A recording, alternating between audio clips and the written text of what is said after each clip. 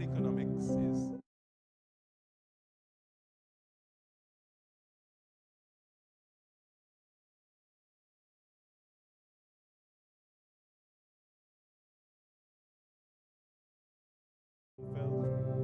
um,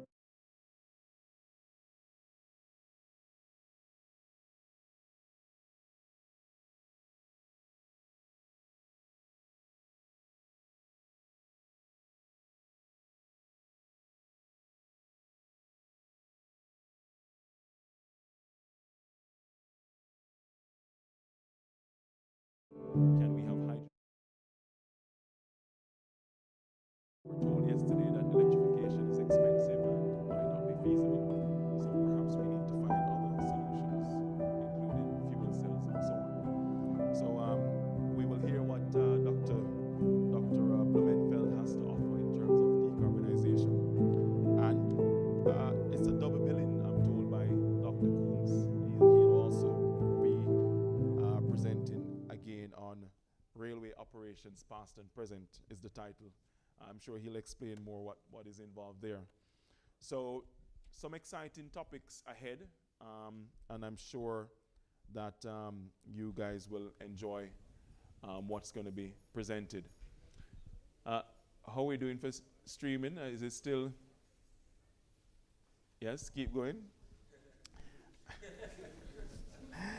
No, I think at this rate I might have to return to the music, right?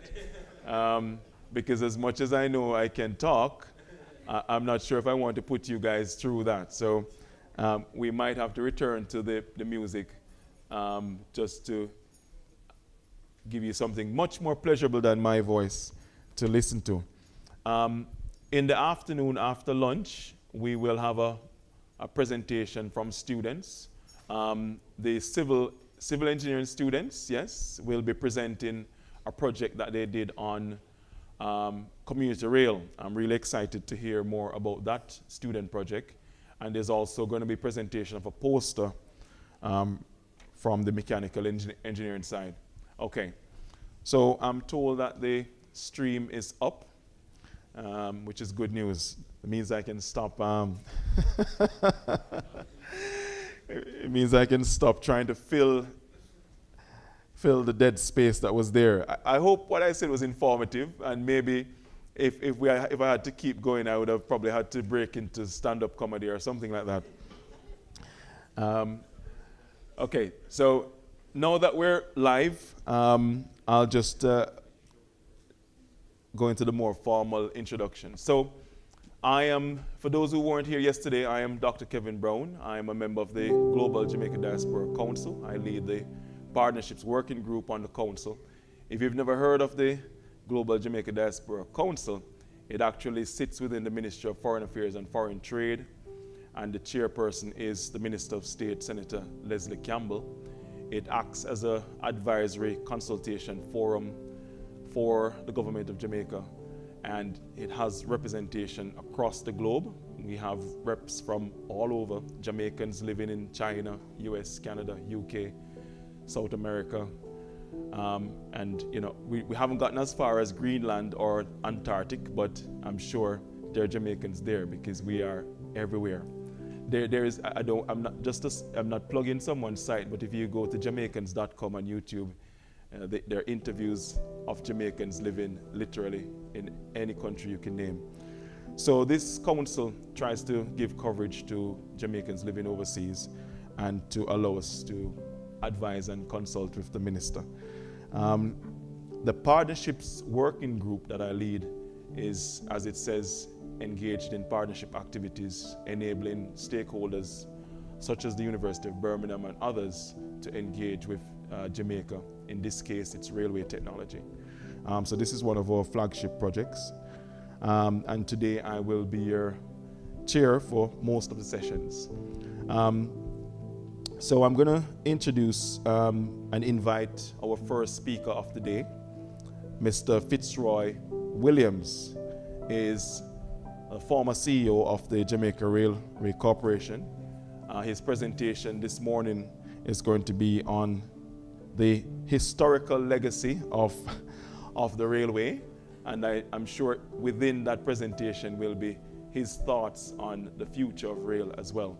So help me welcome Mr. Fitzroy Williams.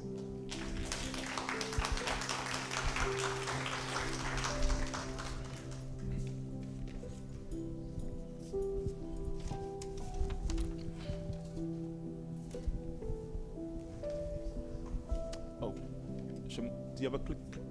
Okay. Clicker.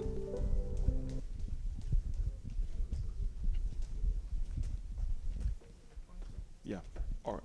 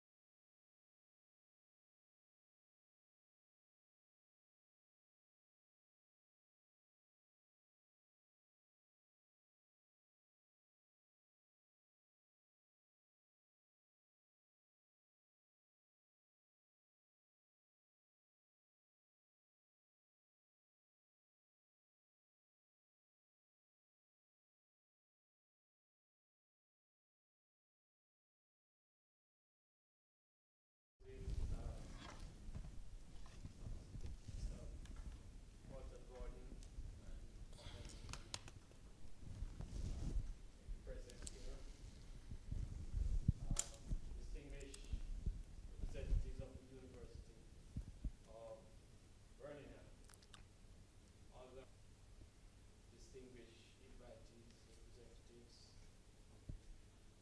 University of West Indies, and students, ministry officials, ladies and gentlemen, good morning.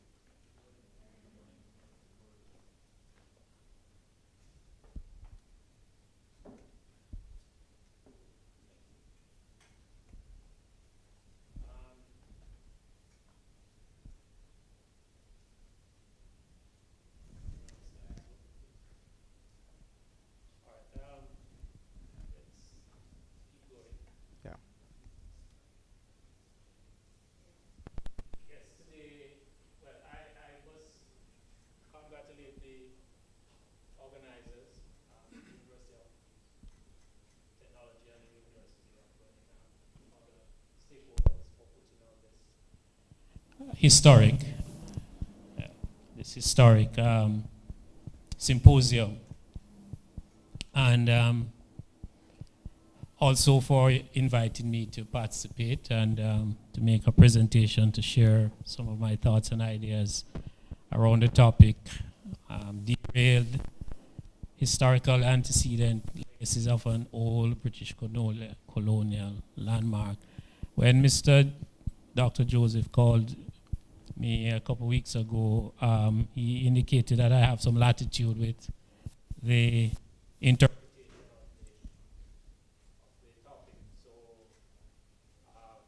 I hope that my spin on this topic will interest you greatly and provide some insights and thoughts for that adds and give value to this important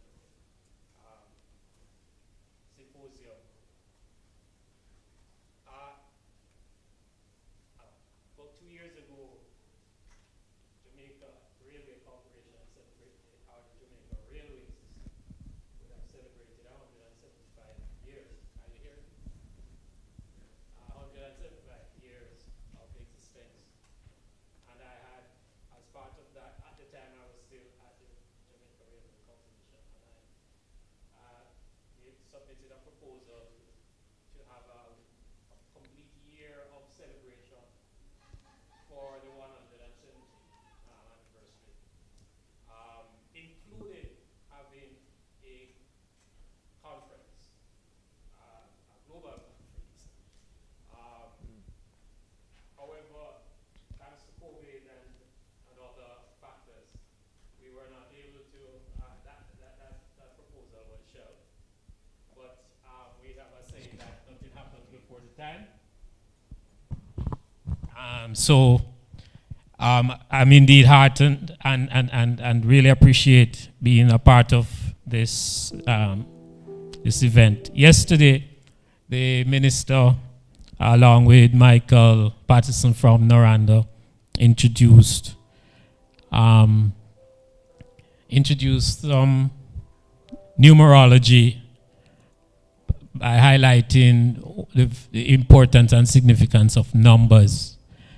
I realize I'm going to add to that my contribution because I remembered this morning that the 14th of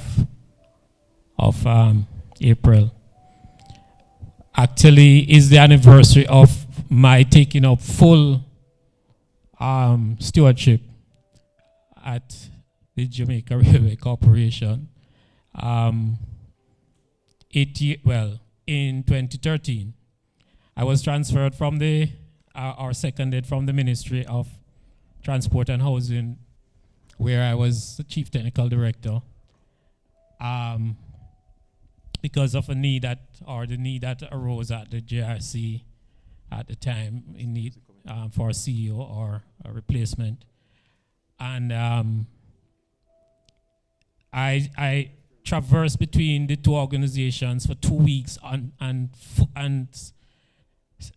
completely segued into the JRC on the 14th of April in 2013.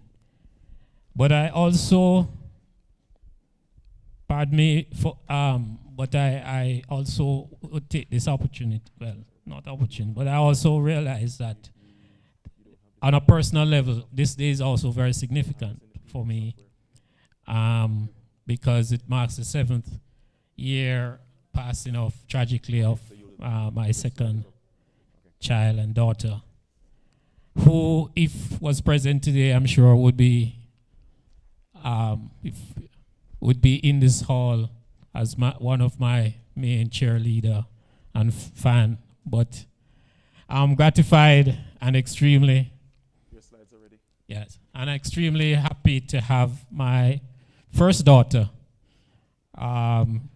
playing that role today as my cheerleader and support.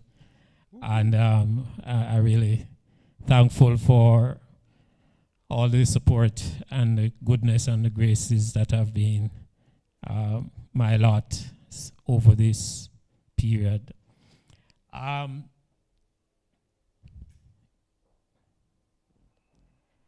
So any cursory look at the Jamaica Railway Corporation or the railway system in Jamaica, or indeed any detailed assessment, will no doubt draw the conclusion that there is certainly a derailment in our rail system. That the system has been derailed and has been for some time, and certainly for the last 30 years, and during the history of railway in Jamaica. From time to time, that experience has been part of our journey.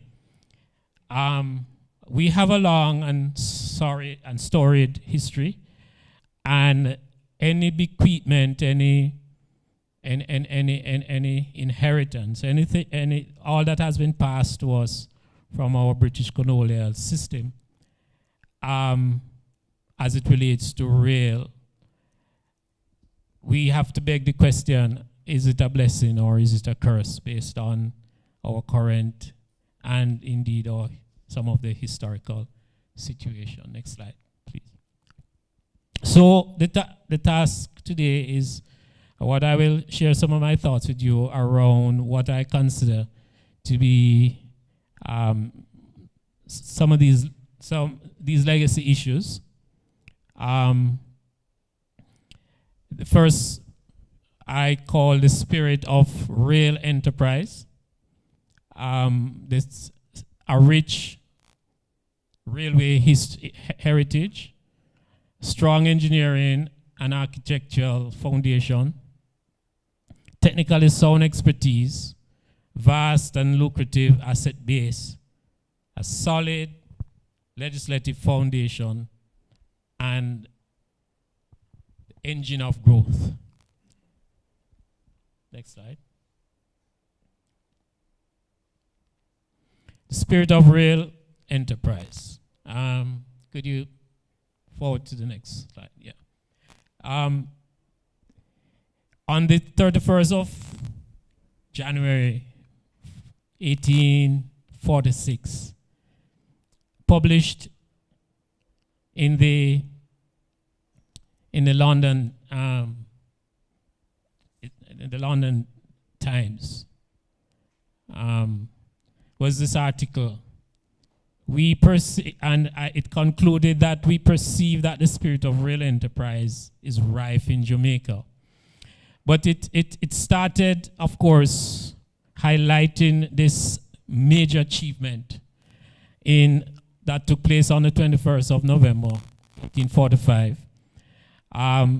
The completion of the railway line from Kingston to Spanish Town in Jamaica is a most gratifying instance of colonial enterprise and proves that the energies of the people have not been repressed, even by the sweeping calamities of the fire and tempest incident to their country, which took place 2 years before.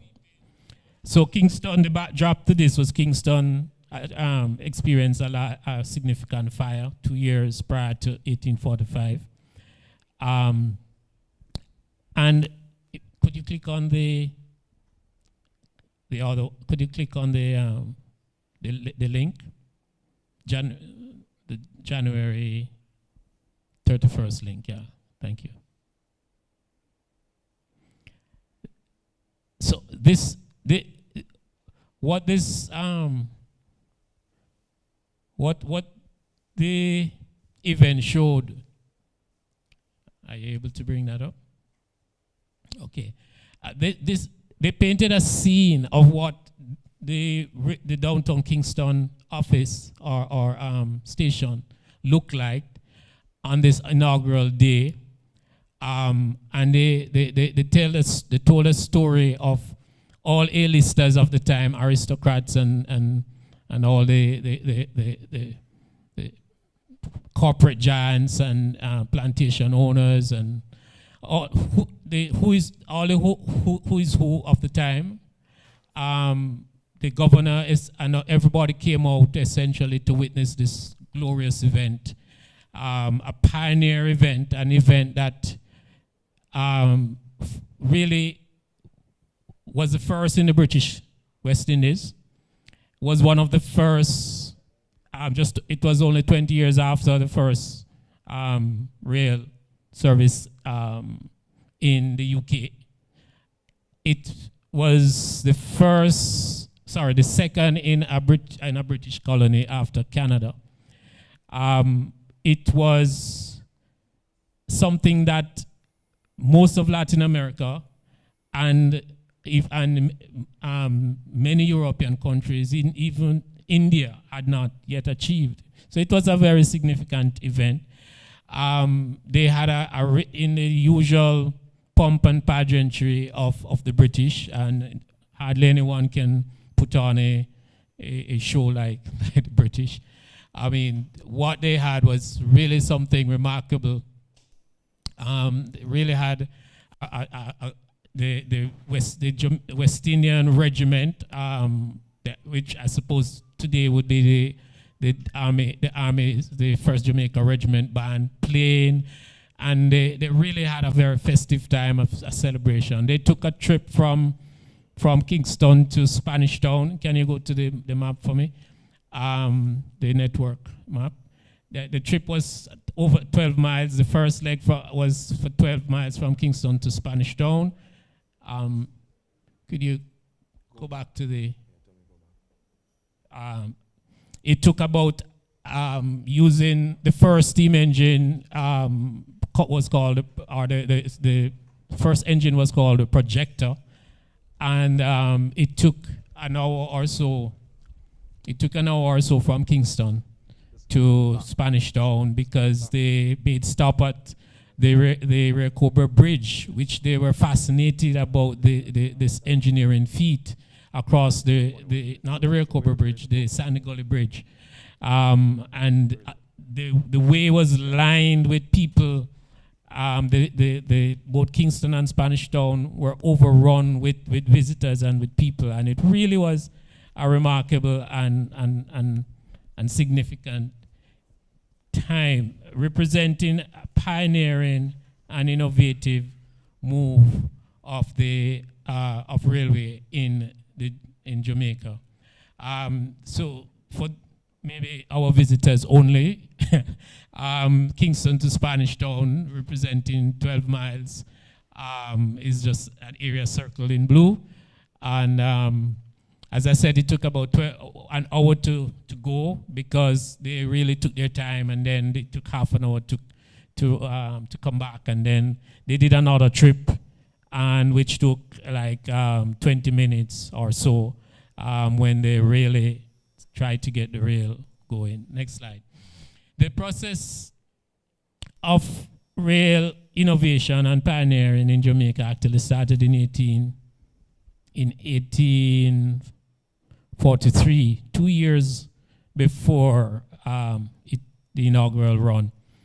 Some reports suggested that it cost up to £225,000 at the time, although the record, this particular record in the Times indicated that it was £150,000. The proposers were William and David Smith, and they were the private investors behind the first rail and the pioneering rail enterprise in Jamaica.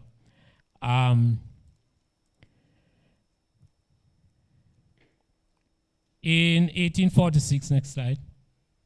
In 1846, the first mini derailment took place when England passed a Sugar Duties Act, which equalized import duties, or Jamaica no longer had preferential treatment for the importation of sugar. And what it did was made the importation Jamaica sugar just as put it on a level playing field with others. What this generated was a need, a compelling reason to expand the railway to ensure lower transport costs.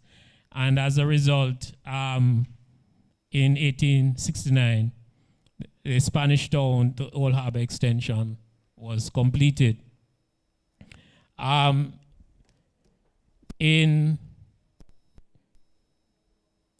However, the plantation economy was taking a hit, and in 1887, the then governor, Anthony Musgrave, whose wife is the person that Lady Musgrave road is named after, decided that a takeover of this privately owned company, the Jamaica Railway Company, which it was called, was in order, and this took place in 1879. The government of the day spent some money modernizing the railway system, and they expanded the line to Poros from Old Harbour, as well as from Spanish Town to Yorkton and also to Bog Walk. So we see that both under the private enterprise, private company, and the government, the rail was experiencing expansion. And the enterprise for rail in Jamaica, the innovation, the pioneering work continued. In fact, from the outset, it was conceived and perceived that the rail all the way to Montego Bay was in order. So in fact, this was something that was being mooted and spoken about at the inaugural run of the rail in 1845. So the spirit of enterprise, the spirit of pioneering work in railway was very real, and perhaps as was shared yesterday by Dr. Blumenfeld, the rail mania idea seemed to have actually caught on in Jamaica, because as we saw from the map, we had an extensive rail network, which for a small island of roughly 11,000 square kilometers, it was quite significant. In 1890, the West India Improvement Company, an American syndicate, bought the railway from the government, and they expanded the line to Montego Bay and to Port Antonio. The Montego Bay line was completed in 1896, which was from Poros to Montego Bay, and from Bog Walk to Port Antonio in 1898. 18, yeah, okay. However, another derailment took place, and the West India Improvement Company had floated a bond to finance the capitalization of the railway and the expansion works to Montego Bay and Port Antonio. And the interest or the revenue from operating the railway was not sufficient to pay the bondholders. And again, the Jamaican government at the day had to step in. This took place in 1900, and since then, the Jamaica Railway has been in the hands of the public sector, the government of Jamaica, in its various forms, both under the colonial and now our current system. During this time, other expansions such as Maypen to Chapelton, Chapelton to Frankfield took place, but also we started to see decline, retrenchment, pullback, and the Maypen to Frankfield line was closed in 1974. But before this, of course, there was another glory, exciting time when bauxite was discovered in the 1940s and 50s, especially in the central part of the island. And at one point, Jamaica, just like we were with sugar, was one of the main producers globally at the time. And between the 1940 and 1950, by 1975, 99% of rail cargo in Jamaica was 99%. Bauxite accounts for 99% of rail cargo, right, in 1975, which is really not too long ago in some sense. Another derailment took place after our independence in 1962, and we are Jamaicans, and this is something very well, perhaps I wouldn't say it's peculiar to us, but we have a very good handle on knowing how to do these things. The Railway Act the railway legislation mandates that it should have a maintenance fund.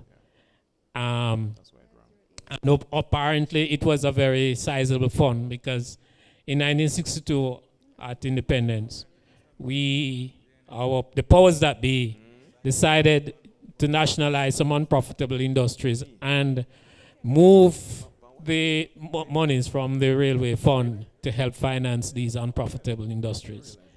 And perhaps that signal one of the major derailment of the railway, because railway is a capital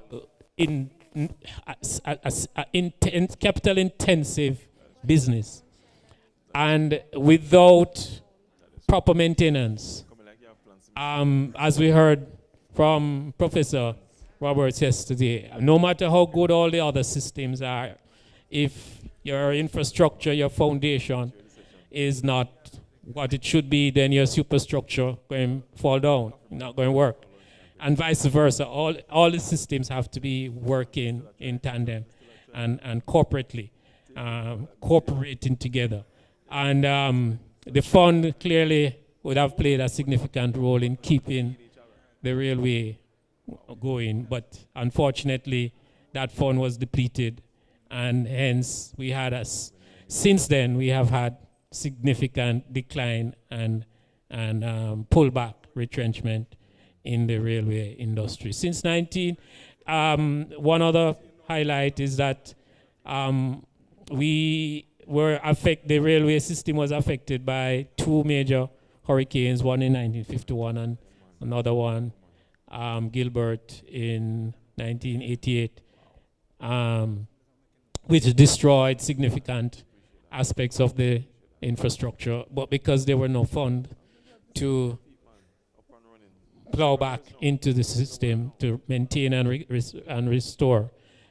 And one of the features of the public sector is that for the railway being a self-financing entity, it is usually very easy for the Minister of Finance to say, we have no money to give you because you are self-financing, you have to pay your way. So even if attempts, and I know, well, I have been told many times while I was there, that many attempts have been made over the years to obtain resources through the consolidated fund, the budget, but always no was the answer, even during the time I was there.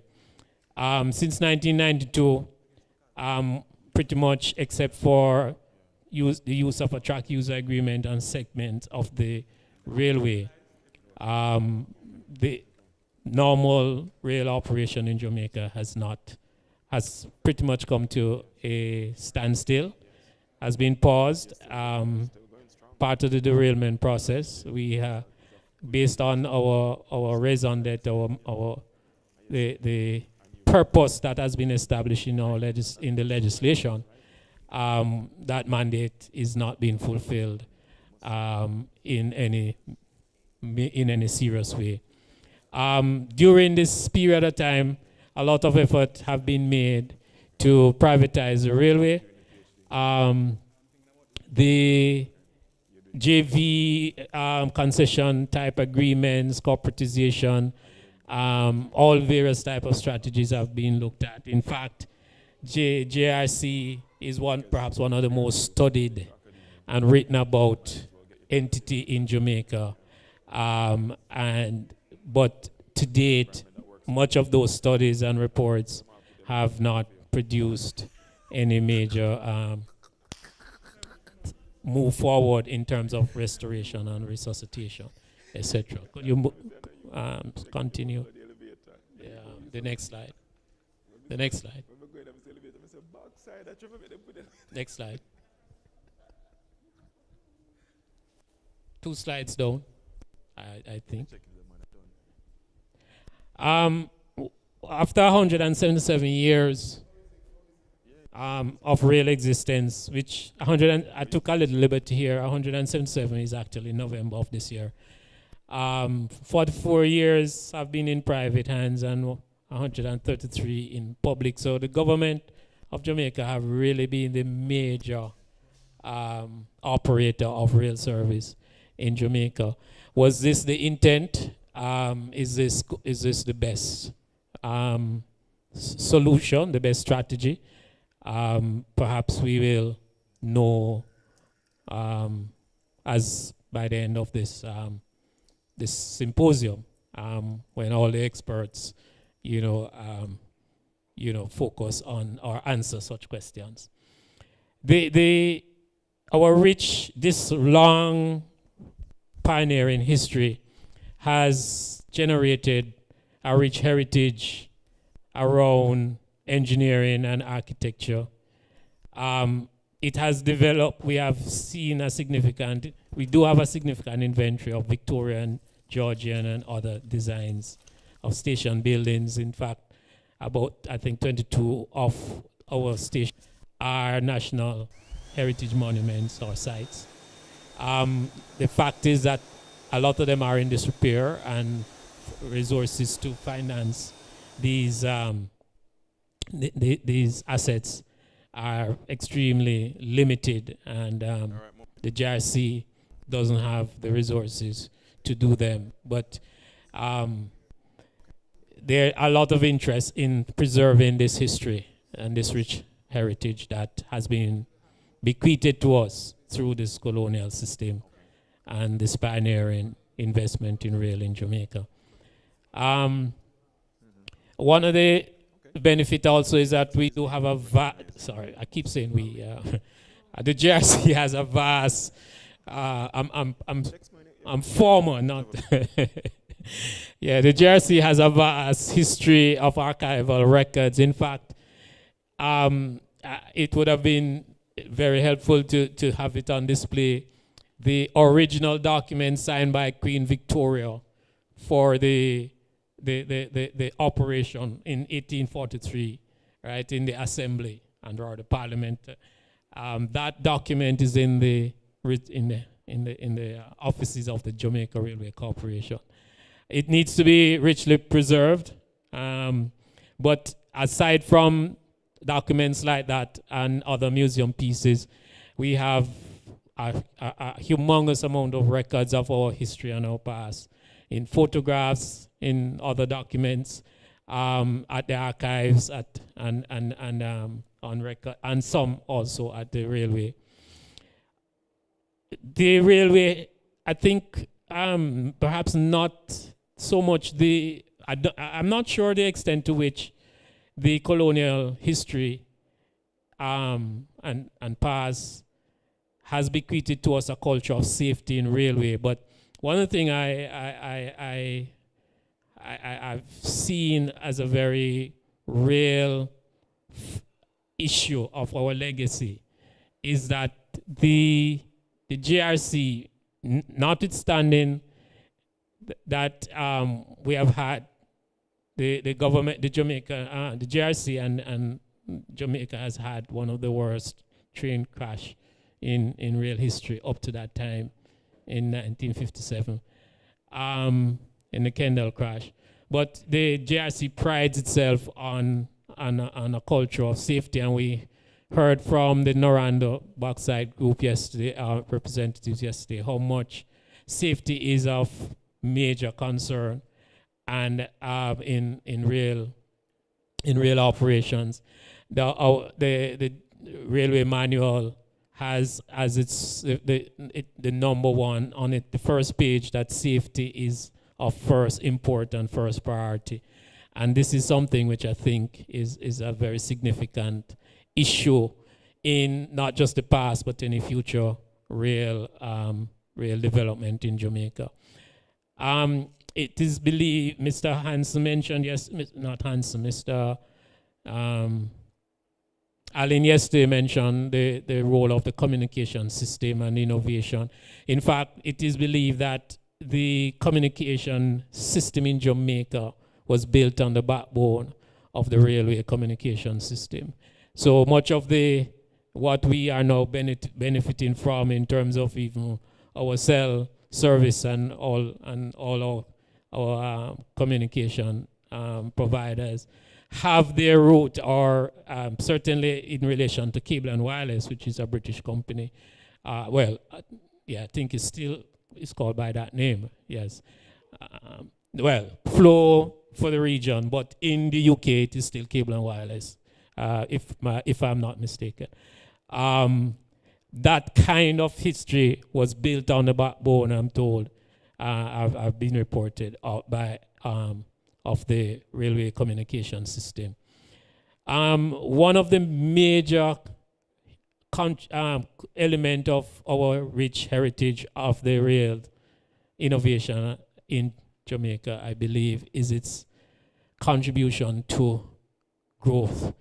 From sugar, citrus, bananas, tourism, bauxite, the rail was built on a cargo primacy and not a passenger base for most of our history.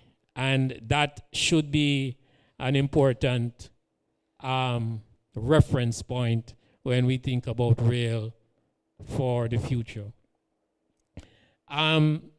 Jamaica has less than 20% flat land, it is recorded. And one of the important development in our rail industry was the extent to which geography was mastered by geometry in the design and build out of the rail system. Noranda spoke about it, Mr. Allen spoke about it yesterday in terms of the curves, the slopes, and the impact that has on speed, on safety, and all the other technical elements of rail operation.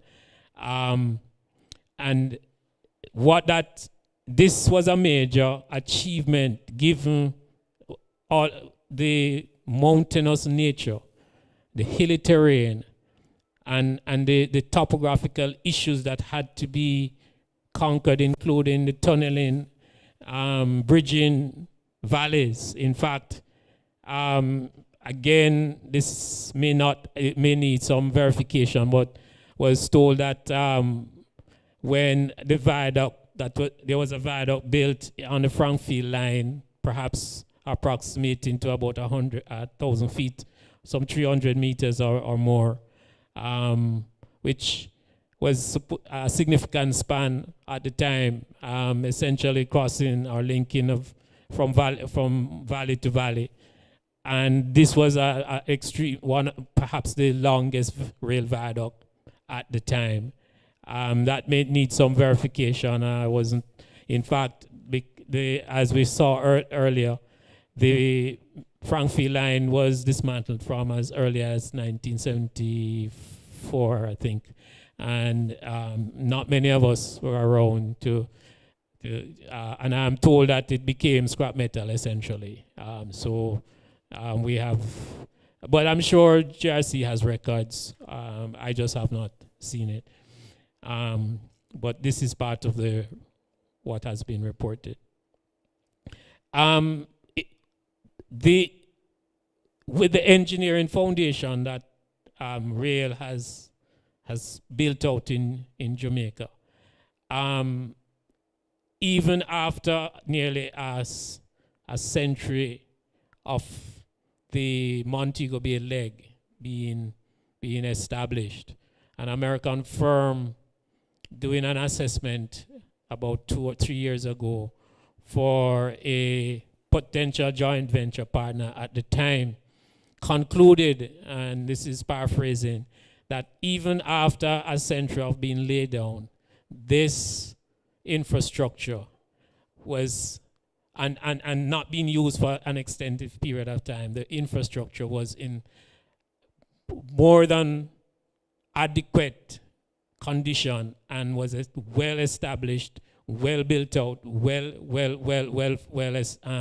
constructed, and essentially was being touted as a real achievement.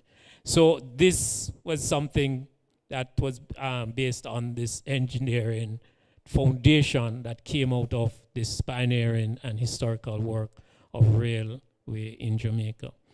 One of the things that as you may realize, I am interjecting a lot of my experience as a CEO at Railway. One of the things I realized was something that has not been well as credited well and recognized and given as much value.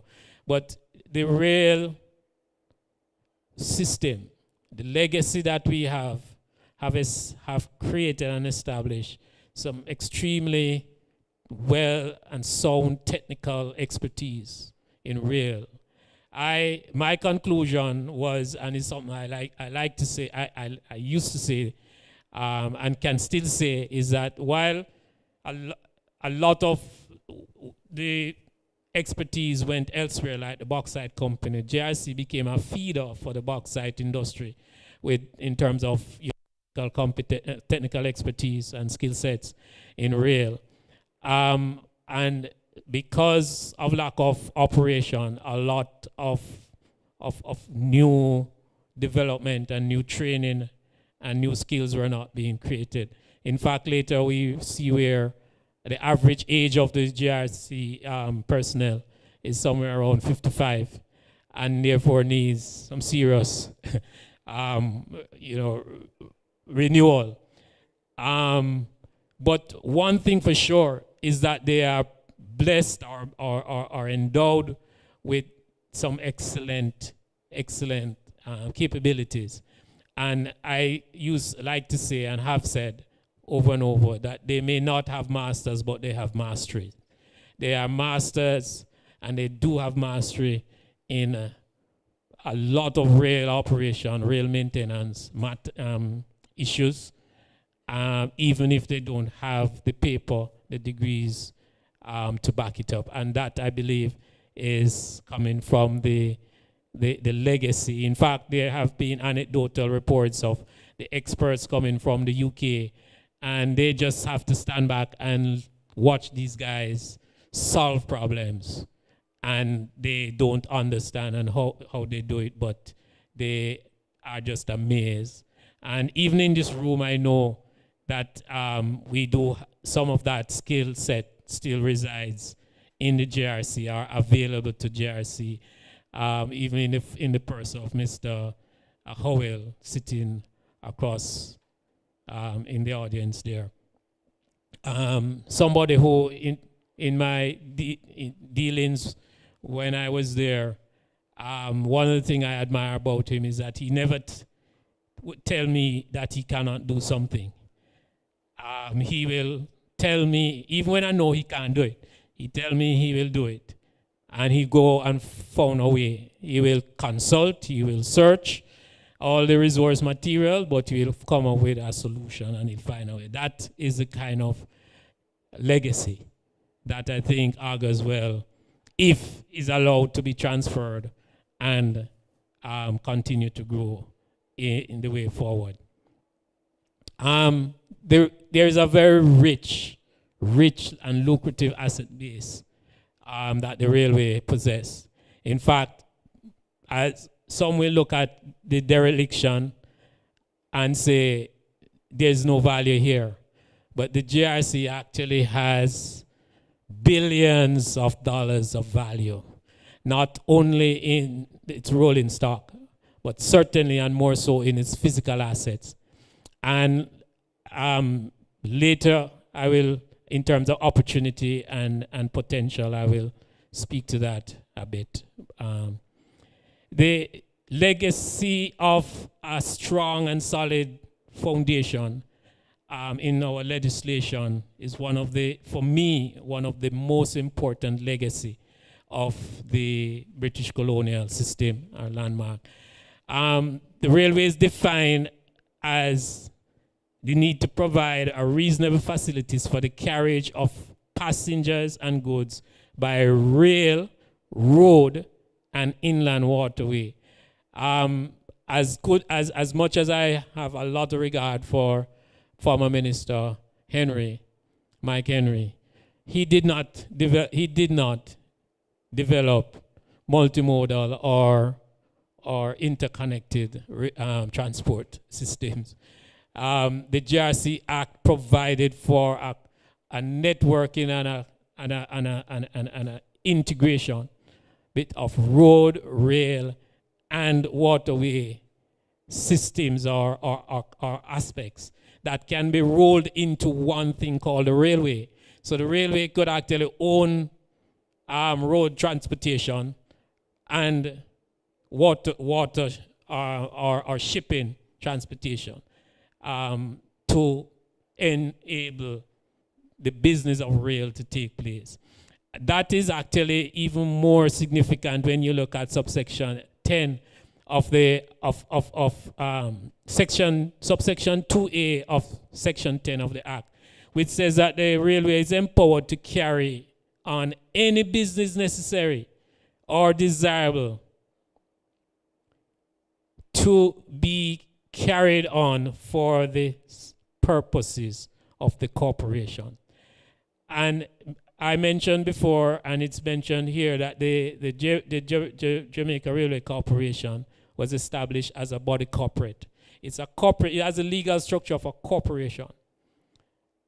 And it has the ability to undertake any business for the purpose of its mandate, its raison d'etre. And that, I believe, is one of the it's a major legacy issue, but I think it has been largely overlooked or not understood, because had this been properly placed in the operation of the JRC, I guarantee you we would not be having derailments of the kinds that we have been having. As I told the distinguished representatives from the UK, and I've said over and over, including to my team when I was there, the legal framework of a corporation makes the JRC capable, except that it's a public company, capable of nothing different from an Amazon, a Google, a Microsoft.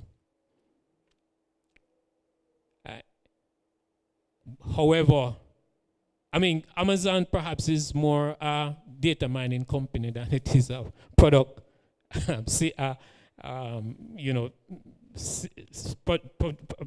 provider or purveyor of goods and services. It perhaps is, and therefore the fact that your core business is one thing don't mean that that's the only thing in a corporation that you have to stick to. So JRC as a corporation, core business, the rail services, passenger and cargo. However, it had the capability, as I had suggested, that one of the, especially given that that fuel is one of the major costs in rail operation. That one of the things that the corporation needed to do was own petrol filling or fuel station in order to minimize and be better able to not only provide for their needs, but also to be a revenue generating business. That leads us therefore to, and I quickly just run through the opportunities that I believe our legacy have given us the framework, of establish a framework for. We have a very iconic and scenic rail system. We spoke about engineering and innovation already.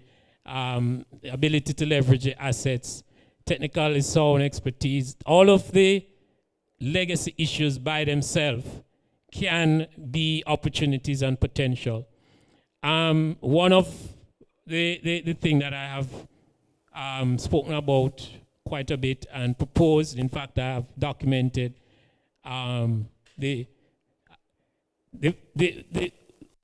while cargo clearly has the largest ROI, return on investment in the rail business for Jamaica, from all business cases that I've seen.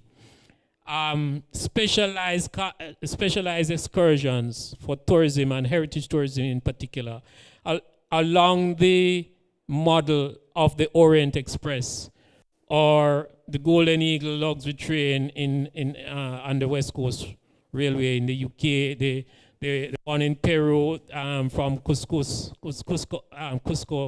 to Machu Picchu, the Maharaja Express in India, and others.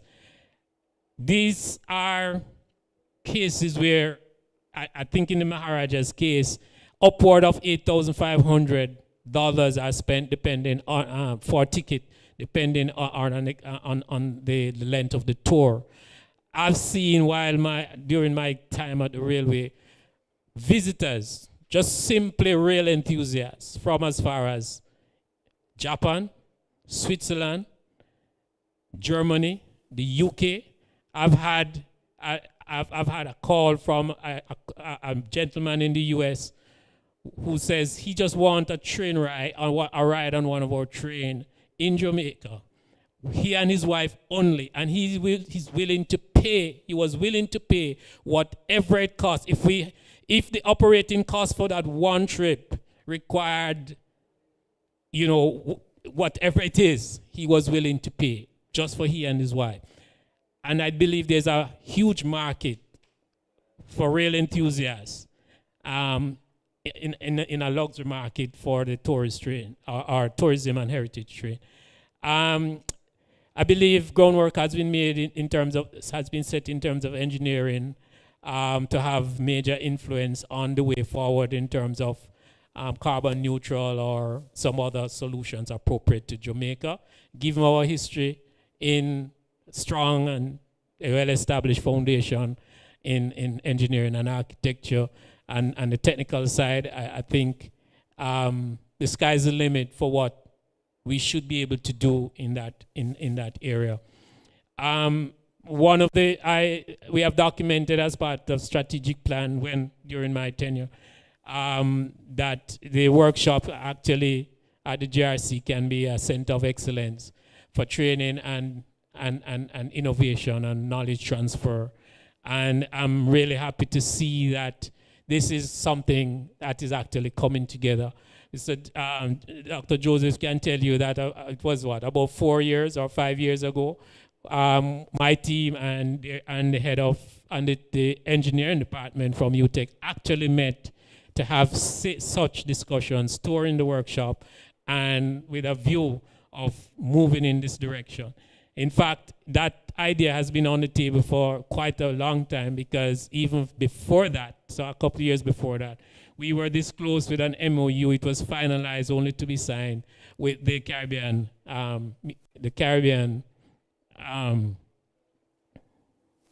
University, Maritime University, and that was shelved. The asset base of the GRC, as I said, is vast, especially in terms of real estate.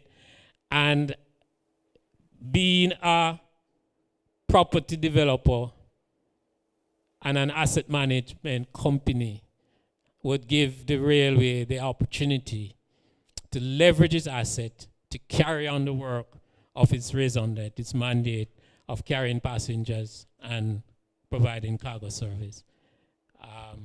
What just happened? Okay. I think the Jamaica Railway Network is a national treasure. Personally, I believe that. Discussions have been had with the Culture Ministry to further that idea of establishing a national treasure. But I believe the railway's history, the legacy that has been given to us by our British colonial system, perhaps is enough or is significant enough to make the rail system in Jamaica a World Heritage Site. I don't think that's too far or too much of to ask. I know that I sometimes may seem like a dreamer. The board at the GRC told me that when I went there initially, because they thought I was the only one who thought that the rail could be resuscitated and revitalized. In fact, I was laughed at in many of those board meetings because of what my dream and expectations about rail revival was all about. I've told the story yesterday to some of these gentlemen, and some of you may know. I was given the task to wind up the JRC. I was given the title, not as CEO, but as the transitional head, because there was a cabinet decision in 2012 to divest all the JRC assets and wind up the company.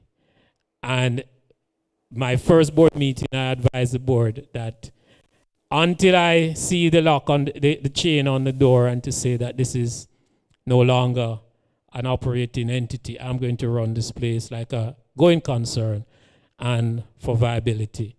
And I heard Dr. Brown mention earlier, I missed it, that it was reported in Parliament recently that JRC is back to being a loss-making entity. I can proudly state that for the 8 years I was there, every year we all the financial statements and all the annual reports are there for the public record. We, and I can say we because under my watch, generated a surplus every year for the 8 years that I was there. So it is possible. The dream is not just a pie in the sky thing. We can resuscitate rail and make it into something really laudable, not only for Jamaica, but for the global community. I'll skip through the technical sound experience can be leveraged. I mean, it is now being developed by UTech and the University of Birmingham. This is something that I'm sure you'll be pursuing rigorously through your MOU and other initiatives. Another potential is, as I mentioned before, the issue of how the corporation is perceived as a corporation. Currently, it's perceived as not a corporation to the extent, say, a Petrojam or a port authority is. And understandably so, because the JRC is not anywhere near where those companies are. But it has a legal framework to be that. What it needs is the organizational strength to make it happen. And that requires some transformation and restructuring to facilitate that. I've dealt in terms of, and additionally, the legislative framework can be looked at in terms of maximizing the capitalization strategies, including maybe the consideration for IPO, which has been mooted in the public space in relation to the JRC. So the JRC and the railway in general has provided significant growth opportunities for Jamaica in the past, and it can do so in the future. A study done by Halcro in 2010, a British consulting firm, indicated that the Kingston to Montego Bay line, if restored, can add $100 million to the GDP annually. Right. And I believe research should be done to look at, significant research should be done to look at the historical correlation between, the correlation between Jamaican growth and our development. I put it forward that since the rail has stopped operating in the way it should, Jamaica has not seen any significant economic growth. I believe there's a correlation. I believe that given the multiplier effect of perhaps up to 10 to 1 for the investment in rail to the benefit, the economic benefit of rail, which far exceeds the financial benefits. And we have for too long looked at the financial returns, the ROI, and the internal rate of return to an investor rather than the economic benefit that rail and rail investment and its capital formation can do for the country rather than the financial returns to the JRC. I thank you.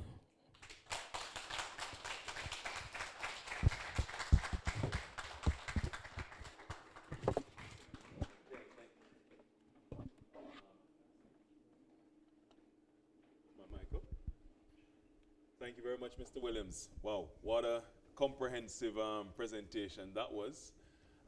We were taken through the hills and valleys of the railway in terms of its history, but also its vast potential. So I'm glad Mr. Williams highlighted that in his period it was profitable, and I'm sure we will see it return to profit in the future. Some very important nuggets there in terms of the information presented. And if there are any questions, we can take one or two if there are any burning questions before the next speaker. Mr. Williams should be here around coffee break, lunch break. Will you be around? Yeah, so if you, I can see someone coming to the microphone. Okay. Yeah, can you? Thank you very much for that enlightening presentation, Mr. Williams. What I want to find out, to the best of your knowledge, has there been any film/documentary on the history of the train? For example, when you were talking about the launch of it, I'm 1 year less than Jamaica, so you know how young I am. And it's the first time I'm hearing these things. You understand? Yeah. So I think that we need, as a part of the stakeholders, actors and actresses, you know, we need oral history. The community persons talking about what the train service means to them. Thank you for that question. One of the things I wasn't able to complete, I started the process, it was not completed, was to establish a modern, well, I wouldn't say modern because we didn't have any. Let's say establish a website for the railway. It sounds strange that in this day and age, you can't simply go and click on a JRC website. We do have some, the JRC does have some connection to through GIS and also through the ministry. But I felt, and my board as well, especially for an entity that is seeking to attract international investors. And so we sought a few years ago to put together a website, and we actually had an initial completed version of it, which was operating for a while. And part of that you could find links to videos, films from all over. There are people all over the world. I tell you, Jamaica's railway has such interest globally, and a lot of people have put short films together and have done some documentation, but it needs a comprehensive pulling together and concretizing of the whole process.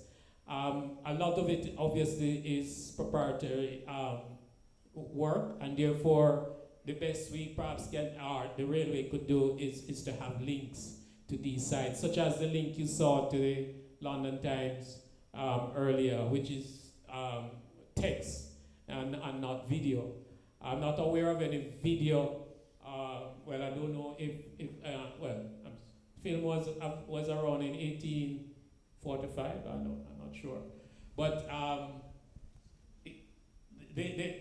the short answer to your question is that films are on the internet. There are a lot of small clips here and there, Some of them, of course, in black and white. But a GRC website would actually be able to, kind of bring a lot of that to one place through links. I've seen various persons in recent times, even during my time, do a lot of filming at the GRC. It does attract a lot of filming as well, and somebody actually did a story and there are several stories about Kendall, but other stories. I think there is one on GIS that talk about from track or track to tires or something like that. But there are things that could come together in one place, in one digital space, such as a GRC website. So I think that's something that the GRC should try and definitely ensure that it completes. Okay, you have a question? Okay, go on. We'll take one more and then we'll move to the next speaker. If you stand here to the camera. Hi, Jordan China, Island City Lab. Just to say, I went to the Kingston station and they said I had to pay to take pictures, so that might be a barrier as well. They said what? I had to pay to take pictures of the station, so that might be a barrier. But outside of that,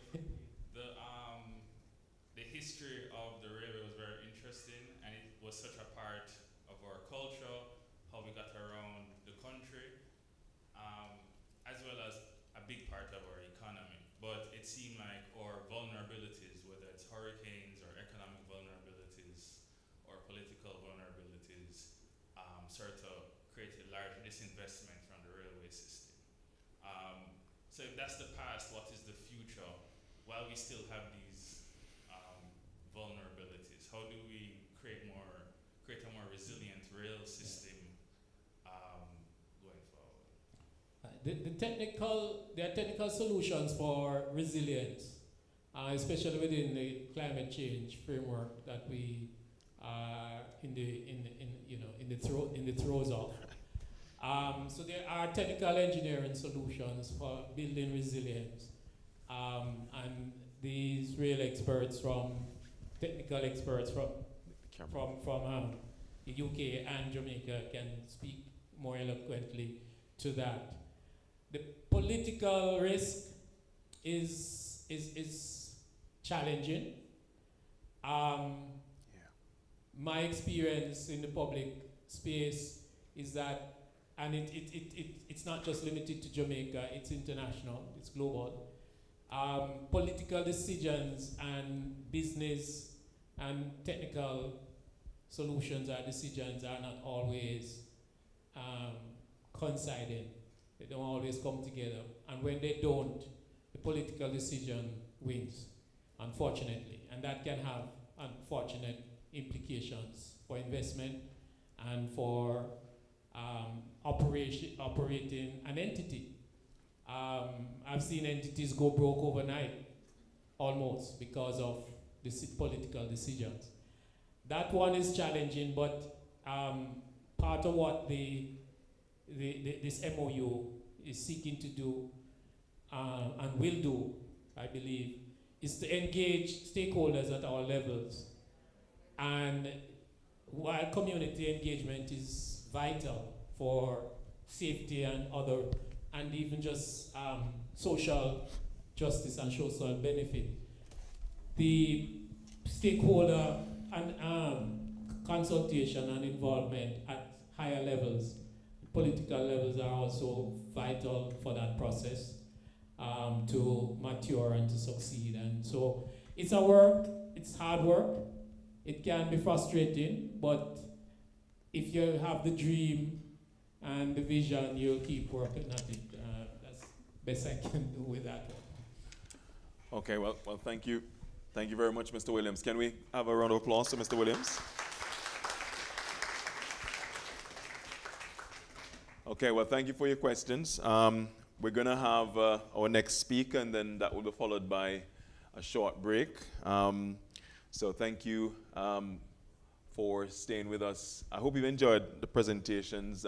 One presentation so far, a very enlightening one. The next one is also going to be equally important in terms of adding to the discussion around rail. It looks at rail economics. It's going to be a presentation by Dr. Robin Coombes from the University of Birmingham. He's a postdoctoral research fellow at the institution, focusing on heritage rail knowledge networks. Gave a delightful presentation yesterday, and I'm sure this one will equally be informative, but also informative, but also entertaining as well. Right. Good morning.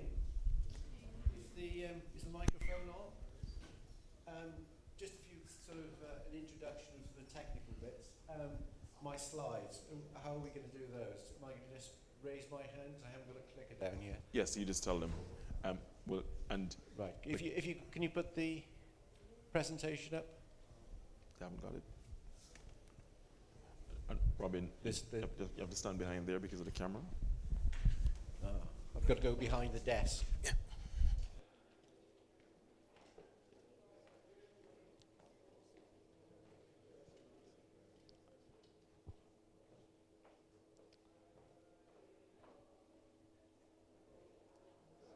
Just a thought, is it worth having the coffee break now and then just carrying on?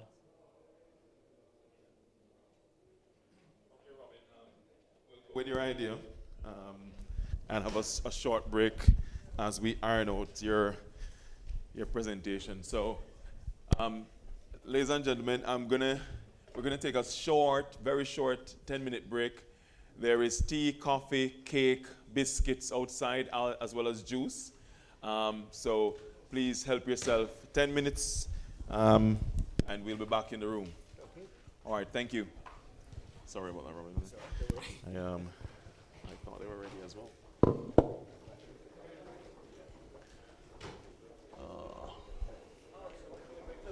We are having a break. So for those online, 10 minutes and we'll be back. We're struggling technically.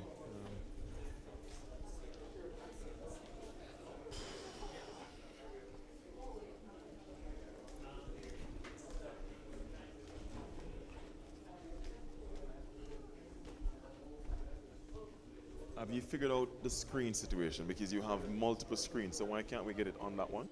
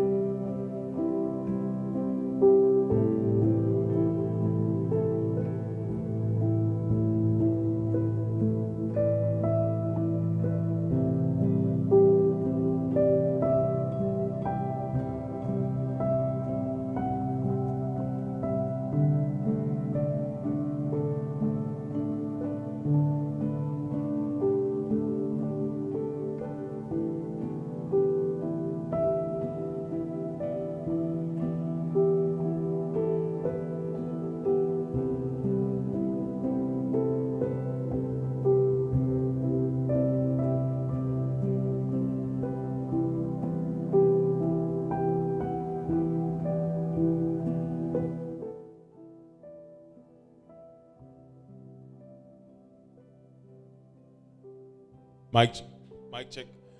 Okay, good afternoon, everyone, and welcome back. Hope you've enjoyed the short break. We are now going to get into our presentation. This is going to be by Dr. Robin Coombes from the University of Birmingham. Good morning again. I hope you all enjoyed your coffee break. The subject I'm going to talk about, railway economics and operations. It is combined. It was originally two, and it's far better that it's combined because so much of railway management is about being in silos, and it really is that you have to see the overall picture, and operations impact on economics and the economics impact on operations. So there we are, the typical railway, Next slide. Next slide. Yep, we're working.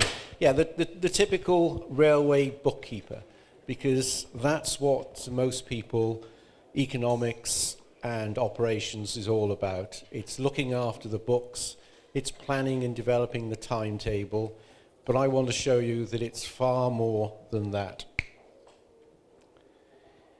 I really want to ask some very fundamental questions. Are railways still worth investing in? And what benefits can they deliver? And really at what cost? And on what basis can such investment be justified? And I'm going to try to give you some honest, rounded answers based on a few years' experience. I'm now not part of a consultancy trying to sell you some services. I watch my P's and Q's. I can now be quite honest and independent and perhaps tell you a few secrets as well. And really what the answer is that railways are a tool of economic. Sorry, I'm going to have to get my coordination right. There we go. Railways are a tool.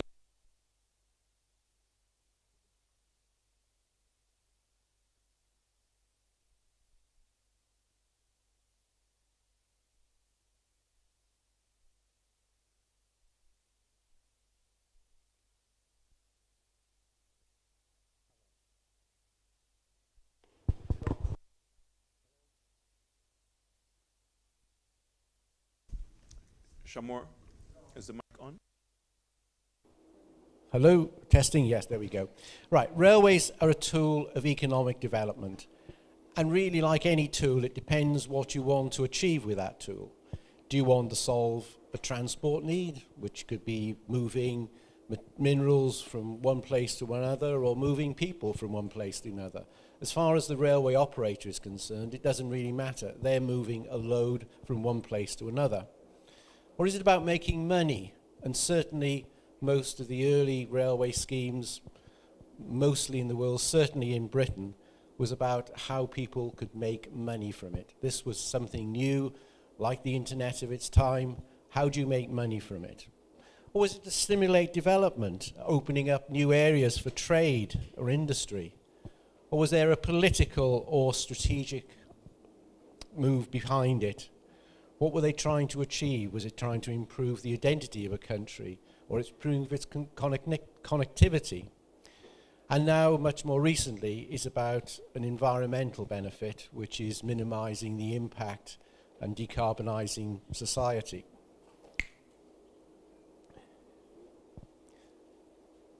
And what's my message for you today?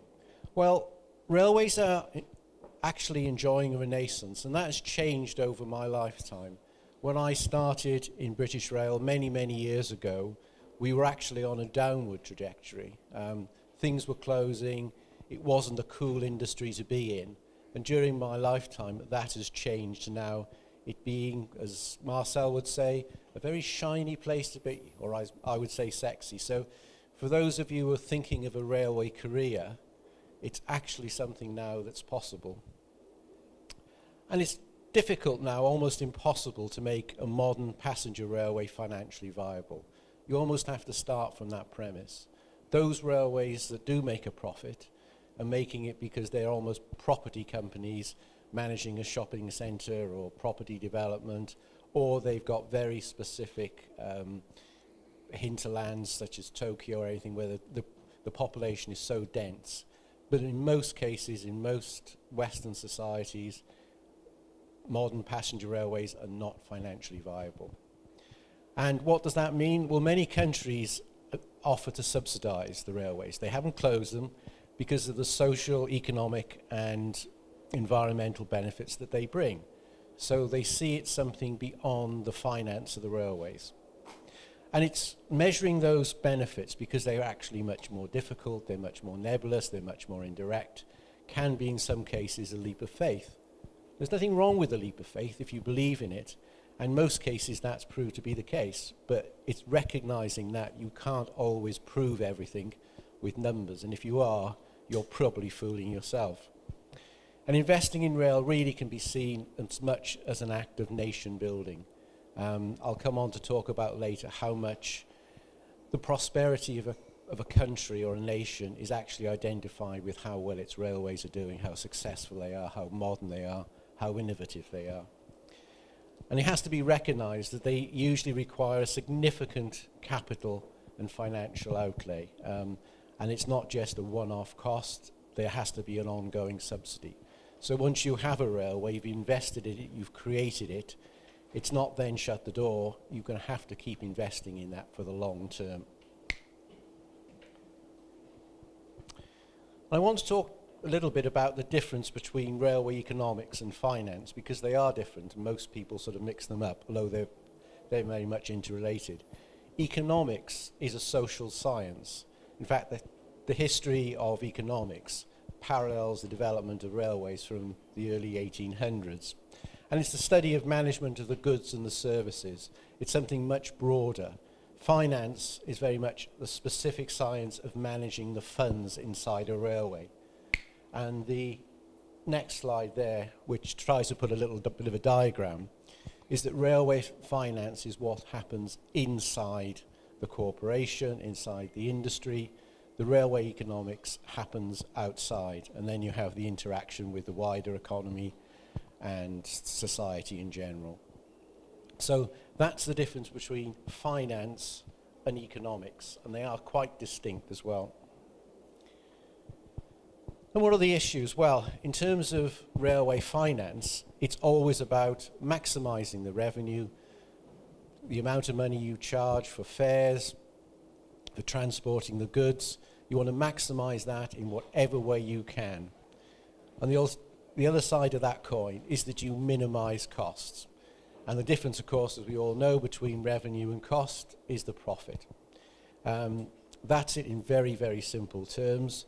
But for railways, it's a little bit more complicated because there are massive fixed costs, and then there are the variable costs.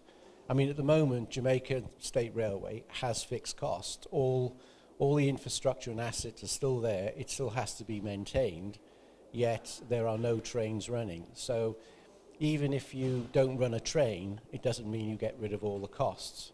And the moment you start running trains, then you have to put fuel into it, you have to pay for someone to drive it, you have to pay for a guard, you have to pay for station staff and everything else. And those are the variable costs. And as we come on, it becomes even much more complicated, because when you're running, for example, a freight service and a passenger service, where do you allocate some of those costs to? Where are they apportioned to? It's the same track, but does the passenger service bear half the cost, a quarter of the cost, 3/4 of the cost? And that's what occupies the minds of railway financiers. Whereas economics is much wider. It's the viability of measuring all the indirect and the direct benefits and some costs as well. So again, it's the wider equation. What I'm going to do very quickly is take you on a world tour in time and space, because that's really what railways have done over their history. They've made sure that we've actually made time run faster and space more broader. And very quickly I shall run through just some ideas.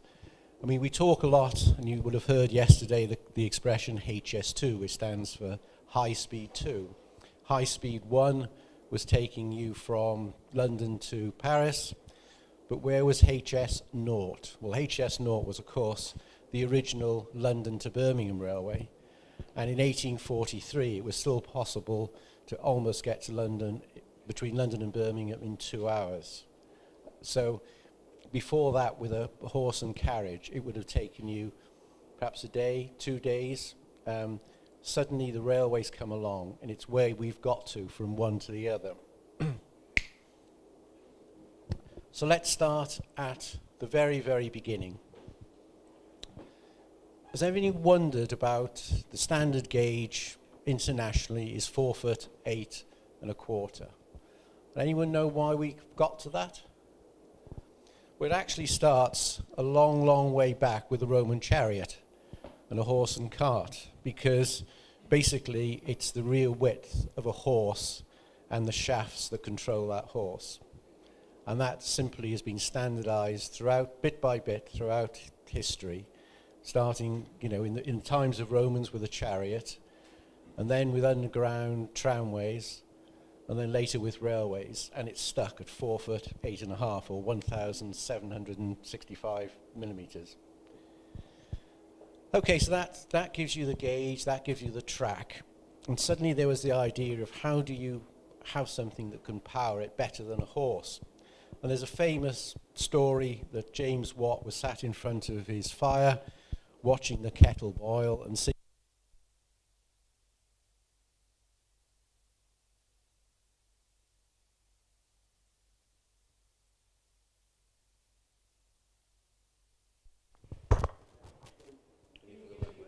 Continue.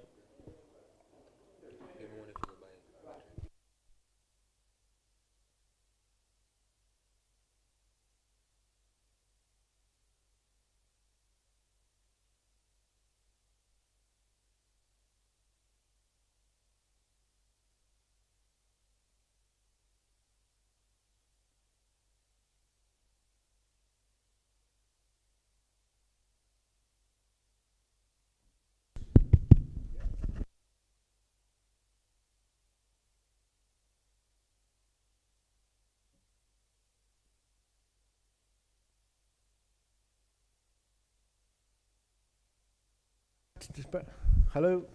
Hello? Are you okay now? Right, thanks, good. Back to James Watt sitting in front of his fireplace. This is actually a myth. It's not been proved to be true, but it's a nice story anyway. And he watched the top of the kettle bubbling, and he suddenly thought, well, steam is powerful. It can do something. And he managed to be able to turn that, as you know, into the steam locomotive. And of course, the early railways, and yes, that's me being a Victorian entrepreneur, started the railways. But it's really all about steel wheels on steel rails. And that's what the whole railway system is based around. And if you look at that picture, it's really no different from sitting in the cart behind a horse. Suddenly you've got a mechanical horse, which is obviously can pull a lot more. Because we even measure the power of a locomotive as horsepower, because it's based so much on it. So that was the original concept. And as you see, bit by bit, you can actually utilize steam to run faster and faster, far better than a horse can ever travel, and it can haul more, and it doesn't need to actually rest. It certainly needs feeding in terms of its coal and water. And bit by bit, that's how a steam locomotive works. It's simply coal or wood fired into a firebox. The fire then heats the water bubbles, it forms steam, and there's a mechanism then through its cylinders to change that heat energy into mechanical energy, which creates the movement. And the whole idea then is that you create steam locomotives that can haul all sorts of, whether it's passenger or freight. And this is a picture of South Africa, and the size of those locomotives, then they're on actually a smaller gauge, which is only 3'6", but gives some idea of the sort of power of the steam locomotive. But of course, things move on, and we then invented the diesel engine, and this is a really Oh, we've gone one step too far. Yeah. That sort of shows the transition in Britain between the steam locomotive at the sort of the pinnacle of its development, next the diesel locomotive, and then the high-speed train. And of course, to bring us up to date, electric. No, one back. One back. That's it. And that's a bimodal train. It's not just works on overhead electrification, but it's also got diesel engines in Wales as well. So, for example, from a journey from London to South Wales, it'll be electrically, we're back, will be electrically operated between Cardiff and London, but then it will switch to diesel engines because there's no electrification then between Cardiff and Swansea. The passenger doesn't notice, it just simply happens automatically. And then what we were told yesterday, this is Birmingham's Hydroflex train. Perhaps this is the future. I have strong belief that hydrogen offers a very, very sustainable solution. Okay, we talked about time, how much time has been shrunk by railways, but let's look at how space has been developed as well. This was the opening of the Stockton and Darlington in 1825. And now look at a worldwide map. The darker the colour, the larger the network of that nation. But that doesn't really tell you the full story, because large areas such as Russia are all coloured the same, or North America. When we actually look at a railway map of the world, you can see the sort of concentrations. They're in Europe, they're in America, the US, they're in China, they're India. There are still large parts of the world that are not covered by railways. The fact that if you imposed on that a population map, it would almost match it exactly. The areas where railways are not is Antarctica, Greenland, the steppes of Russia. They're not where people live. So it really is a population map of the world. And it's railways that have grown that population simply because you can move products so much easier and so much quicker. So looking very quickly at the sort of early railways, as you can see in that painting, of the mixed trains, they were carrying somebody's carriage, private carriage. Even the coaches were based on the horse and carriage, some goods as well. It was meaning that people could actually move around the country far more than they ever could before. But of course, railways were really based around industry and moving minerals. And that's an early picture of the Industrial Revolution, typically in what we call the Black Country. Locomotive hauling coal. But railways were far more. They opened up the whole of the US. The famous meeting in the central plains of the East Coast and the West Coast joining up together at the Union Pacific. That was an amazing event because it opened up the whole of Central America. Without the railways, that could not have been achieved. And there was also an imperial dimension. Britain went around the world building railways, again, very much as a political and strategic thing. This is the Khyber Pass in Pakistan, between Pakistan and Afghanistan. Again, it was opening up completely new areas of the world. And railways have a military purpose as well. There were many specially designed narrow gauge railways in Flanders, in France, for the First World War, simply to take the troops to the front line, to the trenches. And while the men were there fighting in the trenches, of course, it meant that the women had to run the railways back home because the railways couldn't stop and were an incredibly important part of keeping the UK going at that time. And I suppose if I had a dream, What would I like to see? It was the specials that came out of Chicago on their way to New York in the 1930s. This was romance on the rails. This was the pinnacle of travel before airlines took over.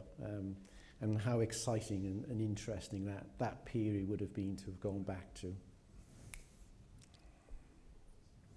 And it didn't just happen in America.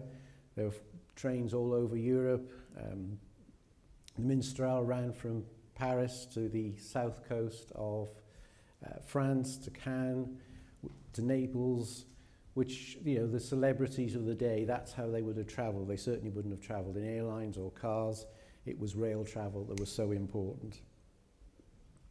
And of course, diesels came along, and again, this is going back to America. The American railroad is almost devastated in terms of passengers now because it was taken over by flights, but at one time, virtually everything moved by rail. And this is sort of Italy in the late 1950s, 1960s. Again, very sexy trains. European rail services were on the up. They then dipped, and they've now come back. And the reason they've done that is because of the high-speed train. This was the original TGF in France, which was the late 1980s.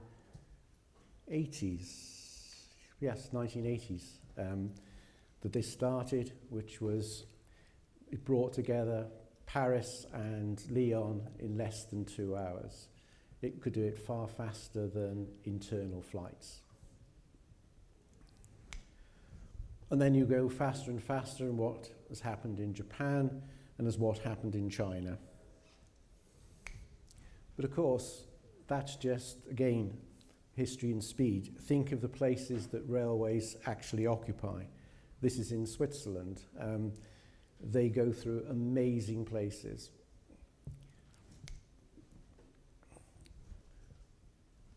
And have to deal with incredibly different conditions.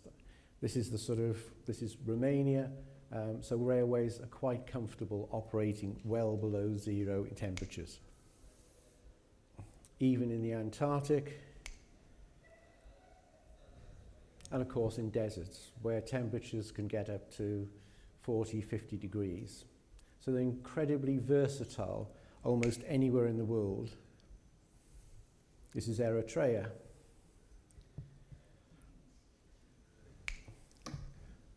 Or this is in South America, where you have trains just simply shuttling back and forth mineral loads. Or incredibly densely packed suburban services. This is Japan. This is the equivalent in Britain. Or you can even have quirky things. Rail by sail.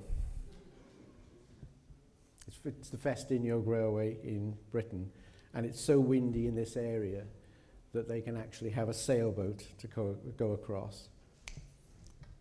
Freight is incredibly important. There's now shipments between China and London using rail containers rather than going by ship. We're spanning the world again. Freight marshalling yards in America, Class 1 railroad freights, something a little bit more quirky. Rural services in the Czech Republic, providing a vital link even today. Or that's your commute to work if you're in Delhi. That's the London Underground, one of the busiest urban railways. Or Chicago, there's actually 6 moving trains in that photograph. And it's quite difficult to actually achieve that, but that's the sort of level of density of the service on what's known as the L in Chicago. Again, it means that there are very complex junctions. Well, this is an interesting railway. It actually transports sewerage in Bedfordshire. It's closed now. But these give you some idea of the sort of breadth. A forest railway in Romania. Heritage railways that still exist. And then come right up to date with China, an incredible railway system that's been developed over the last 20 years. So that gives you some idea of what railways have done through history and time. They have changed the world, they really have. And railways are all the same, but yeah, they're based very simply on steel wheels, but there the similarity ends because they can vary, as you've just seen in those slides, by function, by purpose, by type, operation, history, but they all require some very basic things.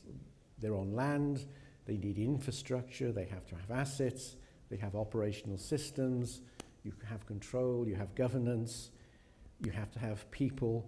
All these things are essential if you're to run a railway. And they consume energy, which is converted to motion, and they're dynamic, they require regular maintenance and repair. And when properly operated, they are the most safest, efficient transport system that we've yet invented. So that's what railways are all about. Now what I'm going to do next is go through a series of slides to say, well, okay, let's do it right back to basics. Imagine a piece of land, green, virgin, and you discover some minerals on it. So what happens next? You've got a small mine. The minerals are important. It doesn't matter what the minerals are, but you want to get them out. You want to export them to somewhere else to be converted. And you just happen to have a nice sheltered bay, so you can bring your ship in, but there's a gap between your mine and your ship. So how do you bridge that? You have a horse and you have a carriage, but that's all you can do. You know, and it's a long journey. And then you suddenly hear about railways, and you think railways might be the solution. So how do you build a railway? Well, the first thing you need is an engineer. And that's a picture of Brunel, one of the most famous railway engineers. But it doesn't really matter whether it's Brunel or whether it's a modern engineer. You have to start somewhere. And very often they will give you the vision and to actually articulate what you want to do, because what you want to do is to move your minerals down to the coast. So the first thing you're going to need, because the engineer is not going to do it for free, is you need some money. And you're not just going to have to pay for the engineer. As we'll come on to later, you're going to have to pay for the surveyors, you're going to have to pay for the construction, you're going to have to pay for all the infrastructure. So you have to raise money. So how in the 1800s do they start to raise money? Because where do you go? You can take out a vast loan, or you can appeal to the public by way of buying shares in it. And that's what they did. They wrote a prospectus. They said, if you invest, you give us some of your money, and lots of people will do that, we will have enough to build a railway, and then we will make a profit, and then we will give you money back as a dividend. And it was really that simple, and it meant that suddenly the general public were investors, and that's why you had, as Marcelo told you yesterday, railway mania, because everybody thought, wow, it's like Bitcoin. But of course, bubbles burst. But if you think the idea is not relevant today, I can tell you about the top picture, which is a community benefit society, because we had an idea that we wanted to create a train operating company to run trains in the UK. And we needed money. So how do we do it? We created a community benefit society. It could have been a company, but for various tax reasons, which I won't go into, the community benefit society was the way. And we wrote a prospectus, and I wrote the prospectus, and we went out to the public, mainly rail enthusiasts, it has to be said, and we raised over £1 million. And we, as a result of that, we created a train operating company which runs trains on the national network. So it is still possible to raise money from the public. Whether that's a model for Jamaica, don't know. But there are all sorts of very clever ways to raise finance. You don't just have to go to a bank and raise it, or you don't just have to go to the Treasury to raid it. They're the easiest ways to do it, but you can be quite imaginative and think through these things. So let's just say you've raised lots of money now. Your bank account is overflowing because everyone wants to invest in this new railway. First thing you're going to have to do is work out the route. And that's quite complicated because you've got all the terrain to think about.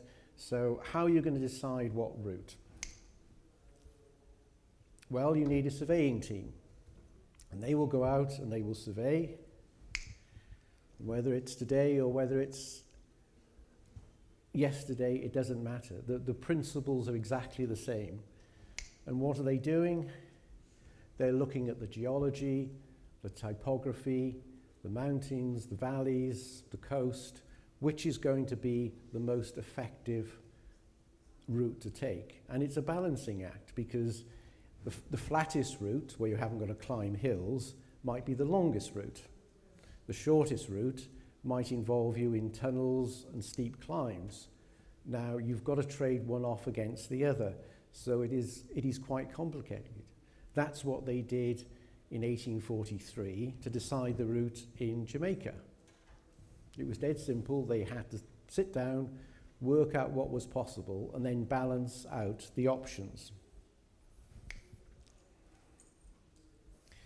And that's a sort of, whoops, we gone one too back, yeah. At the bottom is what's called a gradient profile. And why that's important is because if a locomotive has to haul its load up a hill, it's going to use extra energy. So in other words, it's going to be more expensive on fuel. So those are the things against if it runs on the flat. But again, if it's a shorter distance, so you can start working out the equations. So after you've worked out and you've chosen your route now, the next thing is you don't own it. So you actually have to go out and get hold of that land. Now, the normal way to do that, because you might find that an owner is not prepared to sell it, that you have to be given powers to compulsory purchase that land. And you need enough land to build your stations, your viaducts and everything else. So a surveyor will go out and plot out the land that you require. And that will be put into maps, and then you will go along to your parliament or somebody to approve it. And eventually you'll get an act of parliament that gives you the power to create that railway. So already you've taken the best part of maybe a year, 2 years, actually getting to this stage. You've obviously expended the money because you've paid for a lot of surveyors, people to draw up plans, and you've now gone out and you've compulsory purchased land. What that means in simple terms is that you can go to the owner and say, I have the power to buy it, but I have to give you a fair market price because I have got that piece of land. And that still, sorry, can you go back one? Yeah. And I mean, that still applies today with High Speed 2. It's no different. All the things I'm telling you apply as much to 1840s as they do to the 2020s. Except you probably use digital means rather than you actually do it with a pen and ink. Okay, so we've now got our route, we've gone to Parliament. We also have to think about something as simple as the gauge. Is it narrow gauge? Is it standard gauge? Is it broad gauge? Each have their benefits. If it's narrow gauge, it's cheaper to construct, but the speeds are going to be lower. If it's standard gauge, it's the same internationally. If it's the broad gauge, which was tried in Britain, it means it's smoother, faster, and can haul greater loads. So each, again, has their differences. And the bottom diagram shows you all the different gauges around the world. Although most of them are standard gauge, there are lots of differences. Okay, so we've now managed to get our Act of Parliament. We know where we're going to build it, so we've got to go ahead and build it. And you need lots of people to do it, and whether you did it in the 1840s or you used modern equipment as they're doing in China, again, the principles are exactly the same. You have to build the railway. And this is where your first major chunk of cash goes out, because the contractor needs to be paid. So at the end of that process, you then have a railway. You now have to think about the track dynamics. What track do you have? Is it electrified? You know, it can't go around 90-degree curves. You heard yesterday, you know, 10-degree curves, 3-degree curves. Each has an impact on how that railway is going to operate. So again, those are things that need to be considered at the very, very early stage. And we're just thinking at the moment of a very simple railway, which is taking our minerals from a mine to the coast on a port.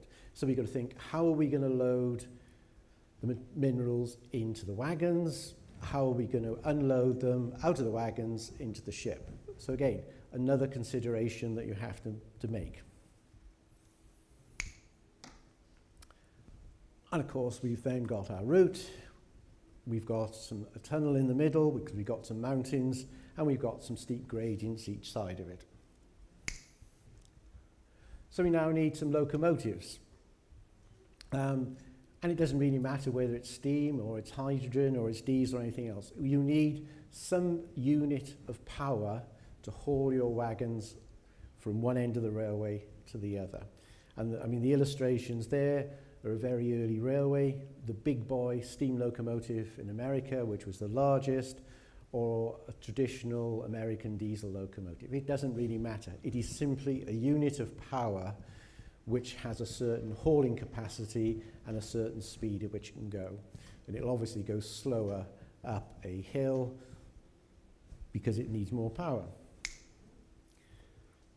Then you need some wagons. At the top, very simple, crude four-wheel wagons, down to sort of the lower, modern, high-capacity, over 100 tons. They're basically the same thing. They're a means of transporting something on wheels, and they're coupled together to form a train. Now you also need some people, because you need to drive your train. The traditional rail crew, and whether it's the girl at the controls in India, or the steam crew on the Aberdonian, or firemen, it doesn't matter. You need to have people. And not only that, they have to be skilled, because you're asking them to do a very difficult job, and it's safety critical as well. So in terms of this is where the railway economics fits in, you have to start paying for these people to do that. Okay, so the next part of it is you need some sidings, because up until now you've just had a simple railway that goes from your mine to the coast. Now you have to take your locomotive when it gets to the end, you have to take it from one end of the train back to the other end. So you need a loop, and then you have some wagons which you want to keep spare, so you have to have a siding. So you've now got to think of track. Points, switches, different arrangements, all these things now have to be designed as the next stage of that. And you have to start thinking, how long are those loops? How long are the sidings? How are they going to work? How much do I need? So again, a part of the planning. So bit by bit, you're building up your railway. And then you can probably just see at the bottom, because you've got a locomotive, you need to look after it. You've got to maintain it, you've got to repair it, you've got to fuel it. So you need a depot. And these vary in shapes from something very simple in the middle to highly complicated, large, modern structures. They do basically the same thing. It's where locomotives are looked after. But of course, it's not just the locomotives. You have wagons, so you need somewhere to look after the wagons. And in fact, you might even, because they're not complicated, you might even build your wagons locally. And certainly if you want to build your railway locomotives, then you take it to a completely another level. But we're talking now about a very, very simple railway.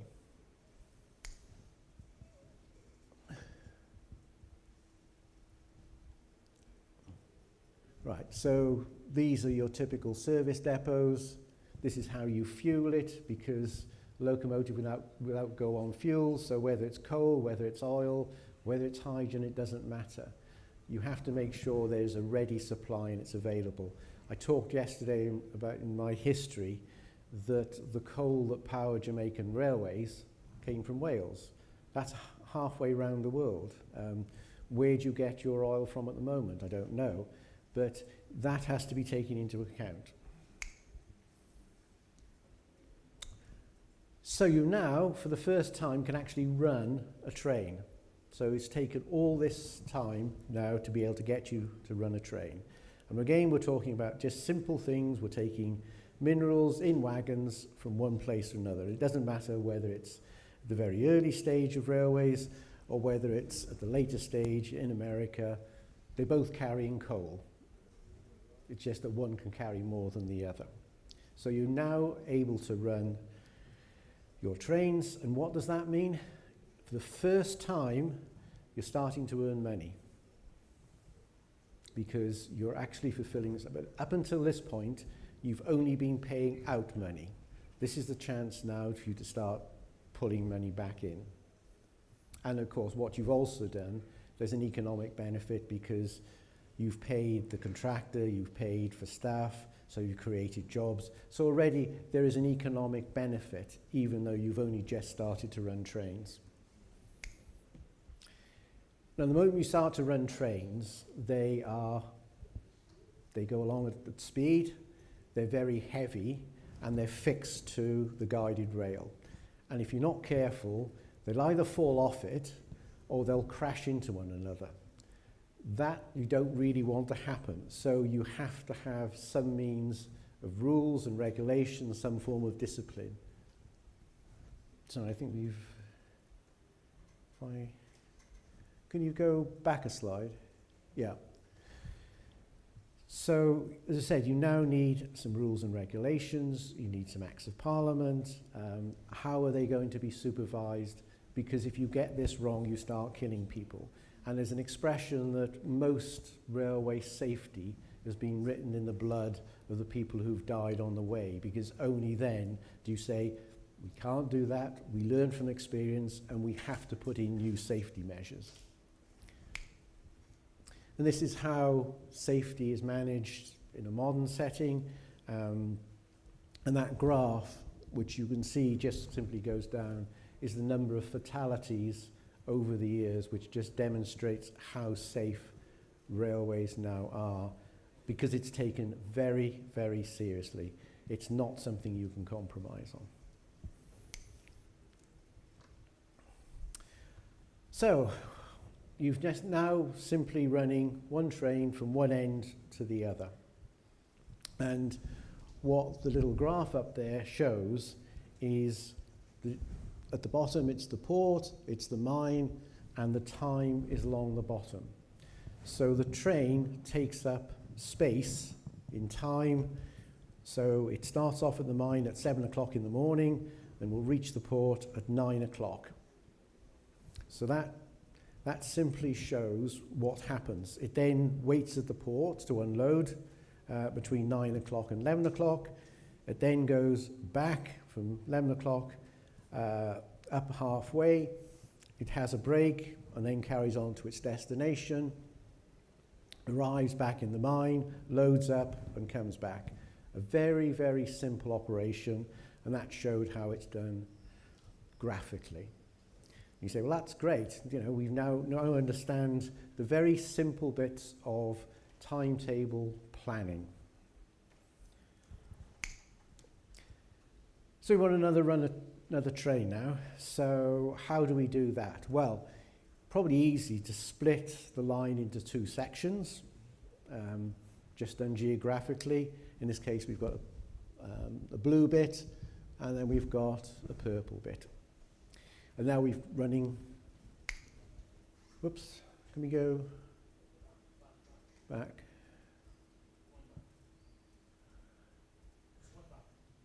Yeah, yeah, one back, keep going back. Right, so we now put a second train in. So can you go one forward?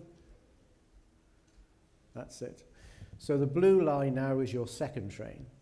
That leaves the port at 7 o'clock, gets to the mine at 9 o'clock, loads up, leaves the port. But the trouble is they've got to cross en route. So you now need a loop, a passing place, where the trains can pass halfway along.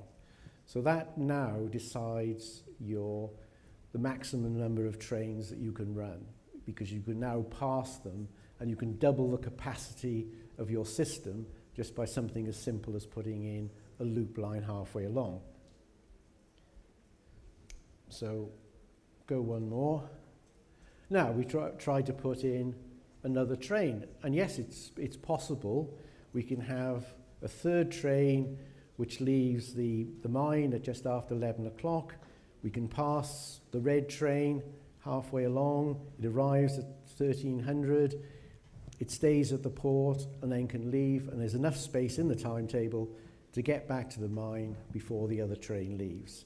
So we've now got 3 trains running. And this process just builds up and builds up.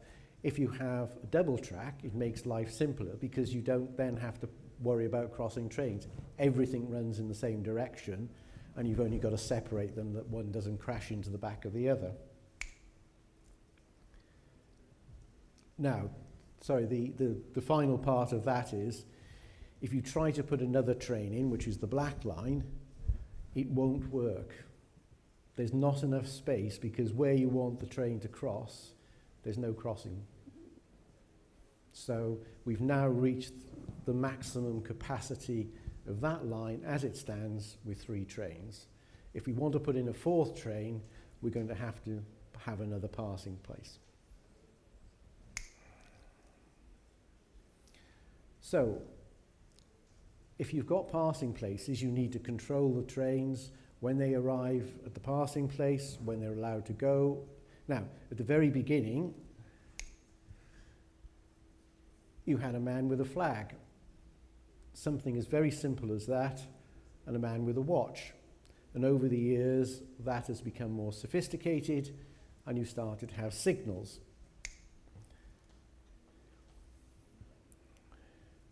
But in order to be able to communicate between, yeah, that's fine, you need the telegraph.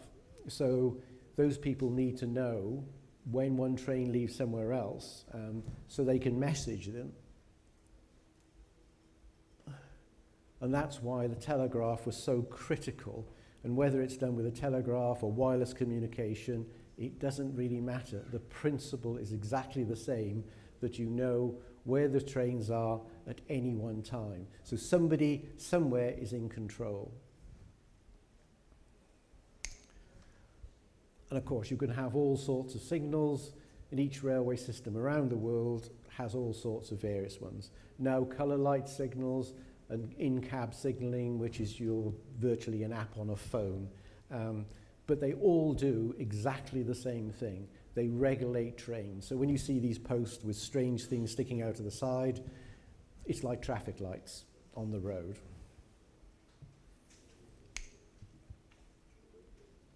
Okay, so your freight service is now running quite happily, it's making some money, and you think, well, can we do something else? How about taking passengers? Because up until this stage, you've not even thought about that. You've just run a freight service. Because at this time, the only way that the people were getting about was by horse and cart or walking. Suddenly you think, wow, we can start to run a railway service. And so we have passenger trains.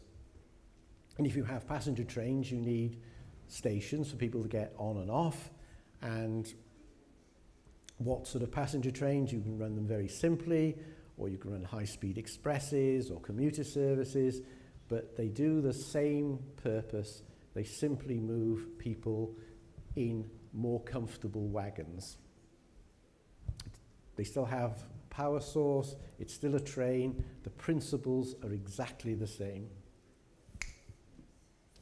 And then you have to build your stations. Now, it can be a wayside halt, it can have an overall roof, it can be something incredibly grand, it can be something modern or quirky. They all are the same thing. They have a purpose to take people and transfer them onto the train in some sort of comfort at a recognised stop. So you just can't stand along the wayside and just wave a train down. It does not work. So stations, and this has become property. Property means that you can have vendors on the station, and if it's somebody simply is selling you a pasty or a pate or something like that, or it's a complete, shopping centre, a shopping mall, selling you anything you ever want. It's an airline terminal. It's the very simple principles. It's just built up in scale. And of course, suddenly you can make some more money. You're making money now from your freight service. You're making money from charging passengers on your freight. But then you've got shops on your station. So you're going to charge a rent. So that suddenly builds in, and you're suddenly starting to make more money. The economic benefits are starting to multiply.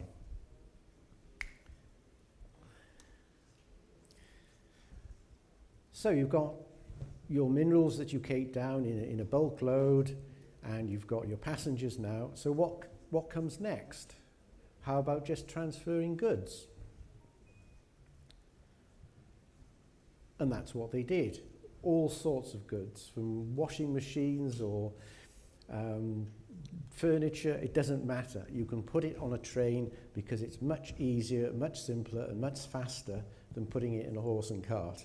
And that applies equally as much today as it did, if you have a container full of T-shirts coming from China, it's in a container and will go on rail and will end up in Europe to be sold. So suddenly railways, and they have goods yards, marshalling yards, again, it's building up a picture, which of course, at this stage now, the operation is becoming a little bit more complex, because you can see halfway along we've got some more sidings for perhaps a factory. Bit by bit, we're building this up. Oh, now we've got different sorts of trains. We've got mixed trains, we've got passenger trains, we've got different types of vehicles. We're making a much more complicated system which has to be managed.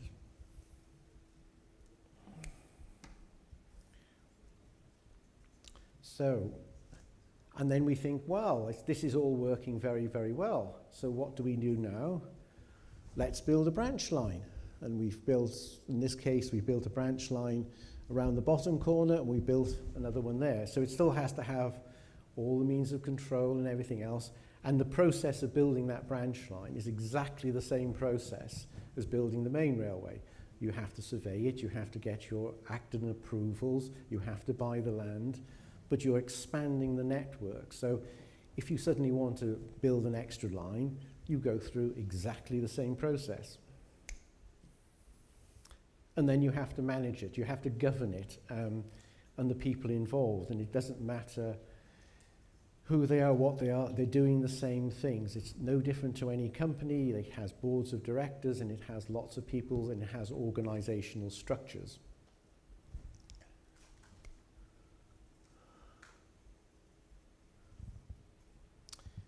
So, we now get a much more complicated railway. And now we can structure it in all sorts of clever ways. You can either have it as a private company, you can have it as a nationalized industry, or you can split it up and franchise it. The top model, which is the Swedish one, splits out the infrastructure and the track. That's owned by one authority, and you then sell train slots to operating companies. You can have an operating company for the freight service, for the passenger service, one that's mixed. You can think of all sorts of very clever ways, and that's really what's happened over the last 30 years, is people have come up with ever cleverer models to actually organise the railway and call it a money merry-go-round, because that's all it's doing. It's moving money around into different.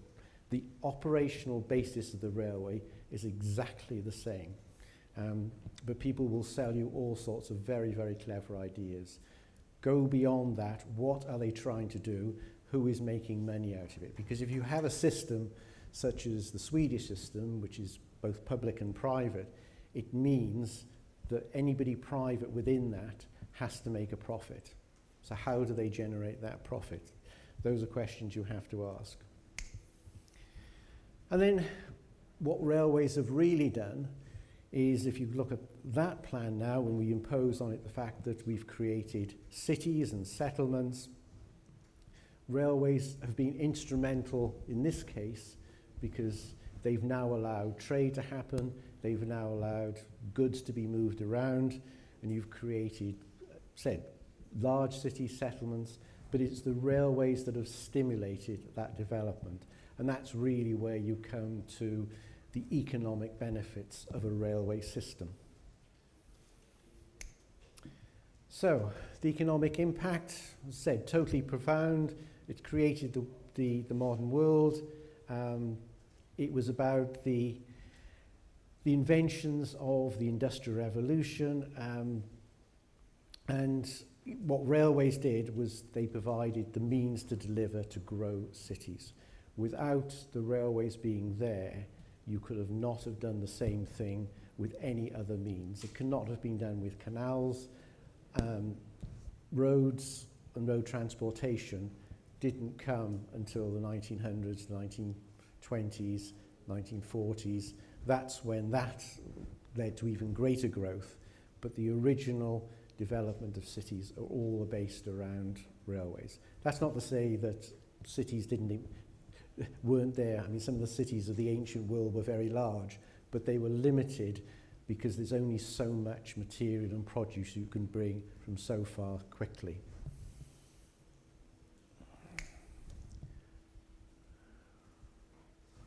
Right, I'm going to ask the impossible question. What do you think is the economic value of the internet? How would you value it? Your ability to watch Netflix, your ability to have email, your ability to communicate, the fact that this is live streamed. How much economic benefit is there to this being live streamed around the world? Would you like to put a figure on it? And that's how difficult, because railways have had that same impact, that's how difficult it is to measure the benefits of railway. We've talked about how they change time and space. You know, they're faster than a horse and carriage by a factor of 10. And if you think of the average speed of a horse and carriage, it was 10 miles an hour. Railways took that to 100. That was a factor of 10. The ability to haul more than a single carriage means that you can put 6 people into a carriage, you can put 600 people very easily into a train. So that's a factor of 100. And for freight, you know, a horse and carriage can perhaps carry a ton. A 1,000-ton freight train is not difficult. I mean, it's quite easy. You have 2,000-ton freight trains. That's a factor of 1,000. That's how much railways have made a difference. It's that scaling up. So if anybody wants to have a go at what the economic impact, and people have tried very hard, and academics have tried to work out some sort of figure of, well, and it varies obviously from country to country, but it is incredibly difficult to work out. And that's why I was saying about a leap of faith, because there's nobody here who said, well, we don't want the internet,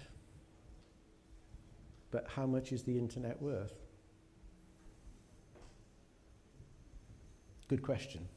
I will leave you to that. And I'll start running through these quite quickly. What's it done? It's about trade. It means that railways could link places of where things were extracted to where the things were exported. It brought down the cost of raw materials because transportation was much cheaper. It was suddenly reliable. And things like rivers that were frozen in winter where you couldn't navigate, it was reliable all year, 24/7. You saw from those earlier slides how railways could operate in almost any conditions on Earth. There's nothing else that does that. Well, road now, but at that time. And it's caused population growth. Now, you can argue, philosophically about whether that's a good thing or not, but we are where we are. And some more economic impacts. Railways obviously became major employers. They were large companies. Made the transportation of heavy materials much cheaper. The perishable goods, fresh fruit, suddenly was available much quicker. In the United Kingdom, it meant that milk that came from a cow in Cornwall could be in London and served on your doorstep the following morning. That's how it changed. Fruit was suddenly picked and could get to a city much, much quicker than it ever could do. And the other thing that, it suddenly freed up the whole money system because people were initially, until the bubble burst, willing to invest in railway stocks. And now people may well want to invest in railways again because they can see, I've proved that, we could raise £1 million to create a train operating company. People were willing to invest in it.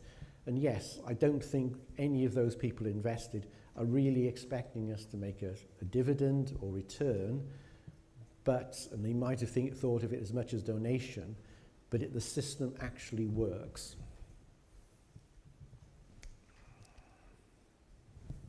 And of course, they had political impact at the time.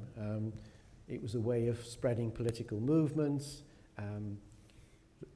Governments could send soldiers very quickly to stop unrest, take soldiers to the front. Members of Parliament were able to travel more quickly around the country, gather support. And the other thing, which, like the internet, suddenly meant that political newspapers, mail, pamphlets, books could actually be distributed far, far easier. So you had lots of political movements. Again, the railways were very much part of that story.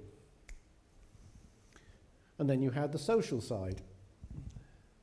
Whoops. Can we go back to the social? Yeah, social impact. What the railways did was suddenly break down stereotypes because the lord lived in his castle, the peasant lived on the land, and the worker lived in his cottages. If they travelled on a train, they may have been separated by first, second and third class, but they were all in the same space, so suddenly people mixed more and saw each other far more. The big thing that railways brought was that they standardised time. Because if you're running a train from one part of the country to another, it has to be the same time in both. Up until railways came along, every place had a different time. Suddenly the whole country has the same time. Railways caused that to happen. They may allow people to travel further, take holidays. Sports became regulated because one team from one village could play a town 50 miles away, 100 miles away. So if they do that, they have to have the same rules. So it's standardized sports. National newspapers could be delivered. One more. That's great, thanks. I show that because it came up yesterday. Not all the benefits are good. We have to recognise that when the railways came, the canals suffered, the stagecoaches were no longer viable, people's lives were disrupted because of construction of the railway. There are some downsides. My own view, the downsides are small, but you can't not recognise them. And you have to take account of them, and they have to be mitigated, and people's perspectives are very different. You can't ignore them. So it is very important that for all these incredible benefits, in the same way that there are downsides of the internet. There's a dark side of the internet. The internet will exclude those who can't use it. So there's always a few downsides, but hopefully the positives far, far outweigh the negatives. And I've got a theory as well that international standing and prosperity of a country is generally reflected in its railway system. And the implication of that theory is that for a railway system really is less dependent on its finances, and it's more about how the government is actually managing the total economy. And if you go around the world, you think of Switzerland, you think of Eritrea, or you think of the Czech Republic, it is the railway system is fairly closely aligned with how prosperous that country is. And to give you some demonstrations of that, that's India. What do we think of India from that photograph? That is Eritrea. That's the Czech Republic. And that's China. And that's the growth that China has made in its infrastructure and its high-speed network over the last 12 years. Unbelievable. Unbelievable.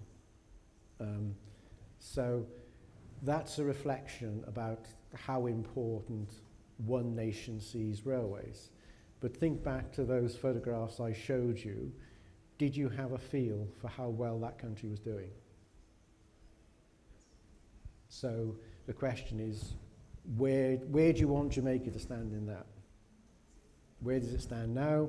Where does it want to stand in 20 years' time? Of course, that's Japan. Probably, I think Clive would agree, the most sophisticated railway system now in the world. Yeah. And why are railways such a good measure? Well, they're ubiquitous. They've been developed over 200 years. It's the same components all over the world.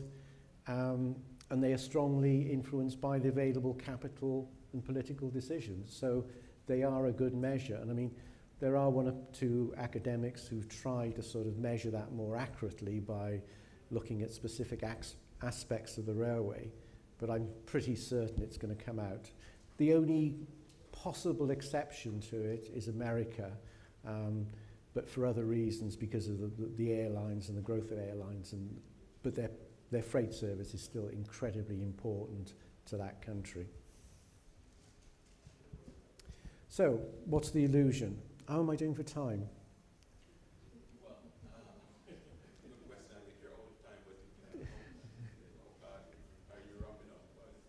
Well, I can keep going or I can wrap up. It's up to you. I mean, are you all bored? No. Well,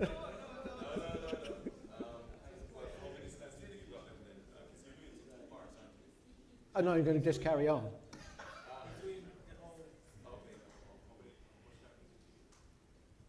How much are you going to give me?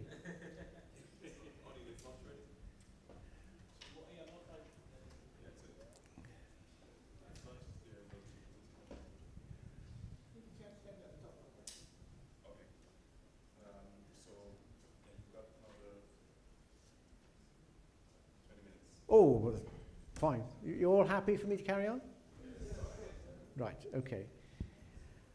So this is the illusion that somewhere out there's a financial model that will generate sufficient revenue to cover the costs and capital investment of a modern railway system. The bottom line is that public investment and subsidy is needed. The only question is how much and how is that going to be funded. I mean, there is a caveat to the top one. I mean, if you've got enough other income streams, whether it comes from shipping or property or selling ice cream, it doesn't matter. But in terms of your actual railway, it will need subsidy. That's the sort of level of subsidies that European countries are putting into their railways. If you took China, I think it's 130 billion subsidy, some incredible figure. So it varies throughout the world, and you can do all sorts of calculation. Those are in absolute numbers, as opposed to this is the subsidy per head of population, per mile of track, per passenger carried. Freight service generally is not subsidised. It's not needed. But a lot of the freight services would not work if the railways were not partly subsidised through the passenger service. So it's a very, very complicated equation.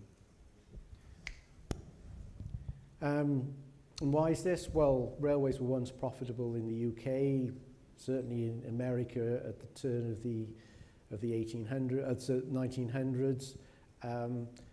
But the critical thing at that stage, when they were profitable, as we saw as we built it up, there was a monopoly.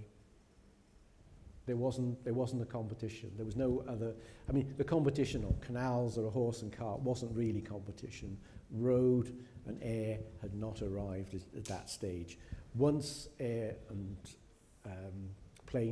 once air and cars had arrived, then the competition was such. And don't forget that road is subsidised. It's government who pays for road. It's just a hidden subsidy. But don't think it's not. One or two other sort of slight exceptions, that there are some volunteer lines that can make a profit, single section lines that can make a profit, but these do not form a national system, because a national system means you have some very densely quite profitable parts, but inevitably to make a system you have parts that, because they're rural, they need greater subsidies. And that's the critical thing, that railways are a system. So, is there still a place for railways? That's a question asked by every treasury in every capital city, because they're the ones that provide the subsidy. And the answer, of course, is yes. Why is it yes? Well, railways can still do things that any other transport mode can't do. It can do high-speed trains from city centre to city centre, faster than air can do it over certain distances. It can provide the high-density commuter interurban services. It can do passenger shuttles such as airports. It can do long-distance freight. It can do bulk freight. It can be part of an integrated public transport network, and it provides reliable public services to remote areas. That is something that any other mode of transport will struggle to do. Rail just does it better. And more benefits, well, backbone of a national transport system, communication, it spreads the load, it builds up resilience, catalyst for growth, meets decarbonisation targets, facilitates access. It's more than just the rail system. It's all the other benefits of skills, engineering, property, retail. It underpins the national identity and the status, and it's still effective after 200 years. And it's fully tried and tested. I mean, yes, at Birmingham we are pushing rail technology to new levels, but the actual basic system is tried and tested. We know it works. In a nutshell, it's all about the total benefits and social, economic and environment, but how you calculate that. And there are some options. You can guess, you can use a consultant, and some of the jokes are true. There are good consultants. I'd like to think I was a good consultant. There are some really bad consultants, and there are some indifferent consultants. And perhaps, you know, this slight vested interest, you can go to a university or a research institute, somebody that is independent and do your genuine research. It may not be perfect, but it's probably going to give you the best answers that you can find at the moment. And what's the problem? Well, funders and investors, they live by figures. I mean, it was the first slide, it's the bookkeeper. They want to see numbers. They always want to see numbers. Politicians, well, they live by faith, passion, emotion, romance, self-interest, civic duty. That's politicians. Well, for railway operators, and I've been a railway operator, we just get on and run the trains. And the railway economists and the financiers, well, they count the tickets, they pay the bills, and they try to balance the books. And if you're a passenger, you just want a clean train that runs on time. So we don't all talk the same language. We need to think the language that we use. Always remember that people will have different perspectives. Rail provides the framework for that conversation. So what does it mean for the Treasury, the finance department? Well, if you've got a good system, you just need to keep funding it, just keep paying it, or it's going to degrade. You know, it's something you daren't allow the backlog to build up, because you'll never then catch up. So you have to keep funding it. And if your rail system needs improvement, then you're going to have to invest one way or another. And of course, what the Treasury say, well, surely the private sector can fund the investment, or why can't we put the fares up or cut our costs? And those are fair questions. And the answers, well, private sector is always going to be very interested if it can make a profit out of it. And there are all sorts of very clever models, but at heart you always have to remember that somebody somewhere has to make a profit if you involve the private sector. And the private sector isn't going to invest on their terms, not your terms. You can go out to tender for things, but at the end of the day, they will either decide whether they're interested or not. And of course, they will always cherry pick. That's the whole point of a mail system or a railway system or any other system. They will just want the best bits. But if it's to be a proper system, a public system, then you have to take everybody with you. So they're going to price in their profit, and other bodies are going to have their own causes or their agenda. For everyone, there's never a free lunch in this. And fares that people pay are rarely determined on what it actually costs to run the train. They are in certain cases, but generally it's about what the market can bear. There's no point, I mean, it's what the competition is. There's some very, very sophisticated marketing models that charge different prices for different seats when you buy a ticket, what class of ticket you buy. But at the end of the day, it's very difficult to actually build a model that they will completely recover the cost, because market pressures are such. If the train fare is 3 times as much as it costs you to take your car somewhere, you're not going to go by rail. If it's half the price, you will definitely go by rail. So there's something more than just cost recovery.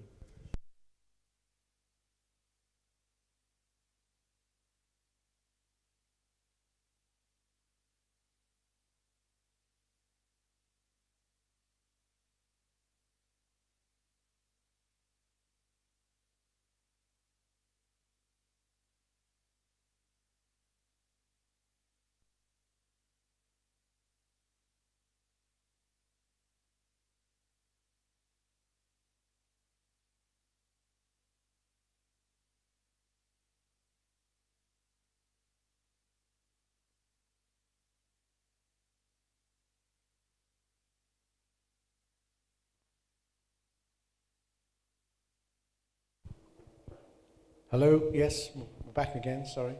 And what are some of the levers we can pull to cut some cost? Well, there's digitalisation, and the planning, the control, the monitoring. It's all about taking labour out of the system.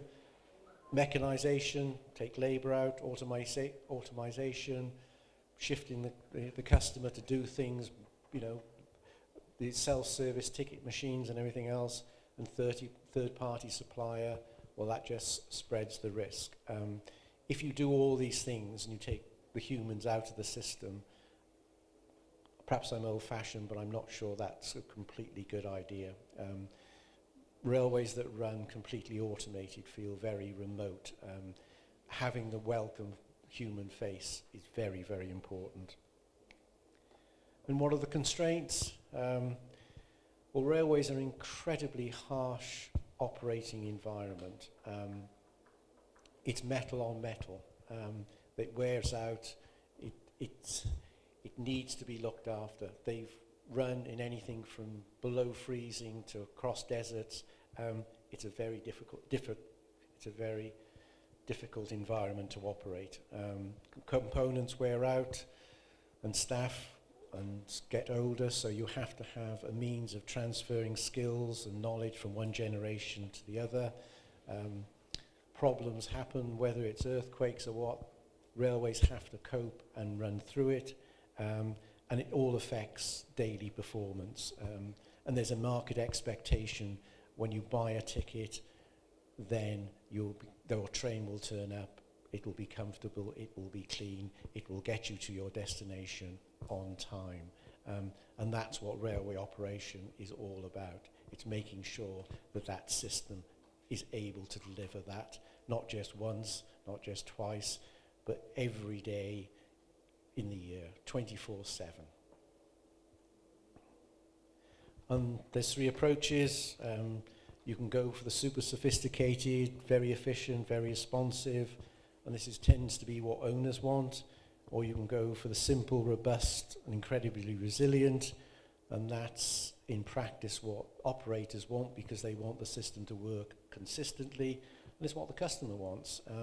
They want reliability every time. So if you have very sophisticated systems, if they fail catastrophically. You know, the technology hasn't completely worked now. So think very carefully about the level of sophistication, because it has to be maintained, it has to be replaced. And ideally there's a compromise between the two. So when you're planning a new railway or rebirth, then again your options are going to be start again, build a new modern railway. Perhaps you only use the original track bed. Perhaps you don't even use that, a completely new railway. Many of the new railways in China, you know, follow that model. It's a new system. Or, as I went into a lot of detail yesterday, you take what you have, we start with a minimum, get it going, get some early wins, prove it works, and then improve it step by step. Again, the answer is somewhere between those two extremes. You have to decide where it is. And then 3 stars of leadership.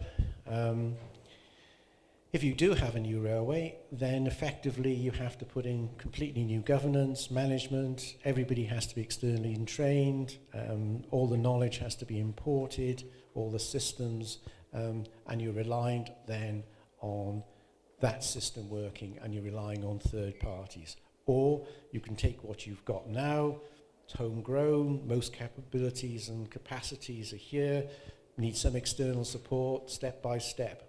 Again, which end of that spectrum do you want to go? The only thing that is common to both of those is you have to have the strong and effective leadership. It's critical. Governance is everything, how the system works. And putting it all together, well, a safe, reliable, resilient, efficient railway, it's got to be a fulfilling place to work, and it's got to be unnoticed by the customer. It's just something that's there, totally reliable, I can depend on it. And the right way, well, it can be very simple, equally it can be very complex. What matters is it's got to be appropriate, It's what you want to run. I've given you enough things from, the completely quirky to very, very sophisticated systems.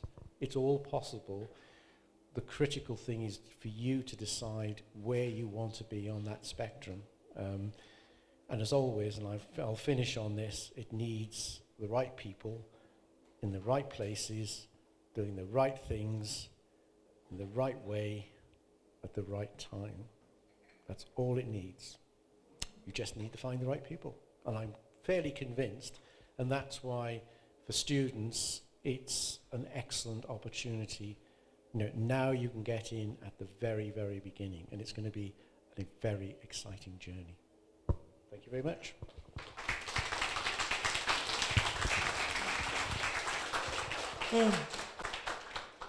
Thank you very much, Robin. Wow.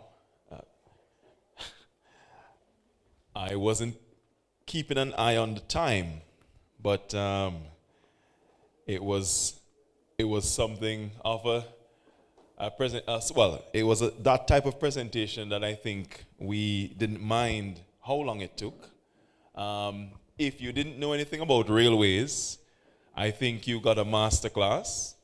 And from the concept of a railway to how you actually build and bring one to life, and also a conversation around the economics of railways.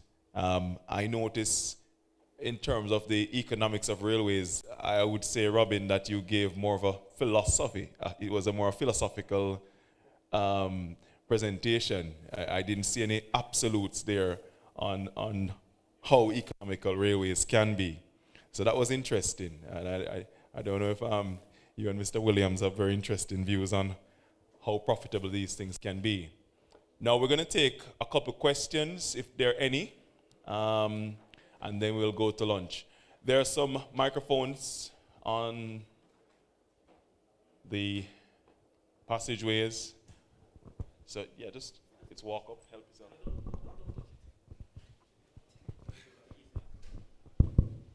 All right, good morning.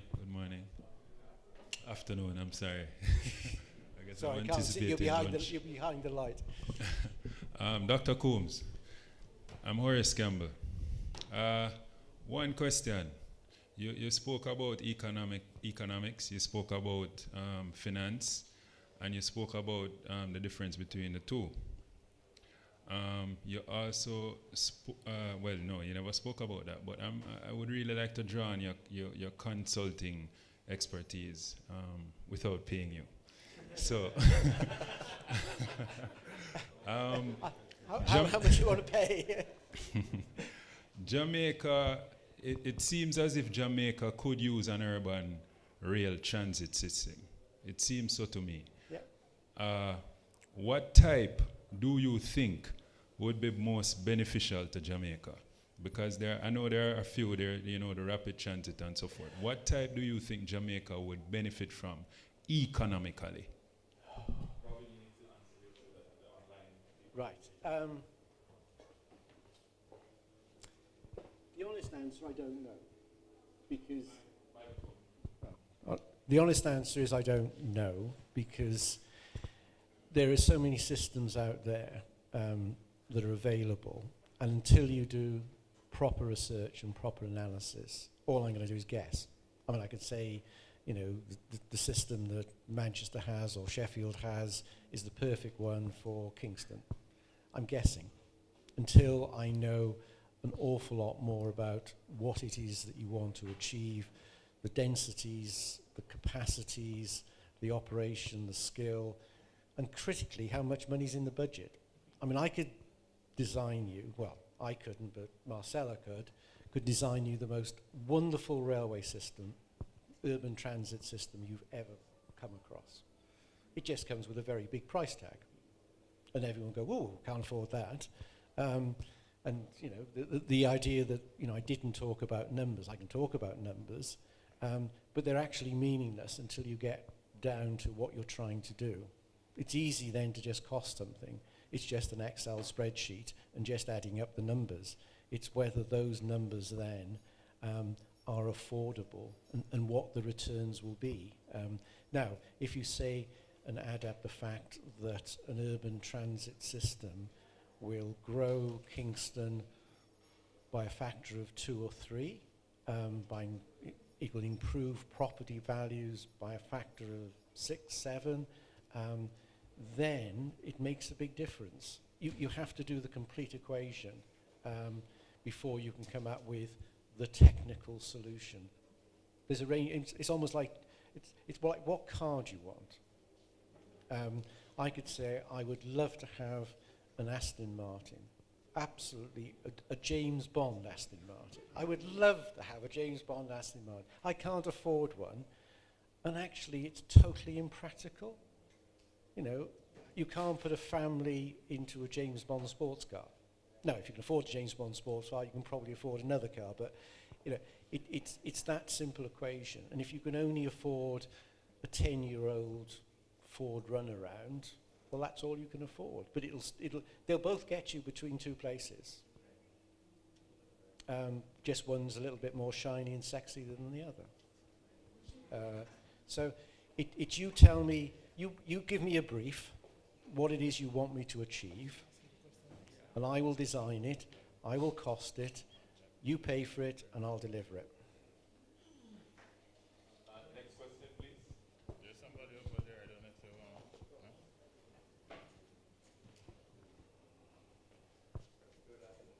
Good afternoon.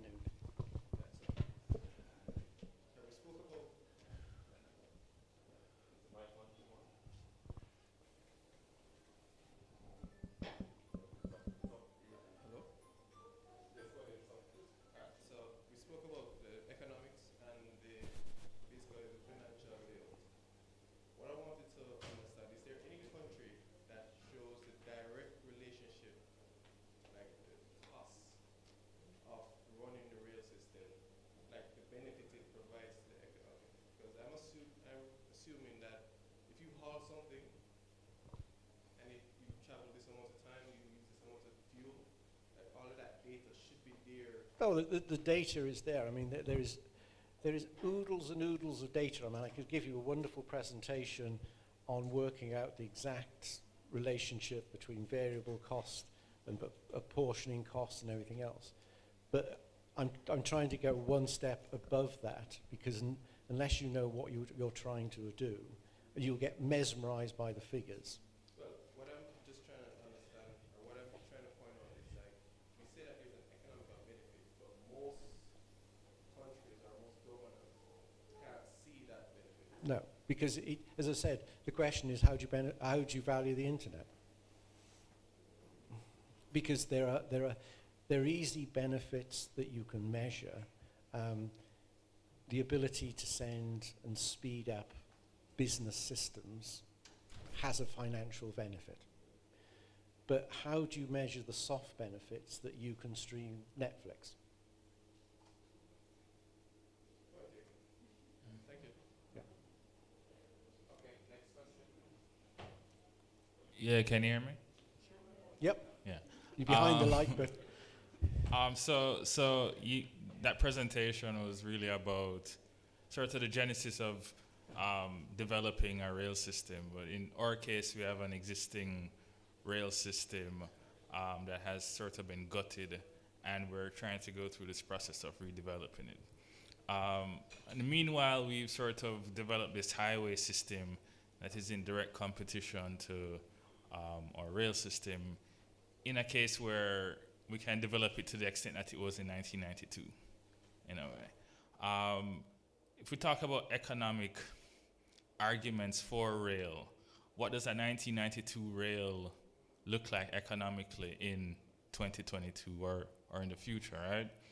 I think also about the fear of subsidizing politically in Jamaica generally, even though Air Jamaica was subsidized for many years, and that doesn't provide many benefits, but that's a rant for a different time. But the political argument for a developing nation like Jamaica to subsidize a rail.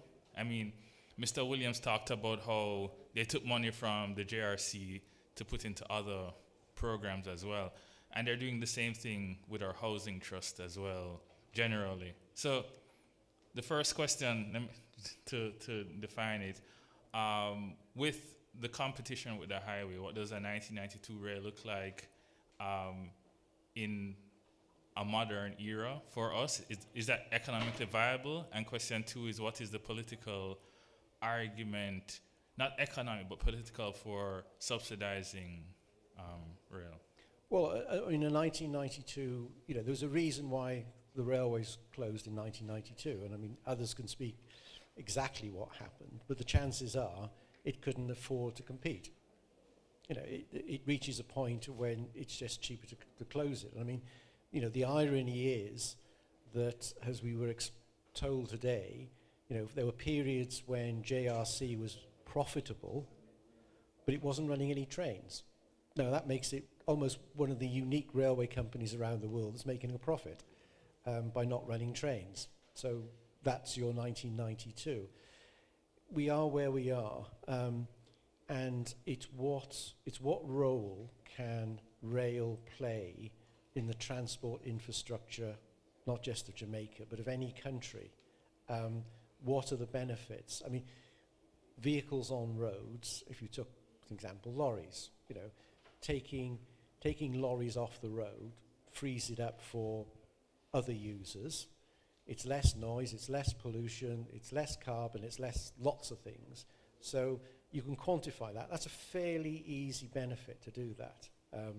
And therefore, you need to go through what each of those elements are and work out the benefit. All I can tell you is that you can't do anything for nothing. There is a cost to doing whatever you want to do. The only issue is where you're going to get the money from. I explained that we raised money from the public. Now, I don't know whether there is enough appetite in Jamaica that the nation wants that to happen, and is we prepared to buy shares in that railway. If there was enough beef, that's how it used to work in the past. It's worked another way through just taxation. That's what people pay their taxes for, to have different systems, whether it's a health service, whether it's defense, whether it's anything, whether it's a rail system, whether it's their water supply.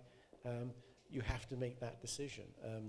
And the problem is, you can invest, do you invest in your railways, or do you invest in a new hospital or a new school? Now, politicians will make that decision. And it's a tough decision. If there was unlimited money and wealth, then you can buy everything, but you can't. I think rail offers particular benefits because it's demonstrated around the world. As we just discussed, it's not easy to quantify those, but they certainly are very visible, and they do happen. I can take you to places, and I can show you the difference. And Clive yesterday showed that. What happened in London, a new rail, the area around King's Cross was completely transformed because it was addressed. That could happen. What's the value of regenerating a whole quarter of Kingston? Well, I guess my worry is that rehabilitating and redeveloping the rail back to 1992 standards. But why would you want to do it to 1992 standards? Because of competition from the non-competition with the highway infrastructure. Because we've invested heavily in road infrastructure, and it is at odds with the development of the rail. This is part of our deal. But you need to think about what it is that the rail system is going to do. I mean, if it's running land cruise trains for very rich individuals who will pay a fortune to do it, and it earns money, that's one thing. If it's moving school kids from, between two towns, that's something completely different. If it's taking vehicles off the road because you're using, for aggregates or minerals or whatever it is, or delivering goods or containers, that's something else. Each of those is a separate. The railway, think of it no different to the road. You know, roads do different things. They have buses on them, they have cars on them, they have bicycles on them. Railways are not that different. It's just a fixed infrastructure, and it's how you structure the costing and value that. Okay. I mean, there wouldn't be an argument at the moment to close down Jamaica's roads, would there?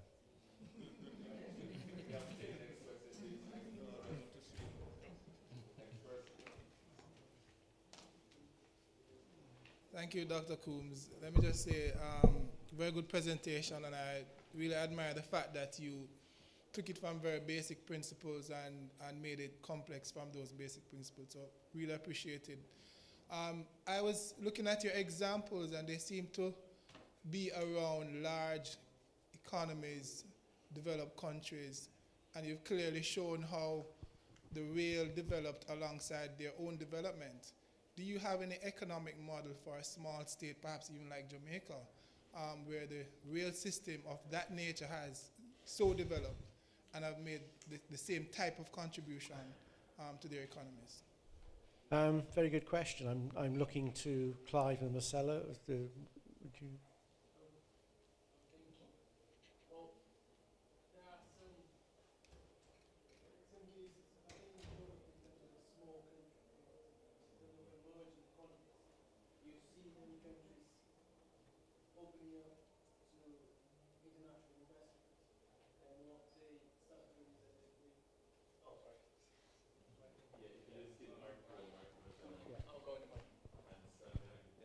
I will. So I think we are witnessing the beginning of a new way. I think I'll build on what you said earlier. There are infinite ways of doing things, and whereas in the last century we saw those strong economies being easier on developing rail, now we see what we call emerging economies doing things. So what we see is that there are many ways countries are doing. So some countries are just allowing investments from abroad to just go and build and run for a while and then transfer the assets. So that's one model. The other model is, well, it's in Brazil. It's not the same size, but it's a similar type of country with an emerging economy where they changed the legislation to build the two-way. I'm going to, if I, in my presentation, I'll have that you have a concession model, but now you have an authorization that private companies can build and operate trains, but there is a clause that they have to invest some sort of the operations back into the country. So I think there are ways that you can make sure that, whereas of course the operations need to cover their costs, you can give back to the economy and kind of make it flourish. So I think that's the key part, because I mean, strong economies, it's actually easier to find the funds and let them flow. In other economies where we would call them cash-strapped, it's still, there are some funds available somewhere that you can make it work. You know, so I think examples, we see examples everywhere in the last few years, and they're quite varied, but there is an advantage of having a small geography. I think it makes it cheaper necessarily the capital costs are smaller. If you had a country the size of Brazil, it's quite a challenge. In Jamaica, the lines are shorter, so it's more attractive because of the risks on that side. So I mean, I didn't bring any answers, but you have some models which are distinct from existing ones. I mean, just to sort of carry on with that, I mean, what I tried to do yesterday was talk about Wales, because Wales, in terms of population, I know it's part of the UK, but it's 3 million people, and a land area that's not that dissimilar. And if you take the long history of that, it's very, very much, but we now have something called Transport for Wales. It's nationalised. There are some serious plans and some serious funding going into a new metro for Cardiff. The Valley services will be electrified. There is a belief that railway will actually further development of the country. If you took a much smaller example, the Isle of Man has built its transport system around heritage. It includes horse trams along the front in the capital. It includes trams that go up mountains. It includes steam trains. It includes the bus service. That's a very small island that they've based a lot of their tourist offer as well as their transport system around heritage. So there are models out there that you can develop. I haven't got a perfect solution for that, but in many ways, Jamaica can lead it because, you know, if you get this right, this is something that can apply to an awful lot of other countries. I think that, and I didn't ask any question yesterday, Kevin. And I think that's where I was going somewhat in terms of perhaps Jamaica providing the basis for justifying this kind of a model or identifying a model that fits this kind of an economic circumstance.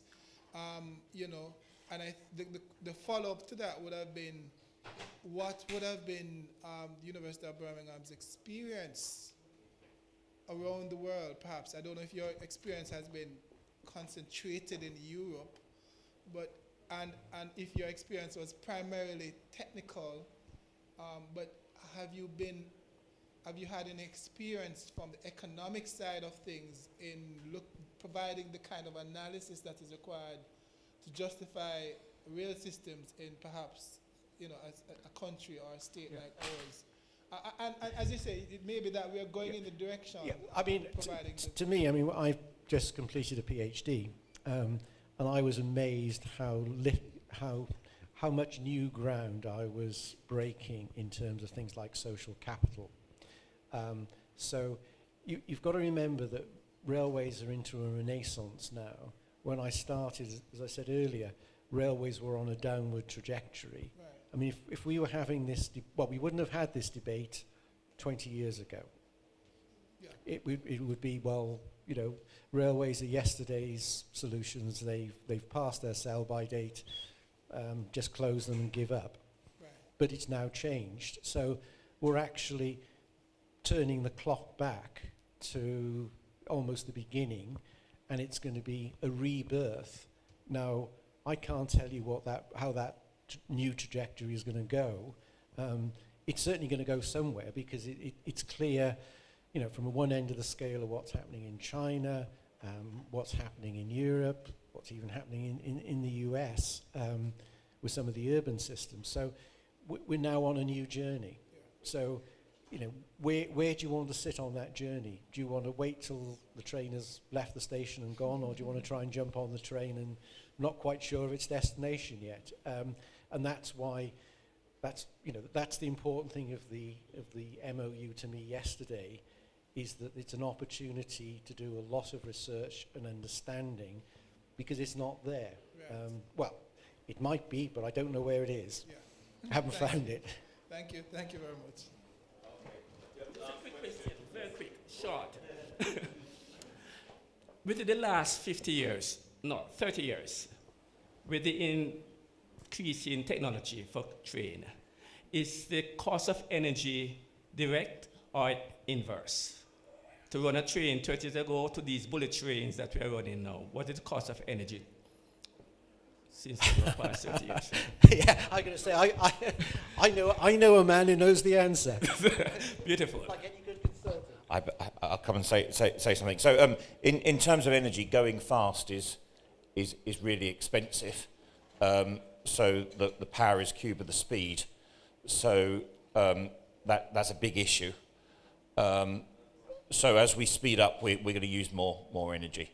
In terms of what we know about modern trains and modern traction, we are using less energy in modern trains and modern traction just because of the design of reducing down the losses. So there's some benefits there.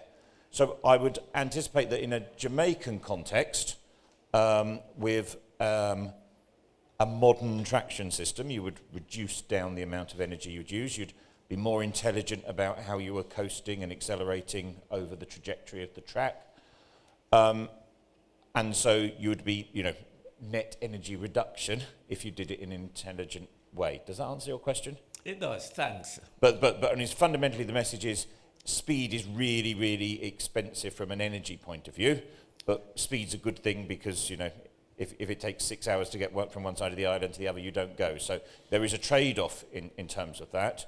But as you go faster and faster, you're using more and more energy. Therefore, since you beg the question, therefore, there is a price to how fast or how far you advance the technology then? Energy price? Yeah, there's an energy price, but remember that trains are very, very efficient. The steel wheel on steel rail interface is incredibly efficient. So just to give you an idea of this in terms of money, the amount of electricity it uses to take an 11-car train from London to Birmingham, it's about £120 worth of electricity, £140 worth of electricity. It would probably cost you £60 or maybe £40 worth of petrol in a car for 3 or 4 people. You could get 900 people on the train. So the energy consumption is not it's not that prohibitive, you know. It doesn't really matter if you use a load of energy because you're taking that energy from other places.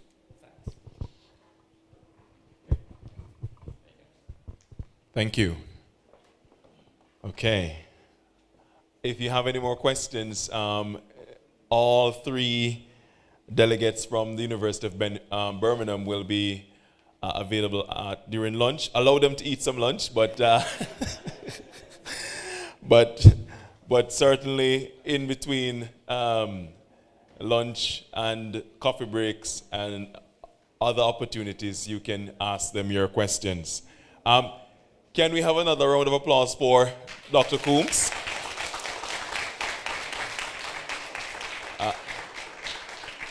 He has certainly won the record for this symposium for longest but most engaging presentation.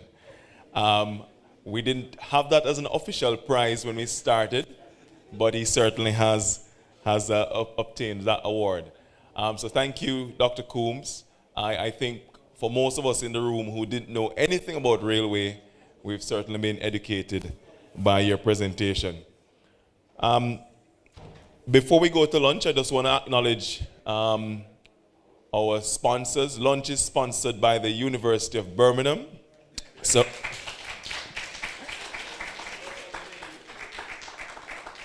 but I suspect you knew that because you were so patient with Dr. Coombes. So I guess you're being polite. They're paying for lunch. We best listen to them, right? So they sponsored the lunch, and we also have support from Business Access TV, who have been here for the last 2 days. And they will, of course, they're on all cable networks in Jamaica, so look out for this symposium on their, yes? And also available in 22 countries, I'm reliably informed by our head of school for engineering. So BATV, thank you very much for your support.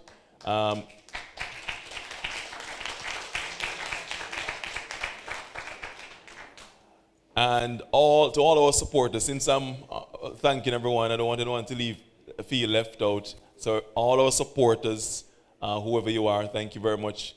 And thanks to you for coming to day 2. I can see some CMU students in their uniforms. So big up CMU and welcome.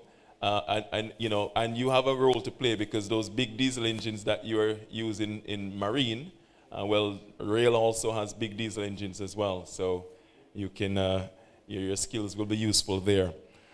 Okay, ladies and gentlemen, I saw the food. The smell is there. So I think we're all ready to have some refreshments. It's laid out on the table. So, in an orderly fashion, help yourself to some lunch. We're going to try and keep lunch to about 40 minutes. And then when we come back, we will hear from Dr. Blumenfeld. He'll be talking about decarbonization. I know a lot of you have been hearing about climate change. So this is going to be an important presentation. And then I will be talking a bit more about where we go with research. You'll be hearing from students as well, from civil engineering. And then we will close. So let's have some lunch.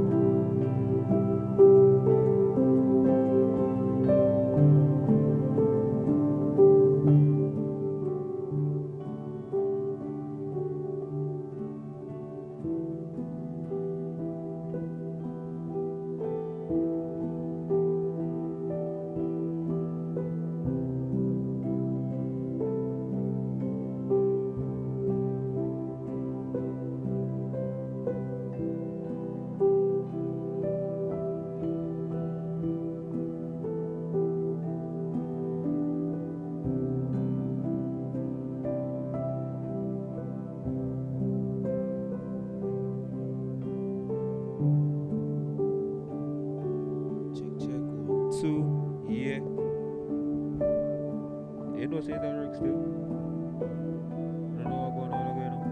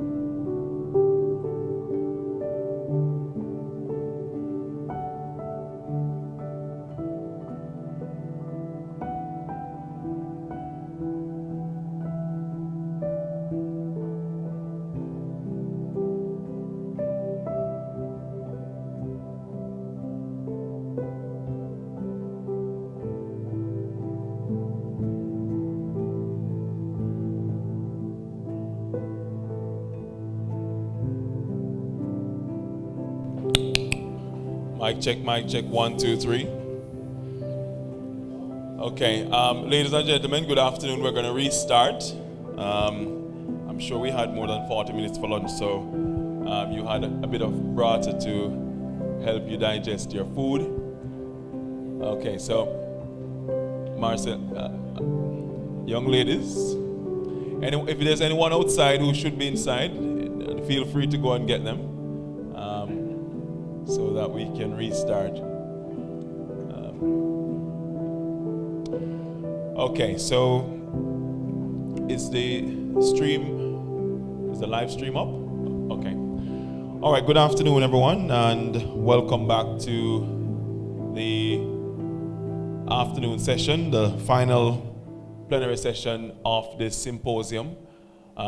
Thanks to those who have stayed with us and for those online as well. We have a couple more presentations, probably about 2 more, and then if we have the students from civil engineering, that will probably be the 3rd one and the final one. So the first presentation of the afternoon is going to be by Dr. Marcelo Blumenfeld from the University of Birmingham. His topic will be on sustainability challenges and decarbonization. Dr. Marcelo? Thank you very much, Dr. Brown. So yes, we'll try and coordinate with the slides. Thank you everyone for staying after lunch. Hope you have some energy Interestingly, I don't think I'm going to match the presentations from this morning. I apologize for that. But coincidentally, I'll bring a slightly different perspective on the same topic that Robin was talking about. Because to understand the sustainability challenges that we have, we need to understand first what drives those challenges, what creates those challenges. So I ask for your patience. We'll go around a little bit on a little bit of a tangent, but I promise we'll get to the sustainability and decarbonization part. So next slide, please. We all gathered here. Some people traveled 3 miles. Some people traveled 10 miles to get here. Some people traveled 50 miles to get here. We traveled approximately 4,000, 5,000 miles. With all pleasure, trust me. But we travel for reasons. We don't travel just for the sake of traveling, even though some people might enjoy being in a car, being on a plane, or being on a train. Hopefully they do. We travel because what we call traveling is a derived demand, right? So we go on our modes of transport, regardless of what they are, because we want to reach useful opportunities. We want to go to work, we want to go to education, we want to visit family, go to leisure, all these bits. So by understanding that traveling is a derived demand,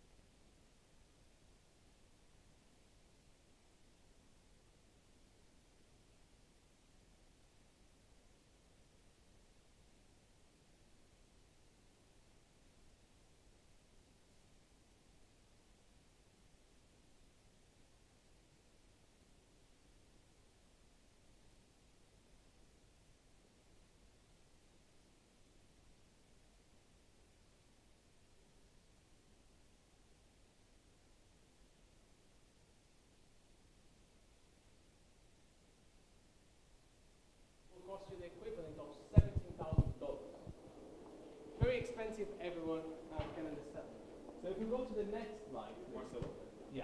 Oh, I think we have a microphone now. If we go to the next slide, this is the same map, but in 2016. And now, the red distances are half a day, and the blue distances, which include Australia, 1.5 day. So next slide, just for comparison, shows that now you can go from London to Sydney in 17 hours with $1,000. So this clearly means that we are historically making travel easier and more accessible, just both in terms of time and in terms of cost. This is great because it means that our economic activities in moving goods and people is increasing. We can be more efficient, our markets increase, our markets grow, but there will be some caveats to that. Just give you an example of making travel more affordable. Next slide shows the number of cars, new cars, in Jamaica. Jamaica is a country that the economy is growing quite fast, and you can see that by the number of cars being sold. And that way, more people buying cars. That means that cars become more affordable, more people can travel faster by cars than they would without cars. And you see that going up.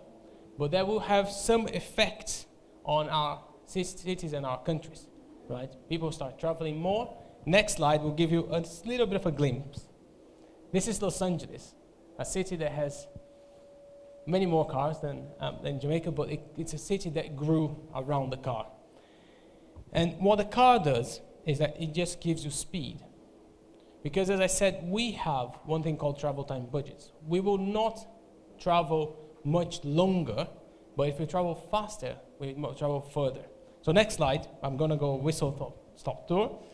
This is from the UK, and you can see in almost 50 years, the amount of hours and the number of trips that we do per day, they haven't changed much.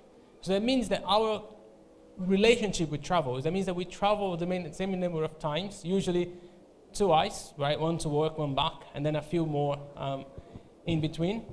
But the number of miles that people travel have changed drastically.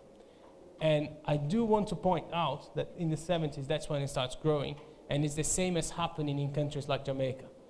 The more affordable motorized transport becomes, this is the result. Because as soon as people can get a hold of cars and motorbikes and everything, you start traveling faster. And this is what we call, ultra-high mobility, that people are just traveling more, traveling further. And the effects that you have that, if we go to the next slide, that's when we get to the sustainability bit. We're starting to talk about the challenges here. So a high mobility society is linked to this high energy consumption. We've been talking about, trains and electricity and everything.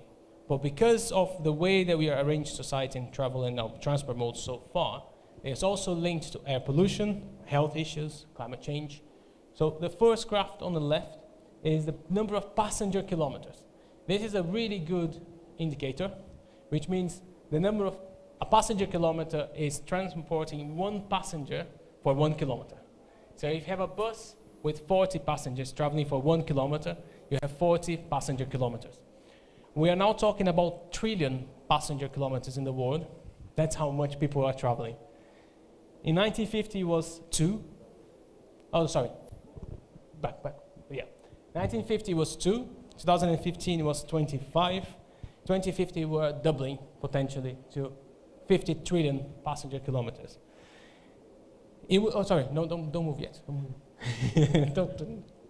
I promise I'll say.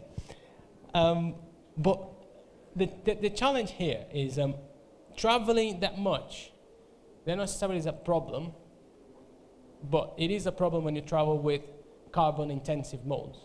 If I said everyone was traveling that much by walking, no problem. The problem is we are traveling mostly by carbon-intensive modes. So the transport sector globally is responsible for more than 1/3 of the energy consumption. This is huge. If you think that all the other sectors, this 1/3 is dedicated to transport. And of course, I think Jamaica is no different. Road transport dominates the transport landscape, right? So road transport is responsible for 60% of the amount. That's how much. And if we go to the next slide, finally, at last, this is the state of where we are in the world. So road transport consumes 50% of the global oil production, either directly or indirectly. So if you think about, if you are changing and shifting, the difference that you would make in the world by shifting people from road transport to other modes, there's a huge impact on sustainability, right?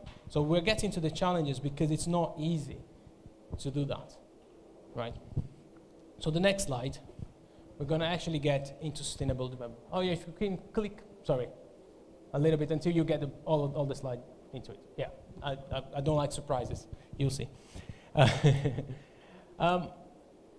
And we keep talking about sustainability. So I gave you the challenges, you know, how we are growing in a world that is high mobility but also carbon intensive. And it's very difficult to change that because it's a paradigm that has been going for what, 60 decades? Oh, sorry, 6 decades, 60 years. So we all talk about sustainability has become the buzzword currently, but what do we mean about that and what can we do to achieve that? So if we just can agree with some concepts, I don't know if you'll agree with me that sustainability could be seen as the ability to be maintained at a certain rate or level. I hope you all agree with me, a general concept of sustainability. But sustainability is not enough because we don't want to have a world that is stable, that is static. Our world needs to have development, right? It's nothing against, we cannot have just conserve what we have now, and that's called sustainable. So that's why the United Nations, when they started talking about that, they don't use the word sustainability loosely. There's always a couple, and they say about sustainable development, because there is an innate human endeavor in develop our societies. And it's crucial that we maintain this development and the development of our global society, but in a sustainable way. So sustainable development is what we should be talking about. And then there is a 1987 very famous report called the Brundtland Report. And they define sustainable development, which is developing our societies in a way that meets the needs of our current society, our current levels, but without harming the ability of future generations to do so. And this is the key thing. So we need to still develop our systems. We need to still get more capabilities, but without compromising the ability of our children or our grandchildren to do the same, right? So if we agree on that, and they also, in 2000, next slide please, very important, and you'll see that, and I hope our students in the back, you'll be the bastions of that, because you need to carry this. The UN created the 17 Sustainable Development Goals, and it's something that creates targets, indicators and objectives and goals into it. And I do recommend you keep looking and reading on those.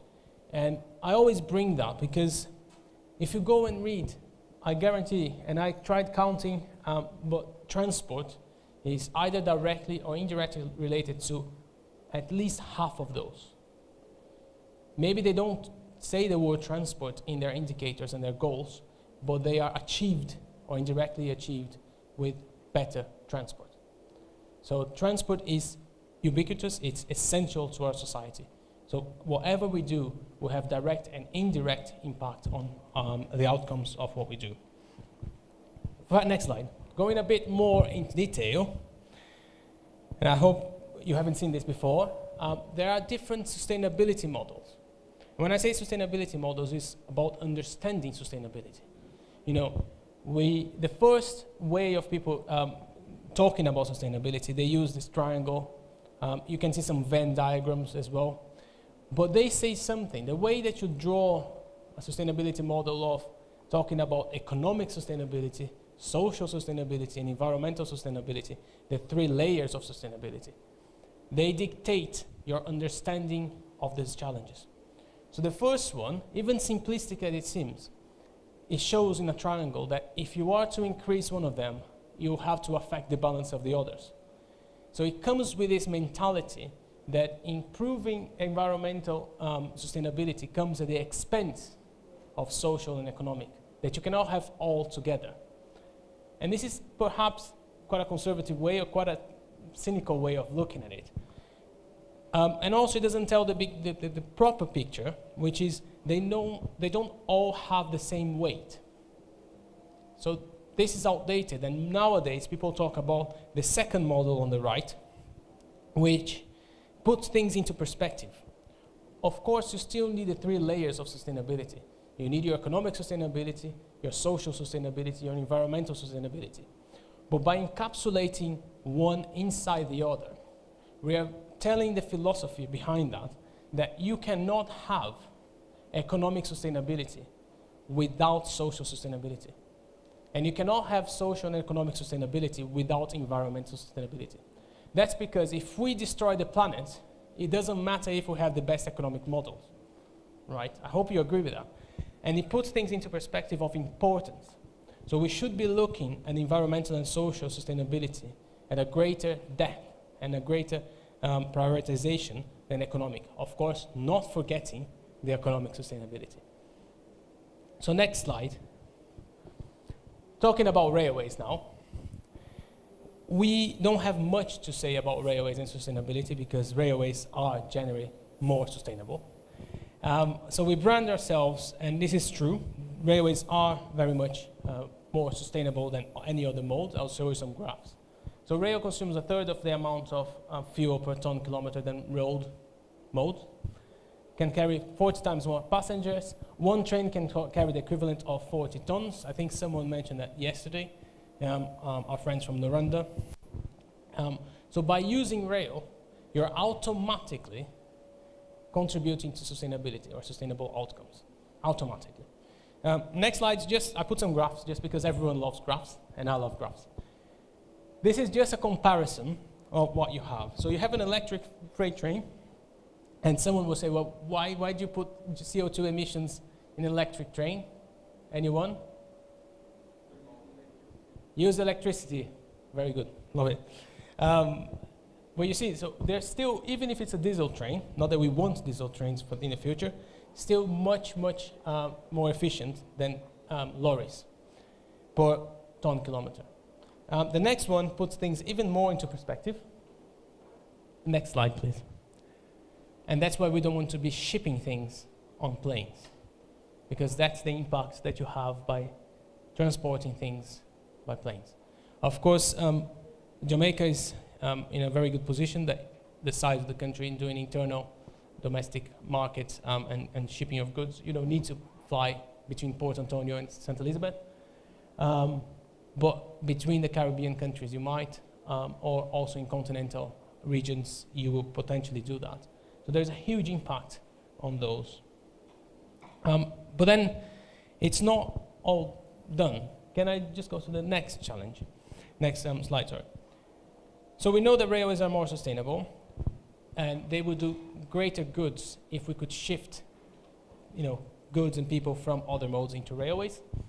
But they have 2 challenges. I mean, they have many challenges, but I brought 2 of those. The first one is that railways are undoubtedly more sustainable, but the only way they can do that in a liberal economy, in a democracy like Jamaica, is that they must offer equal or better capabilities and performance than other modes. Otherwise, people will not use it. I think that's the whole discussion that people are having, is that if driving from Kingston to Montego Bay takes 2 hours and a half on a good day, if your train takes 8, why on earth would you take the train? You cannot just justify that because people will do that by branding the flags of sustainability. The same that if your railway system is not providing a cost-effective, competitive way of moving goods than its road counterparts, then there is no way your companies will use that. So the first challenge is that, yes, railways are more sustainable, but you need to make them good enough so you can promote modal shift. Otherwise, nothing happens. The second challenge is very appropriate to Jamaica, Brazil, and other countries, is that we talked about that. Railways are not entirely free from carbon. Even if they're free from carbon at the point of use, if they're electrified, they're still not free from carbon. If they're diesel-based, they're not even free from carbon at the point of use. So next slide, please. I decided to think of the sustainability challenges and potential ways of solving those on the 3 dimensions of sustainability. Hopefully this will bring good discussions. I'm not here to lecture necessarily only on you. Hopefully there will be lots of discussions that we can have. That's why I'm going fast, so we can have some time to discuss. So first of all, as I said, the first core of economic sustainability. We cannot, railways are expensive businesses, as been told for the past 2 days. So we cannot just pay for railways that freely and loosely, because there is not enough money to do so. So profitable railways are usually in freight operations, but then they don't have necessarily a social value intrinsically in them. But passenger railways are very difficult to make money. They make revenues, but they don't profit. And they always, as Robin was explaining earlier, they need a certain level of subsidies. And of course, the different levels of subsidies depend on the way. But railways cannot just look for profitability. It's a very simplistic way of doing that. Economic sustainability is different to financial viability, very different. Economic sustainability is about having an economic structure that allows railways to operate in a way that is sustainable, that can be maintained in the long run. That necessarily mean that it needs to make a profit like a company, but it needs to be able to fulfill its goals. Thank you to Mr. Fitzroy talking about that, about JRC earlier. But then the main question is that who pays for what and how to generate adequate revenue. Thank you to Oniel earlier. The next slide can potentially bring some insights on that. So this is a diagram I quite like, and these are the ownership models, if you could call it.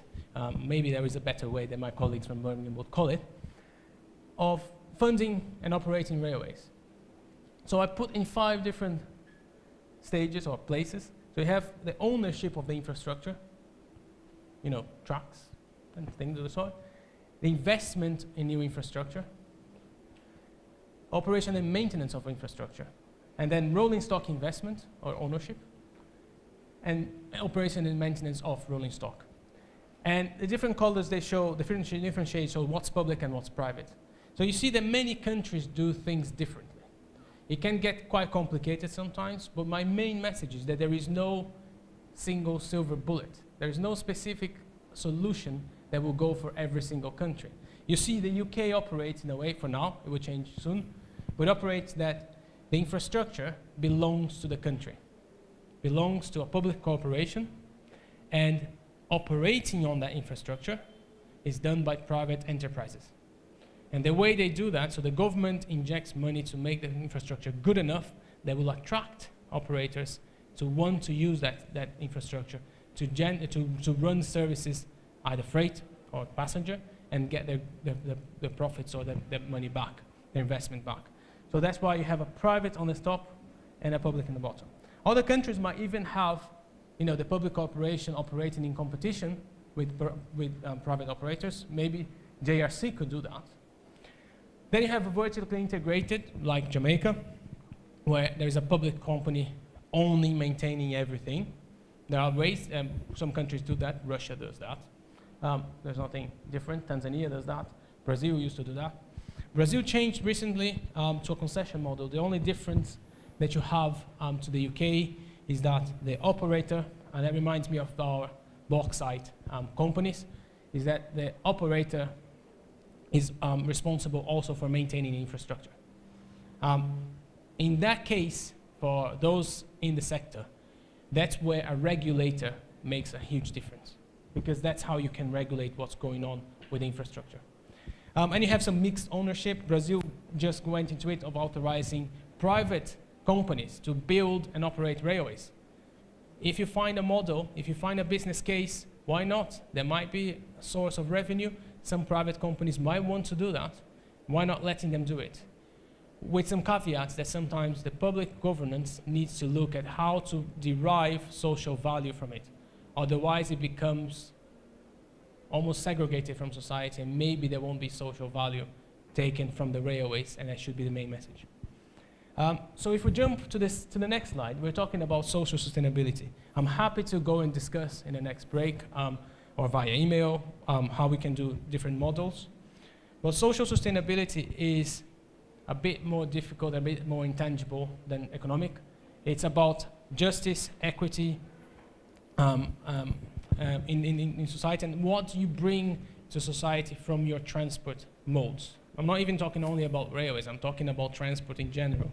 Building on what Mr. Williams said in the morning, not necessarily Jamaica Railway Corporation should limit itself, we don't know, but it's a transport. It's about moving people and moving goods.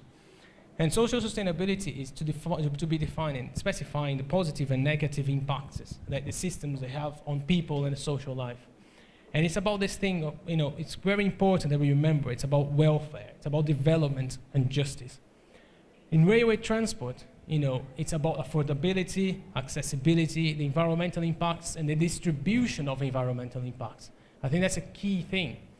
In road transport, that happens very often, that deprived communities are usually the ones which are put next to road transport. And that they are the ones who actually are harmed more from the environmental impact. So there is a very unequal distribution of that. And social exclusion, because if you don't build systems that are actually physically close enough for people to use, these people will not have access to the benefits that the systems create.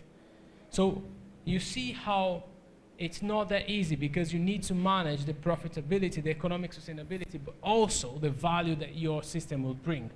There are a few ways that you can do in the next slide. That is that you can use, you can all read, I'm not going to read to you. You can use subsidies, you can use concessions, you can use land use. We've been talking a lot about land use capture for value. That's how you can do your economic and social benefit. You can use for pricing. There are many creative ways that you can generate social sustainability in your system, right? Using the right policies and the right governance. You can curb some use. There see many countries doing that on curbing use of automobile when public transport is available. Because then there is nothing in the constitution of countries, as far as I am aware, nothing in the constitution of countries that grants every citizen the right to have a car and parking space everywhere. I don't think it's written in any constitution. So why? Right? And you can use taxation as well. I mean, there are many, many ways and mechanisms that you can do social equity and social justice. Jumping to the rest of the third one, which is the one that we are more acquainted with.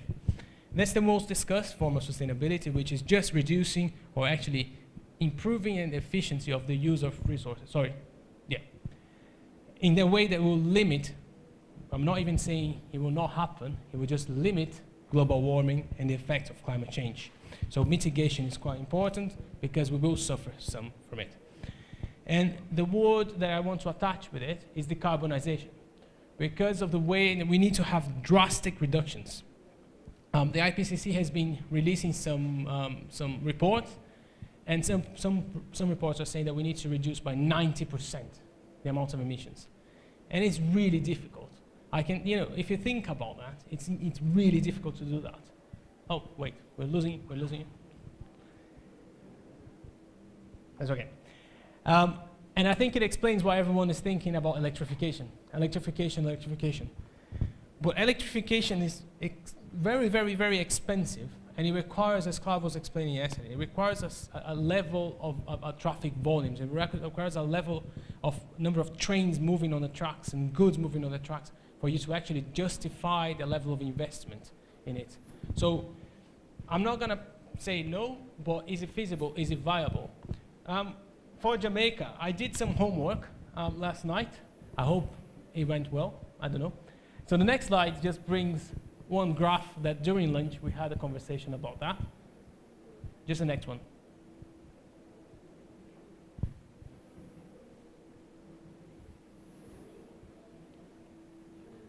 That one.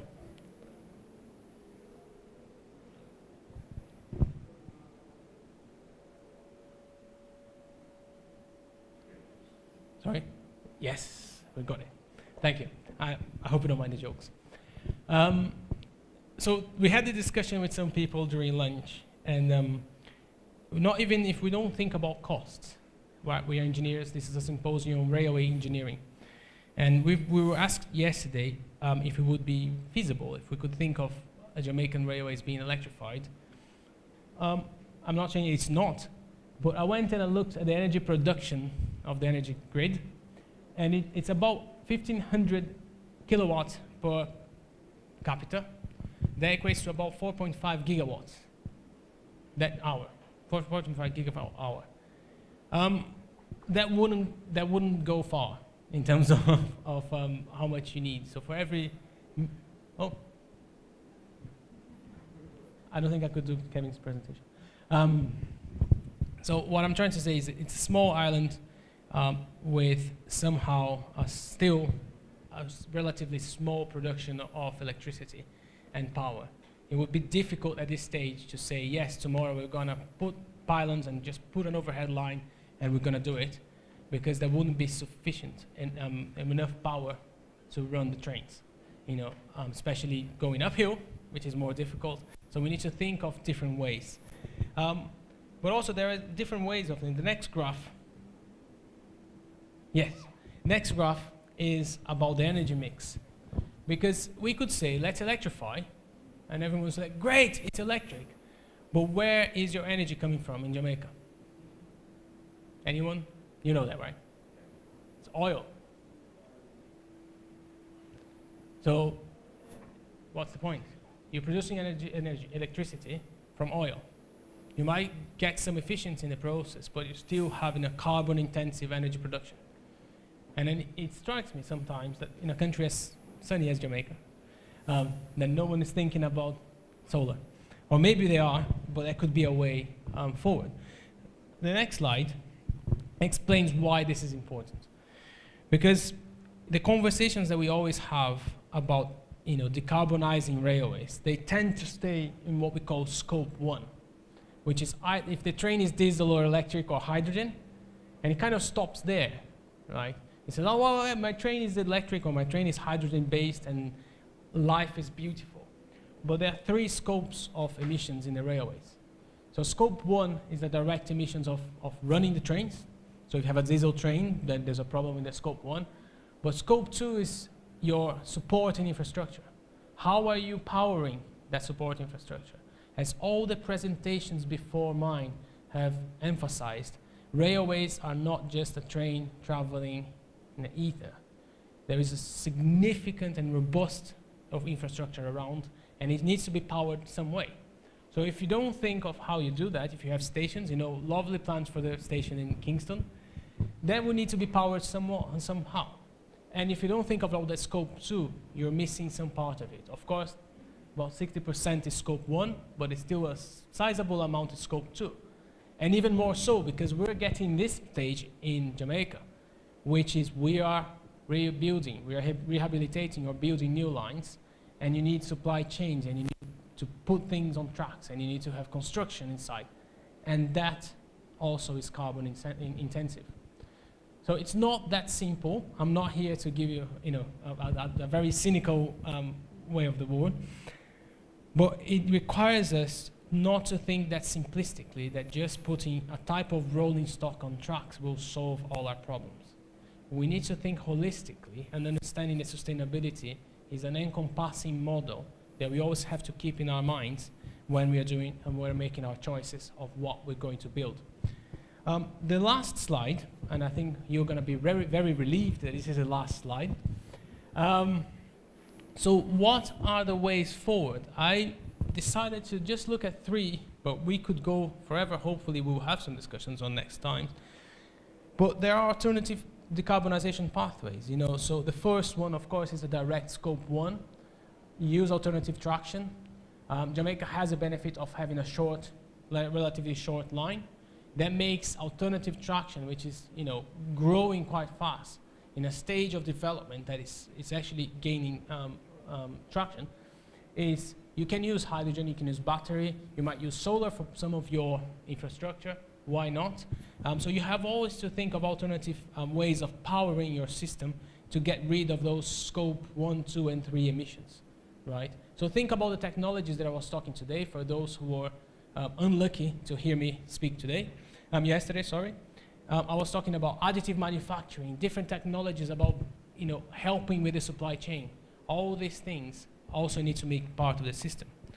And things that also luckily came across in some of the discussions that we had, some very fruitful discussions during the symposium, is sometimes the solution is not even in the physical world, it's in the virtual and the knowledge world. Remember, excellence through knowledge is optimizing operations. You know, we have examples in our center that we, what was 11%, Clive, that we helped the Edinburgh trams? 16%. So we didn't change the trams in Edinburgh, light rail in Edinburgh, in Scotland. We didn't change the tracks, we didn't change anything. We just changed the way they operated and accelerated, and they were braking the train, and it could save 16% of the energy consumption. So those are very, very cost-effective ways of improving not only the financial, the economic sustainability, but the environmental sustainability by reducing the energy consumption. And also we have to look into, using different and lightweight materials, not only for rolling stock, because, lighter rolling stock demands less energy, but different materials that would be demanding less maintenance. With less maintenance, you choose the supply chain, you actually go to the track less, you use fewer, you replace things fewer times, and those are also ways that you can complement your sustainability goals. So the message that I wanted to bring today is this initial point that when we talk about sustainability, it's just not about being green. It's about having a systemic approach that combines having economic feasibility, economic viability, with a social value attached to it that is generated and distributed across society, which is also protecting and making our use of resources more efficient, so that we can actually have a way of sustaining and developing ourselves without harming the ways of our future generations to develop their own societies. So I welcome thoughts, questions, but I thank you for your patience and your attention. Thank you.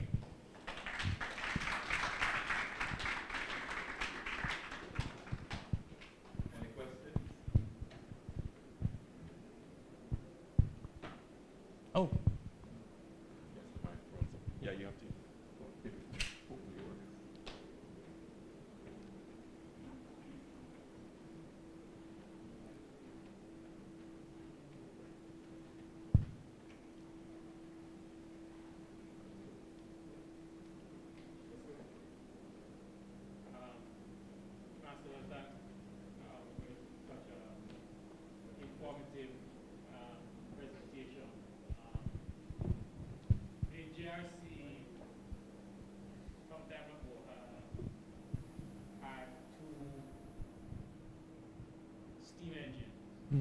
I was told that if you do visit Disney in Orlando, you are likely to be taken around on one of the steam engines formerly owned by JRC. I don't know who that is. We do have one remaining, which is considered iconic, quite iconic. Engine 54. I keep saying we, forgive me, it's only a year since I was in the system, but Jersey has one remaining, engine 54, and one of the strategy that has been put on the table during my tenure, and I'm sure since, and perhaps even before, is to rehabilitate, resuscitate engine 54 and use it as attraction in heritage tourism. But as you know, there are environmental considerations. How would you infuse, or what recommendations do you have to infuse decarbonization element and strategies into the operation of heritage steam engine type attraction? Thank you, Mr. Williams. Sorry, thank you, Mr. Williams. That's a very important question, and I think I'll build on Robin a little bit. And I'll build on a slight tangent of, for those who like Formula One, is that there are few things that we do that are carbon intensive, and they have inherent economic and social value to them. And they don't necessarily need to, to be completely abandoned just because they are carbon intensive. So from Robin's presentations, we can clearly see the value of heritage railways and steam engines. And it's not because we're talking about this type of emissions and we need to curb or reduce at a drastic level our CO2 emissions. But we need to remember that those heritage railways, Robin will have the number, I hope you approach with him. If we think of the traffic volumes on the number of traffic units that we are operating in the UK, and we think of the percentage that is by steam train, it is such a small percentage, and I suppose for Jamaica it will be the same once the lines are running again. The services which are heritage in steam, they will not necessarily be that substantial in percentage. So remember, I think I'll build on that thing, it's a framework, a systemic framework, that even though the environmental might not be great, but the social and economic are amazing. In that sense, you can offset that, because of course it is a wider system. So you wouldn't abandon that steam low heritage railways because they bring so much to the community. But of course, you need to make sure that they are not that dominant as the percentage of your railway system. So this is the key message I would think, and the way of doing the studies, it would be how much does one represent over the others. And that's how I see it. Yeah, if you want to comment, Robin, because I think it's more rare, but I think that would be the last question. Yeah. It's a very, very live topic in the UK because it's a PR issue, not a technical issue. If you look at it in terms of the steam in the UK, and we've got something like 200 heritage railways, use something like 0.00001%, in carbon. It's nothing compared with the carbon footprint of the people who actually visit the railway in their cars. It's infinitesimally small. But the problem is it's visible. I mean, it's this great plume of steam, which is just simply water vapor. It's not carbon.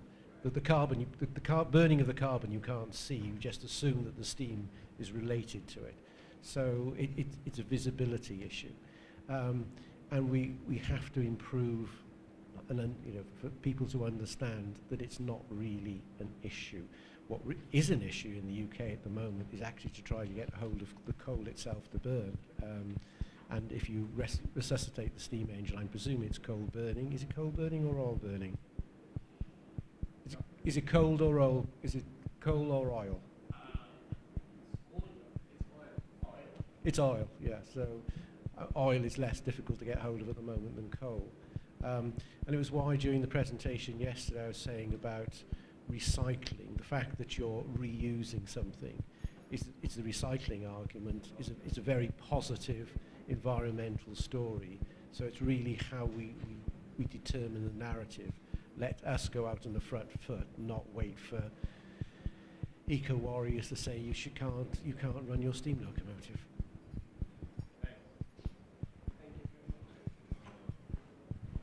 Thank you, Robin. Kevin, how are you? How are we for? Do we need to move to? Yes. So thank you very much. All right. Thank you, Marcelo.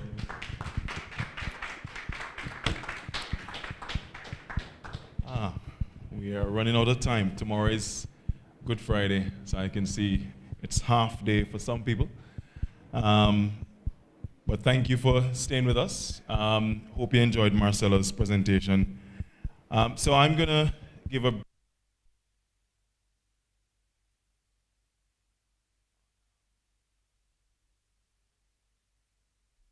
we had our MOU signing on yesterday, so Wednesday. But where do we go next in terms of generating or preparing future leaders in rail? And how do we do that You want me? Okay. Apparently I have two microphones, so I've returned one. So let me start again.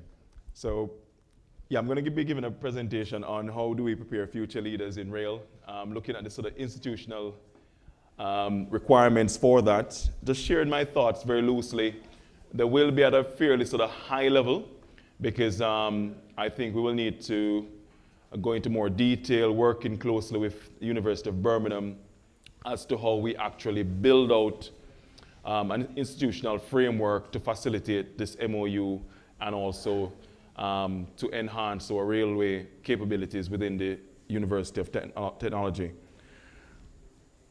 So I want to start by just talking about me for a minute, because I know oftentimes you've heard me say, well, I'm part of the Global Jamaica Diaspora Council, but actually I am an engineer and have been for over 15 years working in aerospace. And most of my engineering background has been in research and technology.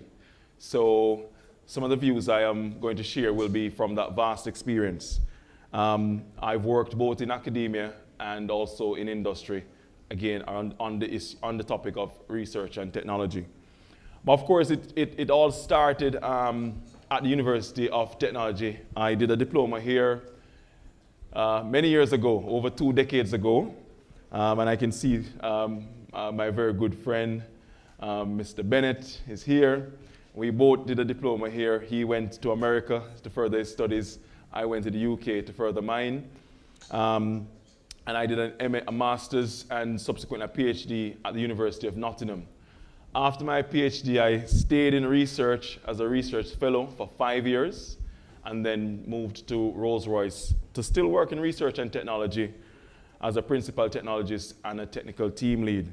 So today I've kind of transitioned to project management as a program manager, but research and technology is still close to my heart. So that's my background with respect to the comments I'm about to make on how we can build future railway leaders and also expand our research landscape at the university. So yesterday we witnessed history. We signed an MOU between the University of Birmingham and the University of Technology. But what next, right? We had a photo opportunity with Minister Shaw, and he made his pronouncements with respect to the, wanting to see the return of rail and to rejuvenate the railway industry in the country. But that's going to take some doing. But my focus will be on some steps we need to take within the University of Technology. But let me just look at the wider research and development landscape globally. I managed to sort of pull down some World Bank data looking at research and development as a percentage of your gross domestic product. So this is for countries. And if we look at Jamaica, well, we are not spending much on research and development, which means that as a country, it's a very, very low priority.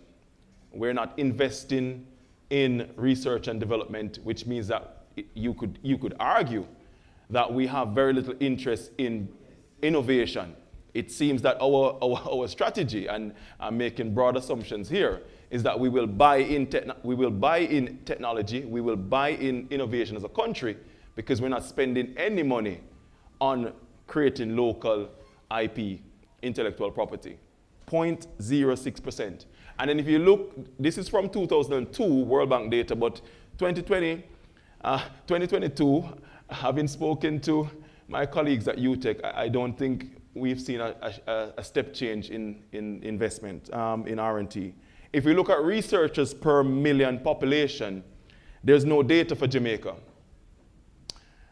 There's no data for Jamaica, right? Now, of course, that's not an accurate picture because we know, well, I know that the University of the West Indies is engaged in research. They have research staff.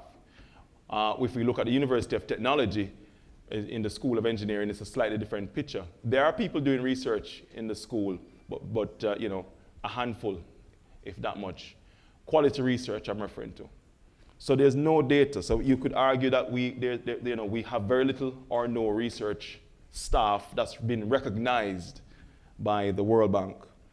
Now, if we look more, if we go beyond Jamaica, the graph on the slide, the horizontal axis is research and development as a percentage of GDP, and the vertical axis is researchers per million population. And the larger the circle, you know, the more active that country is in terms of both indicators. And you can see that the standout countries are United States of America, China, Japan, South Korea, Russia, all the ones that we hear about, all countries that people happily define as developed nations. Developed because they invest in R&D, which creates innovation, which grows their economy. You know? So it's not, but clearly Jamaica doesn't seem to have the same approach or strategy. And you could argue, well, we're not doing that because, well, we have financial constraints, or we just don't have the vision. I'm not sure which one. So clearly, the countries who we respect as leaders are investing in R&D, and it seems to be helping their economy. And by investing in R&D, you can see that they have significant research staff relative to their population, right? So what are the challenges? Well, maybe we didn't tell the University of Birmingham everything, so now we're revealing our challenges after we've signed our MOU. They've heard the challenges faced by the practitioners. They've heard from Mr. Williams this morning, and yesterday they heard from other members of the GRC staff and also railway engineers in the bauxite industry. But what are the challenges faced by tertiary institutions? And I'm focusing here more on UTech. Well, there are many. One is that there's a lack of research funding. In developed countries, they have what they call research councils. And essentially, they dispense millions of pounds each year. So in the UK, in the United States, these research councils are loaded up with lots of money from the government, and then universities compete to get that money. You heard Professor Clive Roberts speak of the millions of pounds that he has received from the government, which has been complemented by the millions of pounds he has received from industry, totaling 92 million pounds. So Professor Roberts has a lot of money to do a lot of Professor Roberts has a lot of money to do a lot of R&D. And over the next 5 to 10 years, Professor Roberts will come back to a similar symposium and said, from that 92 million pounds, we have created several pieces of intellectual property. We have generated several examples of innovation, and so on. Jamaica does not have a dedicated research council, to my knowledge, that dispenses money. I think our current finance minister offered some cash recently from his ministry, but I don't know if that's going to be a structural situation where it happens year on year, and it was a pittance, by the way, what he offered. So Jamaica doesn't have a culture of the government putting aside significant sums to fund R&D. That's the first thing. The second thing is that within tertiary institutions, there's very low research output, right? There's a higher emphasis on teaching and very low emphasis on research. So when you look at the teaching load for academics in the university, it's very high. There's very little capacity or bandwidth for that lecturer who might have a strong interest in research to find the time to actually undertake it. And then, having been in the UK for over 2 decades and been in research for 15 years, I can tell you that it's not the lecturers who do the research. It's the graduates, the postgraduates, the master's students, the PhDs, and they sometimes, if they have as much money as Professor Roberts, they employ research staff. It's those people who do the research. The academics guide, support, but they're not the ones in the lab coats. So if the university doesn't have a mature graduate program, your research program is going to stall. Even if you give the academics more time to do research, they still need support. At the University of Technology, we don't have that situation in terms of our graduate programs. We have the aspiration, but we are not there yet. So if any of the academics here in the faculty, in the School of Engineering want to do research and they're looking for people to support them, there are very, very few, if any, master's students, very few, if any, PhD students. Oh, have we moved on? So there's a challenge there. The other thing is that, of course, and this isn't only natural, if you're not doing any research, then you're not publishing any journal papers. And if you're not publishing any journal papers, it means that your country is not contributing to knowledge. If you're not doing research, then where are you going to get patents from? So again, you know, I'm talking about the University of Technology, but nationally, Jamaica is not on the innovation map, despite the talent that we have in this country. Because if you're not publishing, then I don't know you. You have to publish. That's how I recognize you. That's how Professor Roberts becomes a professor. He publishes. So we are not publishing. We are not filing patents. And then to get funding outside of Jamaica, you need staff who have a track record of doing research. You need staff who have the educational qualifications. When Professor Roberts, and I'm using him as a good example because he is a good example, when his name goes on a research proposal, it matters. He has a track record, he's a professor, and he's well published. So his probability of getting funding is much higher than, say, someone at the University of Technology.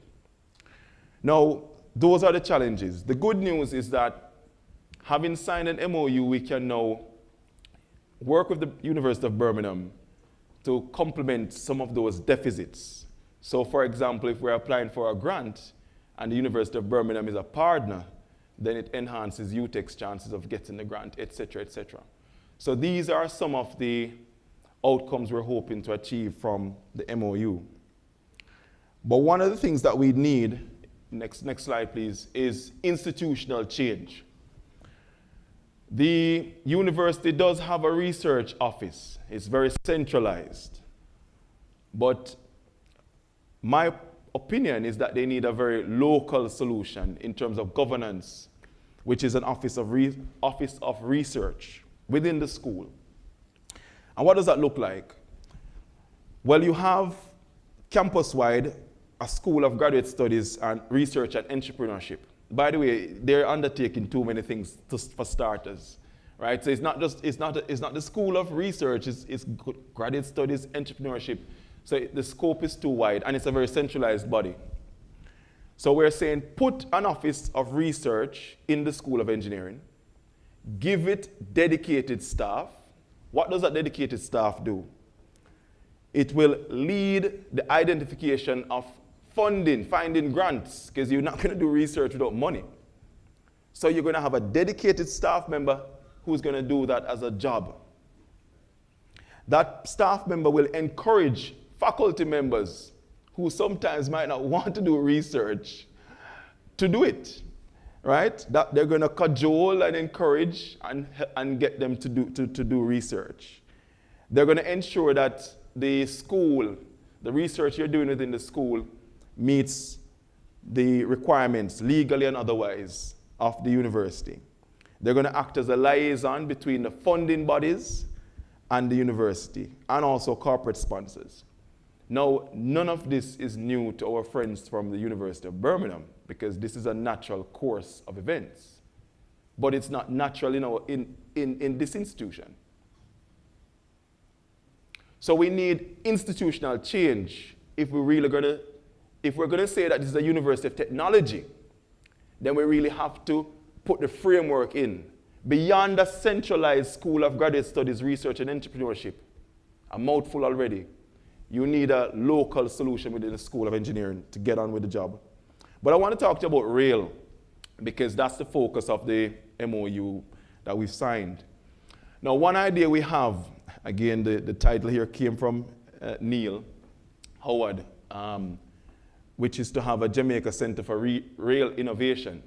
Now, this Center for Rail Innovation is going to need this first. is going to need institutional change in the school. So we already hit the first challenge. Right? Next slide, please. So we are proposing from the MOU arrangement to have something institutional.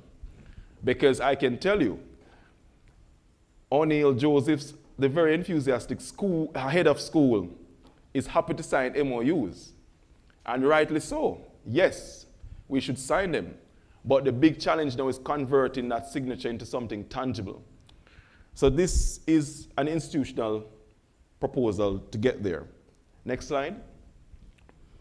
Within this, what we're calling a Center for Rail Innovation, there are 3 legs, and there could be more. Hence, there are other boxes that have no names, because I'm sure Birmingham might fill them for me.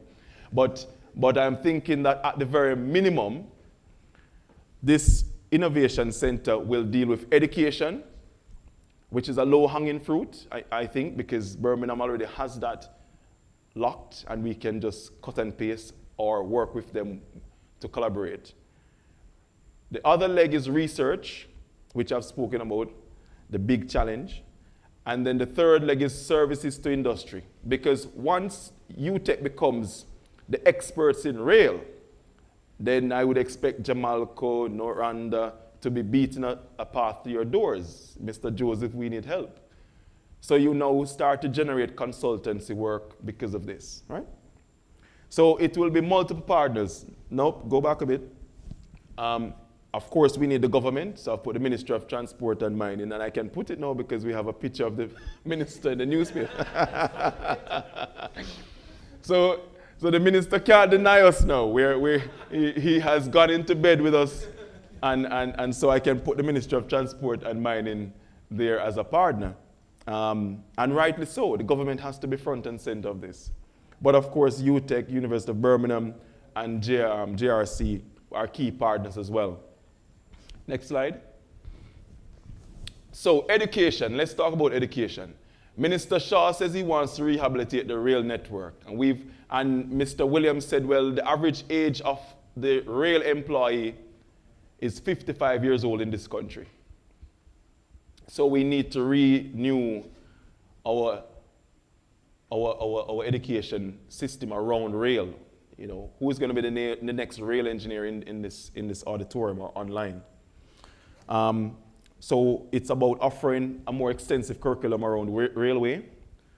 It's about offering continuous professional development to current railway engineers who may benefit from seminars, short courses, conferences. Again, these are low-hanging fruits because I think this is something that Birmingham does on a day-in-day basis, and we can lean on them to implement these things in short order. The perhaps more challenging aspects now would be if you wanted to create undergraduate courses or postgraduate courses, which again, Birmingham offer, but the accreditation and all the rest of it will complicate matters. However, we do know that universities can offer joint degrees. You attend both institutions and get 1 degree. So it's not beyond us to come up with some formula where students might study half or part of their time at UTech and then travel to Birmingham to complete their studies, etc., etc. There are machinations that we can undertake to offer degrees in railway engineering between us and Birmingham. And of course, there are vocational courses as well. And again, Birmingham has their own institution that Professor Clive spoke about. So I see education as a key pillar in this, what we're calling this Railway Center for Innovation. And I believe this is where in the short term, we can start to see some deliverables. Research is key, close to my heart, but difficult. And by the way, I'm having a very honest conversation because if we're not honest, we're not going to get anywhere. So research is going to be very difficult at UTech for the reasons I explained earlier. So they will impact railway research as well. Railway research doesn't escape those challenges. However, this is more a vision at the moment. The vision is that UTech becomes an institution that conducts practical and theoretical research in a broad range of railway engineering topics. That's the vision. And the themes are many. And some of these you heard being spoken about by our friends from Birmingham. so I won't repeat them. But UTech could occupy this space, but occupy this space and Jamaicanize it, making sure that all these themes fit within local needs. This isn't going to be a cut and paste job. You cannot take what Birmingham is doing in the UK and internationally and think it will always work here. And I think that was very evident from the first presentation we had from Noranda, the bauxite company, where their circumstances of getting bauxite from the center of the country to the port is a very meandering topology. So there are many challenges there, and I think that we could be tackling them through these topics. Next slide. So once we become the experts, this is where it gets really exciting. Once the University of Technology becomes the experts, then you will provide industrial services. Because again, that's what other universities in developed countries do. You become the experts and industry comes to you. So in the future, we will be providing, the University of Technology will be providing expert support and advice to industry, to government, to the private sector, right? Helping to apply knowledge and solutions for rail transport. And if this arrangement between the University of Birmingham and UTech delivers this deliverable, this milestone, then we would have really seen something special emerge from this arrangement. But we're not going to get here tomorrow. It might take 5 years or more. So let's be realistic. But this has to be the end game. This has to be the end game. So that when the minister starts to, for however he does it, rejuvenates our railway network, then as the issues come up inevitably, everyone will come to UTech. UTech, we have a problem. Can you solve it? So it's all interlinked. So next slide, please. So I want to just end by briefly talking about funding. And really, funding, when I created this graphic, it bothered me because I said, you know what, this is me being in the UK for the last 2 decades, because if you ask me to plot out a funding strategy in the UK, it would look just like this. You would go to your research council, you would approach charities and foundations where you would get money from your government, and so on, the private sector. So somehow we're going to have to be a bit nuanced. I've added in there optimistically the government of Jamaica for funding. One has to be positive, right? So I've put the government of Jamaica there. I've put foreign governments because I think, again, there is experience within the school of getting funding from international governments, the European Union and the Brits and Americans. If you can collaborate, there is funding there. The private sector, yes, and so on. So there are opportunities, but this is going to be another tough hurdle, another tough milestone. How do you fund this research center at UTech? And here's the thing. If you don't fund it, it's not going to happen. So we have a problem. If you do not fund the research center, it will not happen. So we've had our MOU signing, we've had our symposium. We need to now find monies to take this forward. And that's why I said that we have to have the institutional framework within the school to go out there and find the grants, to go out there and encourage faculty staff to come up with ideas that you can pursue as research ideas. So it's a big challenge, and I think that if nothing else, this symposium hopefully will jumpstart the university to say, hey, you know what, we need to look at this research thing and get serious. So the next steps are quite clear. I've put 5, there are many more steps. So we need a workshop to look at what are the problems. If you're going to do research in Jamaica, what are the actual problems in Jamaica? And I think, well, step 1, to be honest, we are doing it. You know, Mr. Williams told us the problems in terms of GRC. We heard from other members of GRC yesterday.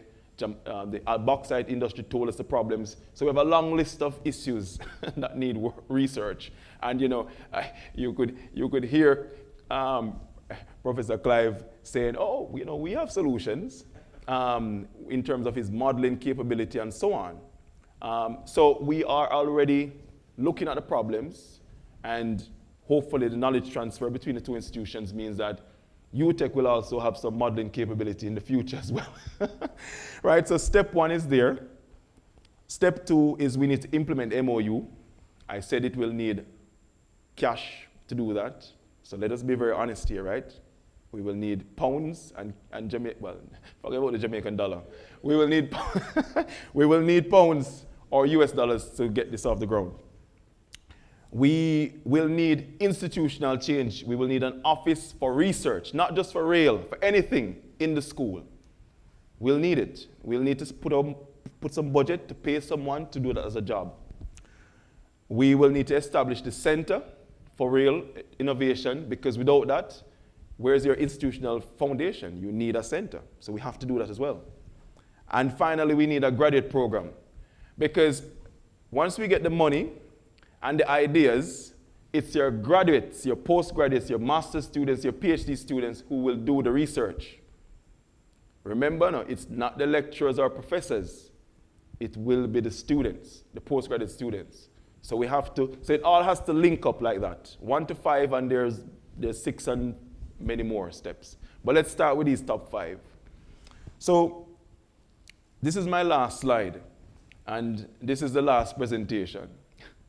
But I thought it important to end on a sober note, because we had the high of the sign-in, and we're still on a high, but now we need reality, so that we know that there's work to be done. And one thing I can say to you, I've been working with the University of Birmingham now for several months. The one thing I'm in no doubt of is their commitment.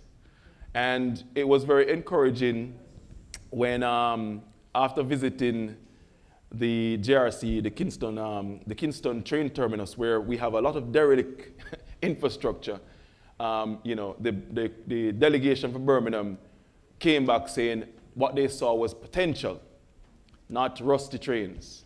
So I think they also have a strong dose of reality in terms of what's possible. Dr. Coombes has shown us that those rusty trains can be put back into service. And you all love Dr. Coombes, right? He's the most popular presenter in this symposium. So if he says something can be done, it can be done. So I'm going to end there. I'll happy to take questions. I'm not sure if, I'm not sure if we will have any student presentations. Oh, we will. So there's still more to come. So if you're planning on drifting off, please, we have a presentation from UTech students, and then we will close our symposium. No, Oniel is going to ask me a question. Oniel is my very good friend, so I think he'll be nice to me. Go on, Oniel.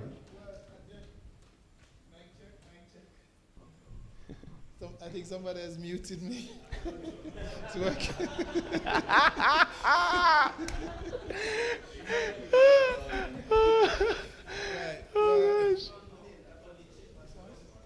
Mic check. Yeah, thank you. Okay. Right, very good presentation, Dr. Brown, but also very bold. And I think you've kind of just put it out there, and you are very frank. And it was an expose, because I wouldn't have been so honest and open. I wouldn't have been so open. I would have been honest. But there are some things about UTech that really needs to change, and particularly with respect to research. And I appreciate how frank you have been. And but I just like to correct some things, if you don't mind. Yes, please. So there is a graduate program, initially being led by Dr. Campbell, who is here. We do have graduate students doing research. We just graduated one PhD candidate just last month, sorry. There's another candidate also, and we've graduated candidates in the past as well. So we have, our graduate program has like how many students now? Perhaps like 10 or 15 students currently. And we've been running our graduate programs for a long time, good while. It's not in the best shape that it could be. It is not funded, particularly the way that we would want it to be funded. The type of research that are done, I think, could be broadened and could be more industry and specific to some of the problems, real problems like the ones we're looking at now, and so on. So I just wanted the world to know that, the 22 countries that are watching and so on, to know that there is. I'd like to also say something about research in Jamaica, because I think you made mention of research at universities, generally speaking. And what we have observed is that research actually does take place both here at UTech and at other institutions. What we are not seeing enough research in are areas of engineering and the technical area. And we feel that the reason why there is not enough research and focus in those areas is because of the resource constraints. As you can imagine, that to do proper research in engineering really requires extensive resource mobilization and involvement. So I think that's where the issue, I think the country, and this is my belief now in respect to the country, that the country has largely abandoned those technical areas of research because of the resource constraints. And I think, as you've rightly said, that the talent we have significant, we've seen it every year when our students come in and perform very well, some of which are here. They may be a little shy. But they are very, very good students. Very, very, I mean, you're an example of that, Kevin. And we do produce in fact, there's a university in the States, actually, right now, who said to me, give us 6 PhD students right now from engineering. We fund everything. We just need 6 or 7. And they say any number we can give them yearly, we'll take it. Wow. From engineering. And it's because 2 students went there and did so well from engineering. And now that student is a professor or assistant professor there at that university. So we feel we have a strong engineering program. However, we've done it. We've been able to do it with the lack of resources that we've had. Lack of physical resources and human resources. It's really bad. And I did make that special appeal in my remarks yesterday, that the constraints that we're having is really a resource funding constraint. So you've hit the nail on the head where those issues are concerned. But I just really wanted to put those points in. Thank you. No, thank you, Oniel. Well, I didn't say you didn't have a graduate program. I just said that it perhaps didn't have the capacity required to pursue world-class research. So I'm always encouraged to hear that we are graduating masters and PhD students, but clearly we need to scale that activity. So, but yes, there is a foundation of sorts. Thank you. Hi, Dr. Brown. I'm Doreen Duncan. I'm a trained urban planner. And I don't really have a question, it's more of a comment and I guess a piece of advocacy. I think that especially in Jamaica, it feels like urban planning and urban planners are always very late to the party. And I think it's, especially as we're talking about transportation as a foundation, especially in cities and towns, it is integral that as you're planning out this research consortium, that urban planning and urban planners are a part of that conversation. Just as a little piece of research that we're doing, the transportation plan for 2030 was talking about advancing and advantaging public transportation, bus on the streets. And it's really urban planning practices and policies that are making buses so inefficient and so slow. Parking requirements, so many other policies that planners create can really impact the success of alternative forms of transportation. So I guess that's just a piece of encouragement and hope that, as we're having more of these transportation conversations, that people from the School of the Built Environment, planners and designers are also, a part of these conversations. Yes, well, the short answer is they are. we have been interacting with the built environment. In fact, we had faculty members here yesterday. But yes, it is, whatever we're discussing here, railway has civil infrastructure, so it will be multidisciplinary. Even if it's being led by the School of Engineering, you know, I'm sure we'll have partners across various faculties.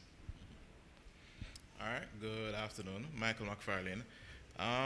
First of all, I guess I can say out of experience going through the UTech graduate program, I can see where there is a shortfall in research. When I was doing my dissertation and looking at a list of historical dissertations, I did architecture, by the way. Everything was kind of focused around Kingston because, you know, it's kind of hard to do a research project in Trelawney when you live in Kingston and going back and forth. So it kind of restricts the scope of research. So this is kind of enhancing the need of more investment in research. But also, throttling back, I have seen many times where research has been invested in, done, paid for. You know, you get good results out of it, got some good recommendations, and then it falls flat on its face because either it's presented poorly or, you know, it doesn't align with how someone wants their ideal scope of Jamaica to look. So I think moving on from research is also important to understand how we market it, how we present it to others, and ensuring that, you know, I think if a railway revitalization of Jamaica, people have different ideas of how it's going to look in their mind. They might think, oh, high-speed rail from Kingston to Mobay, that's half hour. That's nice and sexy. But the reality of it, when the trains start coming in and it's just, you know, it might look the same, like the same diesel trains coming in, but it really works. So I think marketing is going to be important and how we push the research to the public. Yes. No, I agree. And in the UK, over the last 7 years now, universities have to show that their research will have social impact.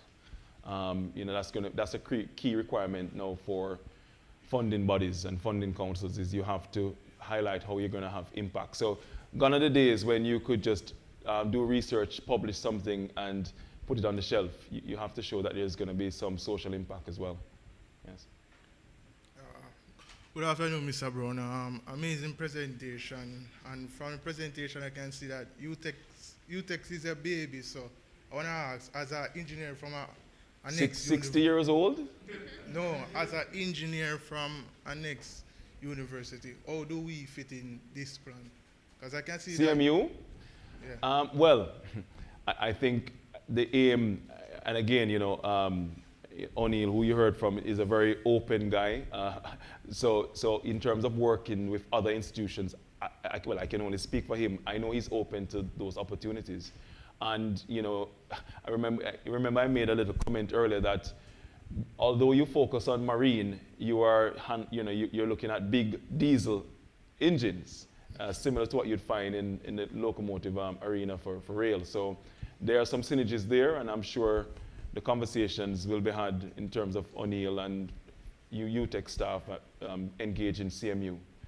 I don't know, Oniel might want to.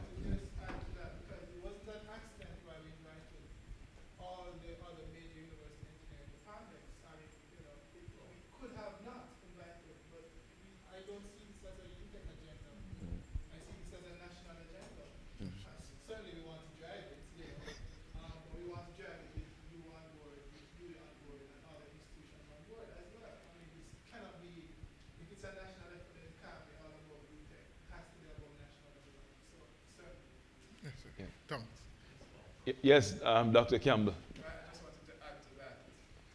Without apology, I'd say CMU is the institution, the national institution for shipping and logistics.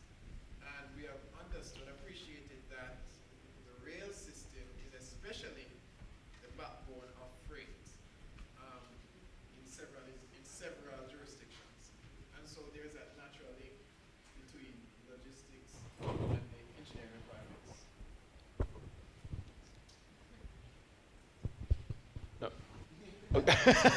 You got the microphone just in time. All right, but thanks for your intervention, Dr. Campbell. Okay, can I say a few words sort of in response, Kevin? Absolutely. So we're obviously here and signing the MOU because we want to do things, and you've laid out a really good plan for how we can move forward together, and I'm really encouraged by that. That's we didn't come to sign an MOU and go home and never speak to you again. So it's really, really important that we've got a plan, and I'm really enthused that there's some clear steps to move forward. Just picking up on the previous conversation, I would support that sort of national view of trying to do this and bringing in people that can contribute in their skilled areas, whether it's in particular facilities in diesel engines or people that have skills in economics or whatever, because I think I observe that national effort, and people will be stronger working together than trying to do competing things at institutions next door to one another. And that's certainly how we work within UCRIN. I perhaps didn't say, but I lead UCRIN, but there's 8 founding universities in UCRIN. And we've now grown to 21 universities, and I'm particularly proud of Cambridge and Oxford and Imperial College asking if they could join. The spirit of what we do in the UK is very much in that collaborative nature. In terms of the things we can do in terms of graduate programs, in terms of education, in terms of research, in terms of some of those sort of industrial consultancy type applications, that's exactly the kinds of things that I have in mind in terms of being able to support you guys with, and we've been talking about over the last couple of days about providing simulation tools and those sorts of things. So we just need to really hit the ground and get on with a few things.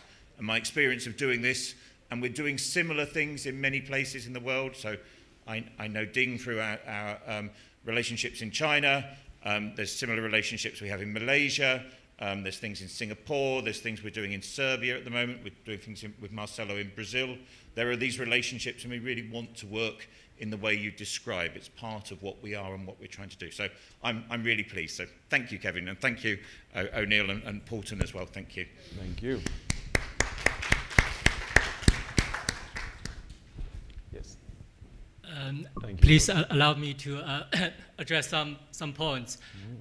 Really appreciate Dr. Roberts. He mentioned my name. We're old friends. Actually, I work in the UK since 2014 and until 2019. So actually, we have a lot of contact with Dr. Roberts. I'm a real specialist.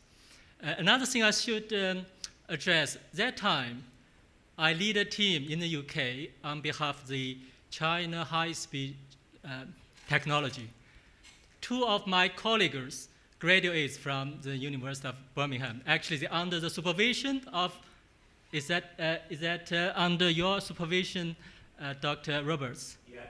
Okay, so they are great engineers, and they have a lot of contributions. So therefore, I can guarantee you the University of Birmingham product very high-profile engineers. And as number 3, I should address. So my mission here is, there's Jamaica have a lot of great visions in the Caribbean regions and in terms of future economic growth. So we try to integrate the UK's high tech and China's massive productive capabilities, and to the Jamaicans. And this is a very good output for this moment. So in terms of 2 things, number 1 is the topic we talk about for the engineering in the Jamaica, revival of Jamaica Railway. I think it's not only the legacy for the country, it's also the future for the country. That's the first one. The second thing, I really appreciate and admire your great experience in the UK and in the research sectors. And I believe that that's great future for the School of Engineering, for the University of Technology. So the something I can see is I can try to, speak with this, because you do mention the fundings could be from the other countries. So it's a great possibility. I'm trying to use my resources to talk various of investors and try to facilitate first for the UK as the first initial step, because you have 5 steps. I hope something happened.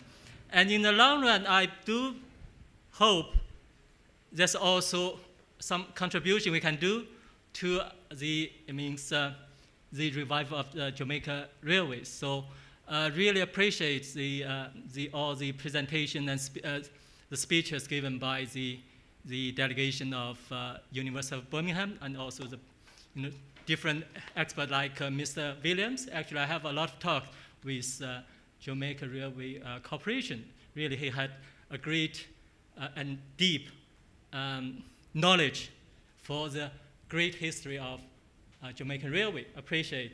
So I think later we can try to bring more resources on board, and really appreciate your efforts as a Jamaican.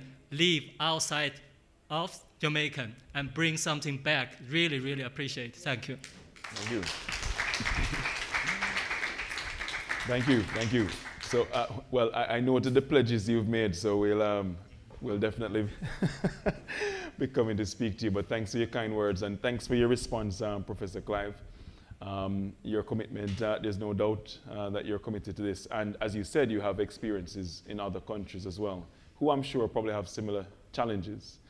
So if there are no further questions, we will hand over to the students who have their presentation.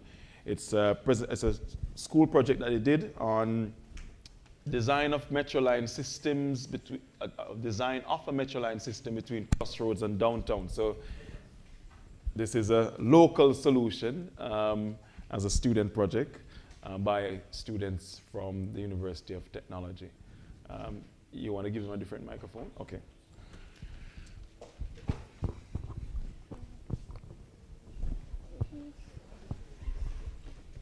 It's so refreshing to see two females as well, as two female engineers. So yes, welcome. Can you hear me? Is the mic on? Okay.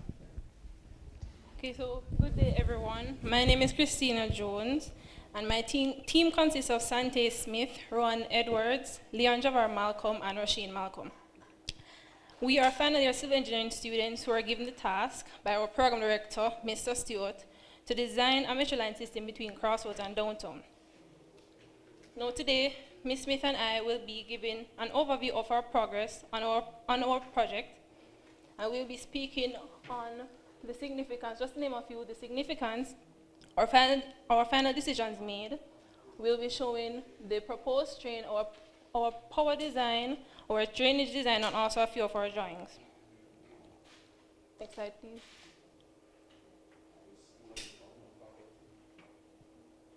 We're final year civil engineering students.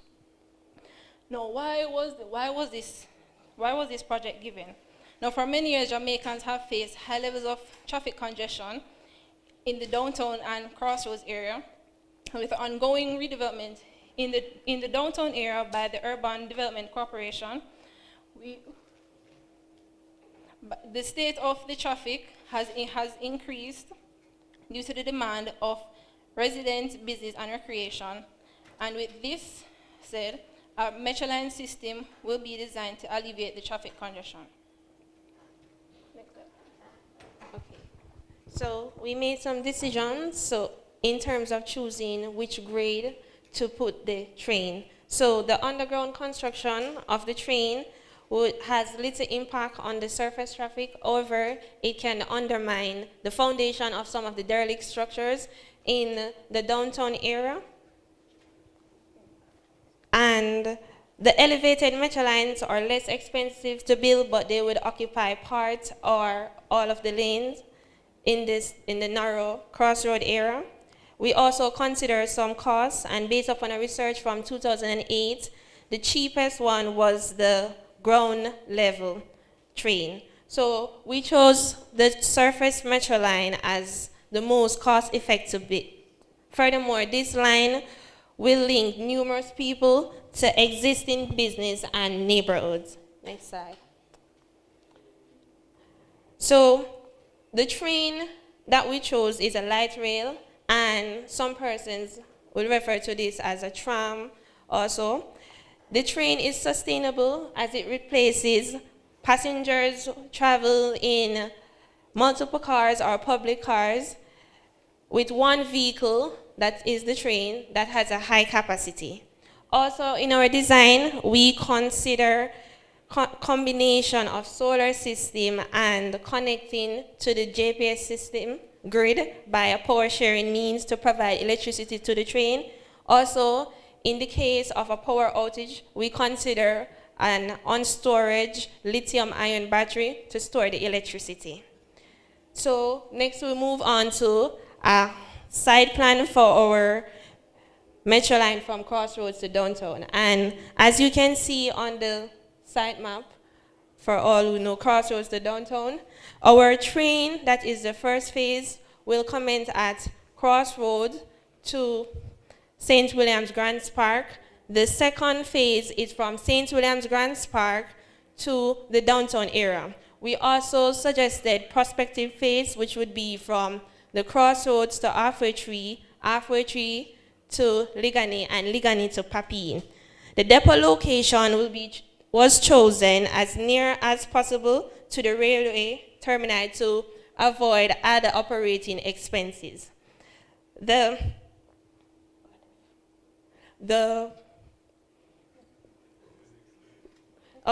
next slide is the contour map of the area. Back. Yes. So this is the contour map of the area. The highest elevation is 70 meters and the lowest is 10 meters. Based upon this, we were able to generate a profile for the existing area with the maximum gradient will be 16.33% and the minimum gradient is 0%. It should be noted that the train maximum gradient that it can go is 60%, so we are well within the limit. Next slide. No, this is our track design, and we'll be utilizing the embedded track, where the rail will be flushed in the pavement and will offer a flat surface to allow vehicular crossing and access to the maintenance vehicles. Oh, this is the proposed alignment of the track. Next slide. And this is a 3D view of our corridor. And you can see where we have 2 parking lanes on either side. The roadway, the train will take up an entire lane, and we also put drainage on either side. Next slide. So, based upon our design, the parameters that were required for our design, we chose the Bombardier Flexity Outlook series. Next slide. This has been successfully used in countries such as the UK, US, France, and Belgium. Based on the features, as you said, this was the closest, such as the narrow gauge, next slide, and the width of the train. We did some calculation, and based upon one stop at St. William's Grants Park, it would take 12.56 minutes to reach downtown. Next slide. Now for our power design, our train should be carrying 105 kilowatts in the 4 axles, and we'll be using 3 power sources. We'll have a catenary wire system, which is our overhead wire system, which will be taking power from JPS, and we'll be using solar panels, which will carry 145.53 kilowatt hour, and we also have a lithium-ion rechargeable battery, which will store 145 kilowatt hour. Next slide. And also, this is also a diagram showing where the rechargeable battery will be stored, which is at the top of the train. Next slide. So, for our design, for the concrete, the top of the pavement, we are considering adding phosphorescent crystals to the concrete, which absorbs light during the day and it reflects it at night. This will illuminate the surface of the road at night for safety and also reduce costs to lit the surface of the roadway at night. Next slide. Now, for our drainage system, we'll be using the rigid drain from Polypipe Civils, which is a company in the UK. We'll be using that for our drainage system, as it is known to resist high traffic loads, and it has a design life of 60 years. Next slide.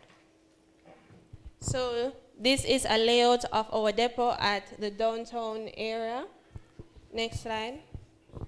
This is our warehouse where the trains will be stable at the end of the day and also for maintenance. Next slide. We also have a multi-purpose building, and yes. So this is the storage and first aid area of the building. Next slide. The passenger area, the layout of the administration area, the control area.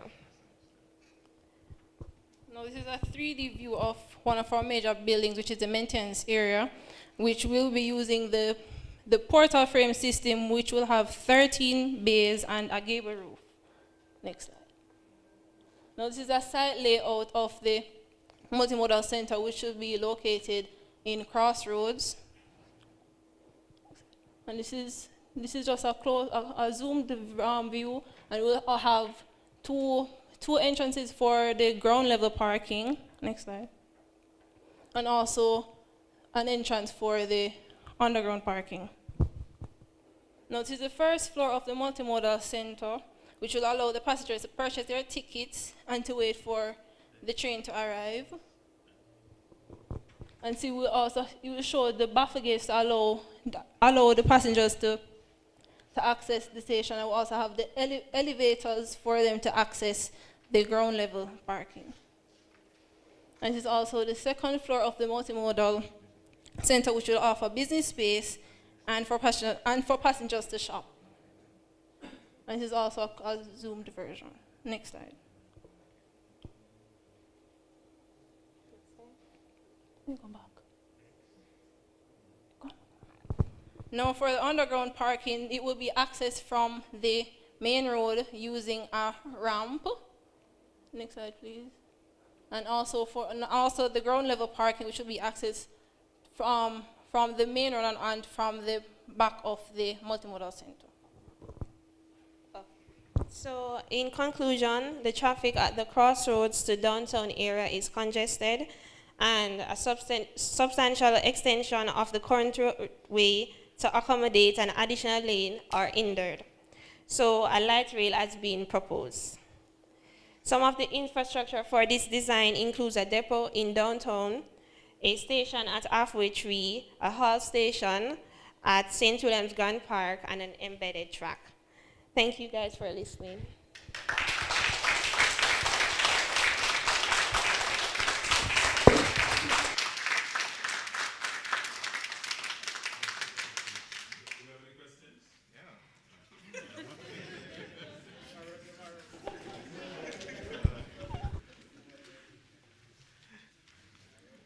All right, good afternoon. I just want to commend you on your work. I know it's probably the first time you've done something like this, and it's actually impressive the amount of work you've done. And it's not easy doing something new or being the first. So I'd like to commend you on that. But one thing I'd want to comment on is that Kingston originally had a tram system, as you may have known, and I noticed that the route that you've designed is fairly similar to what has existed. Was the original tram route one of the motivations for that design? No, we actually found out about it in a meeting last year. Oh. And I've asked Mr. Williams about it this morning, so I actually just found out about it last year. Okay. But it's very impressive that it almost follows it exactly, because it used to go straight up Orange Street all the way to Crossroads. Actually, I haven't even seen the route. I just so it's kind of impressive that even with your research, it kind of leads back to what the research was done. The ancestors, Yeah. So I just wanted to make mention of that. This was really good work. You guys aligned a light rail as well as designed buildings. Thought about drainage. It's so comprehensive, and I think I'm an adjunct lecturer at the Caribbean School of Architecture, and this is the kind of holistic thinking that we're trying to, or at least I was trying to sort of integrate with the design projects there. And this project seems like a really cool opportunity for a collaboration between the two schools. So who has the power to do that? Please look about that.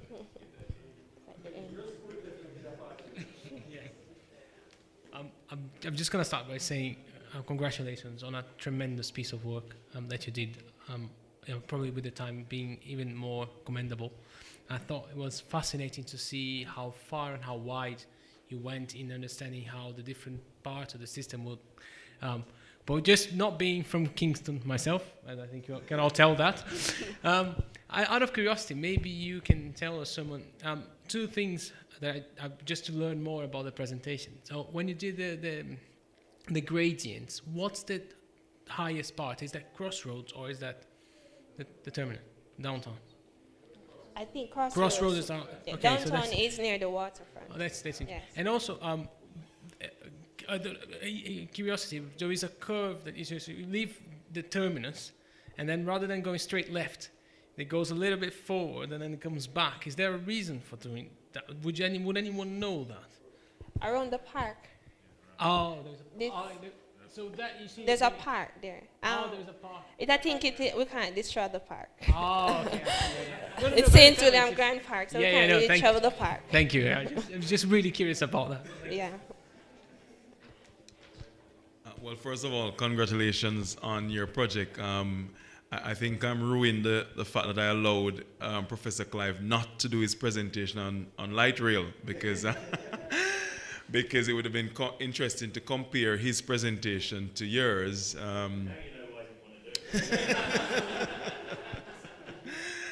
But nonetheless, he's here, and you can perhaps still have a look at what he was going to present. Yeah. So congratulations on your project. And again, it's really good to see female engineers. And I highlight that point because when I was doing engineering at UTech, there was only one female, single brave female amongst us men. You may remember her, Mr. Bennett Moya, who was the single female in our class. My question is, you didn't present a cost model. I don't know how much, if you did, I missed it. How much is this all going to cost? Oh, so our cost model was based upon 2008. That was actually, we did it based on literature review in order to select which train. But the current train, it is still an ongoing project, so we haven't done a cost as yet, because it's still ongoing. The final submission is actually May, so it's an ongoing project at the moment. Okay, yes. It's interesting because I thought I'm just thinking of quantitative surveyors, they'd cost up everything before you get this far. So because you've gone quite far into your design without knowing the cost. I find that a very interesting approach. But anyway, yeah, that's the only thing I can comment on. Well done to you guys. Well done. Thank you. Yeah, I should say, as a train specialist, I really like the ideas, things in terms of power supply.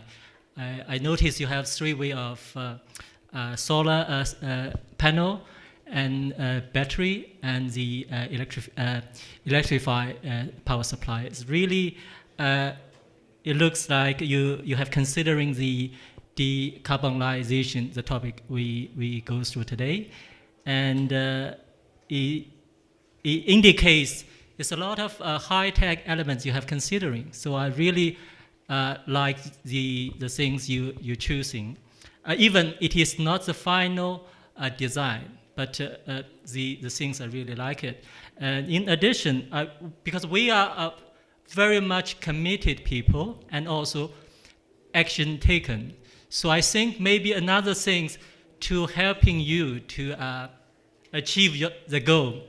I mean, I will try to facilitate your air ticket to visit China to see the light rail or metro.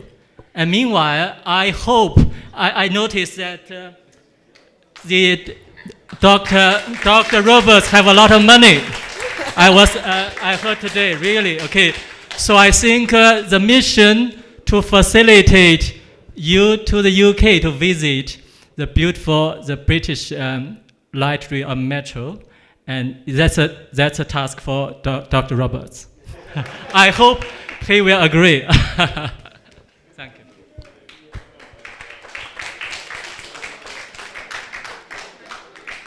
But it's hard to follow that too. But just one more thing to note on the previous tram system that was in Kingston. The Rio Cobre Dam was actually built to power that. So that was completely carbon, well, you could say it was decarbonized from that. So all of that system was completely hydropowered. So that's probably another thing you can look at, probably restarting the dam to get power going to that. Yes, thank you.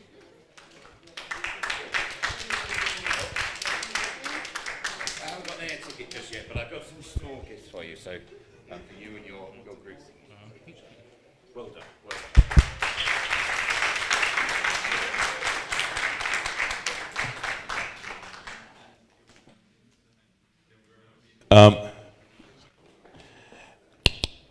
Thank you. This microphone is in and out. Okay. I am a bit speechless with excitement really by what I just saw. The fact that this project was undertaken independent of University of Birmingham MOU. You know, their academic supervisor had the vision to ask them to undertake this project. And I'm just so pleased to see how they've gone about it. But it also highlights that, I guess, history keeps repeating itself, because we had, as one of the commenters said, we had a tram system in Kingston. We had a tram system in Kingston, again, something from the colonial time. So we're now going back there, well, at least conceptually through this project. But it's an interesting project nonetheless, and let's see what traction it gets outside of the university, because there is a lot of congestion in Kingston, and perhaps light rail is the solution, perhaps. Okay.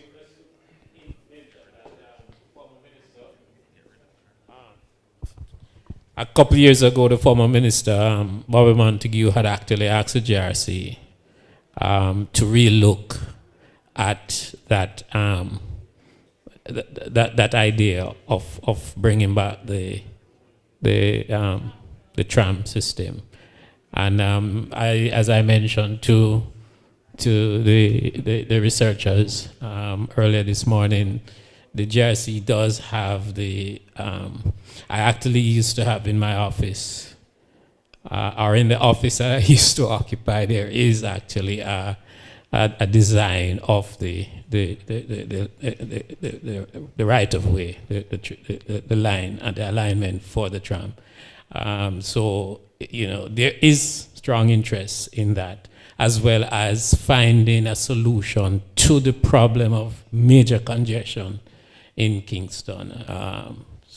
And Mr. Allen mentioned yesterday that coming out of that exploration was a look at using the gully channels, or it was somebody else who I think had mentioned that. It was the minister. All right, but that initiative actually took place a couple of years earlier. An assessment and preliminary costings were done, which are ridiculously high.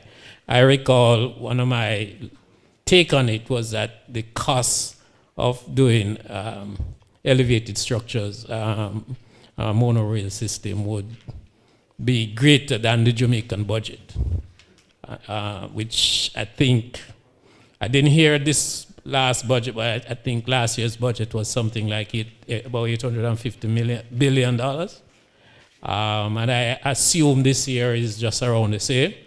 And immediately, my indicator tells me that that's an improbable situation. So, but these interests are there. And clearly this, which I'm happy for, to see this symposium bringing out all of, and bringing together, and the way forward, all of these ideas. So I'm quite excited and do believe that indeed the rail is the future, as Adam said, just not just our legacy, but it is indeed the future for Jamaica.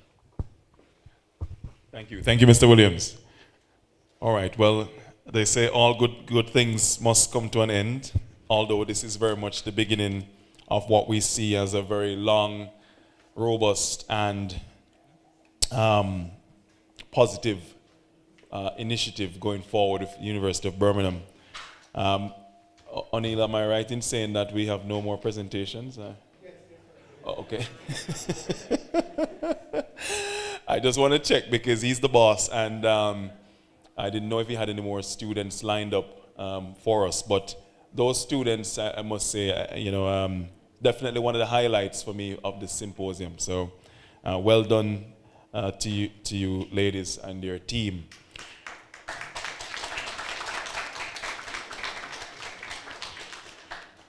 So ladies and gentlemen, I'm going to just wrap up. I think what I will do is I will ask Mr. Oniel Josephs perhaps to give some closing remarks. And then, I don't know, maybe Mr. Polton, no? Oniel will cover it? Okay. So we'll have closing remarks from Mr. Oniel Josephs. He's the head of school for engineering. And then we'll allow Birmingham to choose who. I assume it will be Professor Clive to respond. And then we'll wrap up from there. So, Oniel?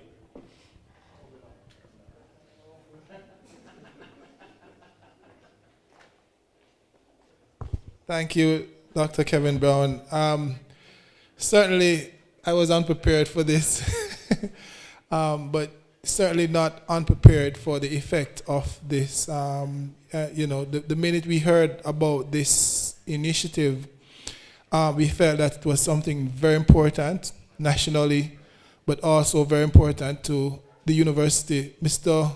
Paulton Gordon continued hinting at it for several months and was telling me that something major is coming in the rail, but we can't tell you what it is yet. Until he eventually told me. And the minute he mentioned it, I was on board, and I knew at that time that this would have been a phenomenal project. We're not just judging, the turnout was good. We had online upwards of about 130 persons watching. And even right now, I think there are still a good number of people online watching and streaming live, and consistently so as well. So even at this late stage, on a good Holy Thursday, we have people still tuned in. So to those persons online, let me just tell you a very big thank you for maintaining your presence. One, I just like to thank the Birmingham team for making the trip. I know it's not just the weather, and it has to be more than that. And you've been a very good set of presenters. You've been a good audience. You have really cooperated with us and have accommodated us in terms of, perhaps even our late start. I didn't see any frown on your faces this morning, so we're happy for you. I'd like to thank our presenters outside of the delegation. I recognize Mr. Clive Fitzroy Williams, who has, again, at the very beginning, indicated that this is a big interest of his and never declined the presentation that he made today. And, at the end of it was a very good presentation. So thank you very much. Dr. Brown, I should have left you for last because you're certainly not least. But, we've been having the time I met you in 2006 in Nottingham, we've been talking and exchanging ideas about the growth and our country and what needs to be done, and we've always felt that more can be done, and this is just the translation of dreams and visions and ideas coming to fruition, and we're happy that our minds could have met, and this is unfolding. So you are a phenomenal guy, And I, thank the university, thanks you, and the country, I'm sure, will do so as well. Let me also say a very, very big thank you to the BATV, the Business Access TV, your chairman, Dr. Brown, who is not here, just slipped in earlier. I mean, kindly say to him that we appreciate the value that you have brought to this symposium. I'm sure you will tell us the value eventually, but I'm sure it's a lot if we had to pay for it. So thank you very much. You're a big partner, and we'll be seeking to partner with you along this journey that we're on. I know when things get big, then more people come online, but certainly even before it became anything, you saw the interest, and so we're grateful for the partnership that you have had. We've had students from CMU, we've had students from UE, we've had representation from other entities, we've had representation from the bauxite companies, even though we still have a representative from the bauxite, Windalco. We had Jamalco here, Naranda bauxite, and so at least that was well represented. We had, so the representation was good. We had a critical stake. We had the Ministry of Transport and Works here as well, not to mention the minister himself. So time would not allow me to go through all the contributions that have been made to the success of this symposium. Somebody told me that you don't even realize how the effect of this is far beyond our comprehension, as we can immediately perceive. But we're grateful, we're thankful that it happened, and I'm just going to stop now and allow the Birmingham team to come and say their few words. Thank you.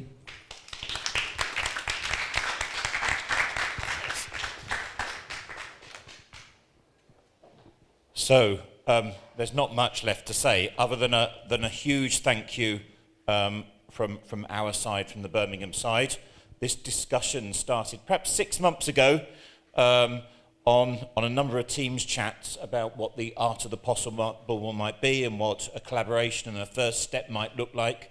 And it's really nice to be here and have had 2 days of really interesting talks.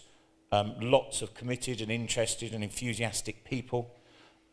We keep talking about the potential, but everything, just the physical assets, but also what people say, shows the huge potential here. So we're really excited to be working with you guys and looking forward to contributing going forward. I know how much work it takes to organise these sorts of things, so thank you to everyone that's in the room now, but all the people behind the scenes that will have done lots of running around. So please pass on our thanks. And thank you, Kevin, for coming with us and also for chairing superbly. You've done a superb job. Thank you very much. So I look forward, and the team at Birmingham and others at the team at Birmingham look forward to seeing you again soon. Thank you very much. Okay, thank you very much, Professor Clive Roberts. So the final thanks really goes to you, the audience, those of you who made the time over the last 2 days to be here in person, those of you who joined online as well. I hope you have been energized and have now renewed your interest in railway in Jamaica. As the minister says, it will return. So get ready. And I just want to end by thanking you all, those behind the scenes, our technical crew, the video crew, social media crew, and everyone else, the caterers, everyone who has helped to make this a success. Thank you very much. Thank you.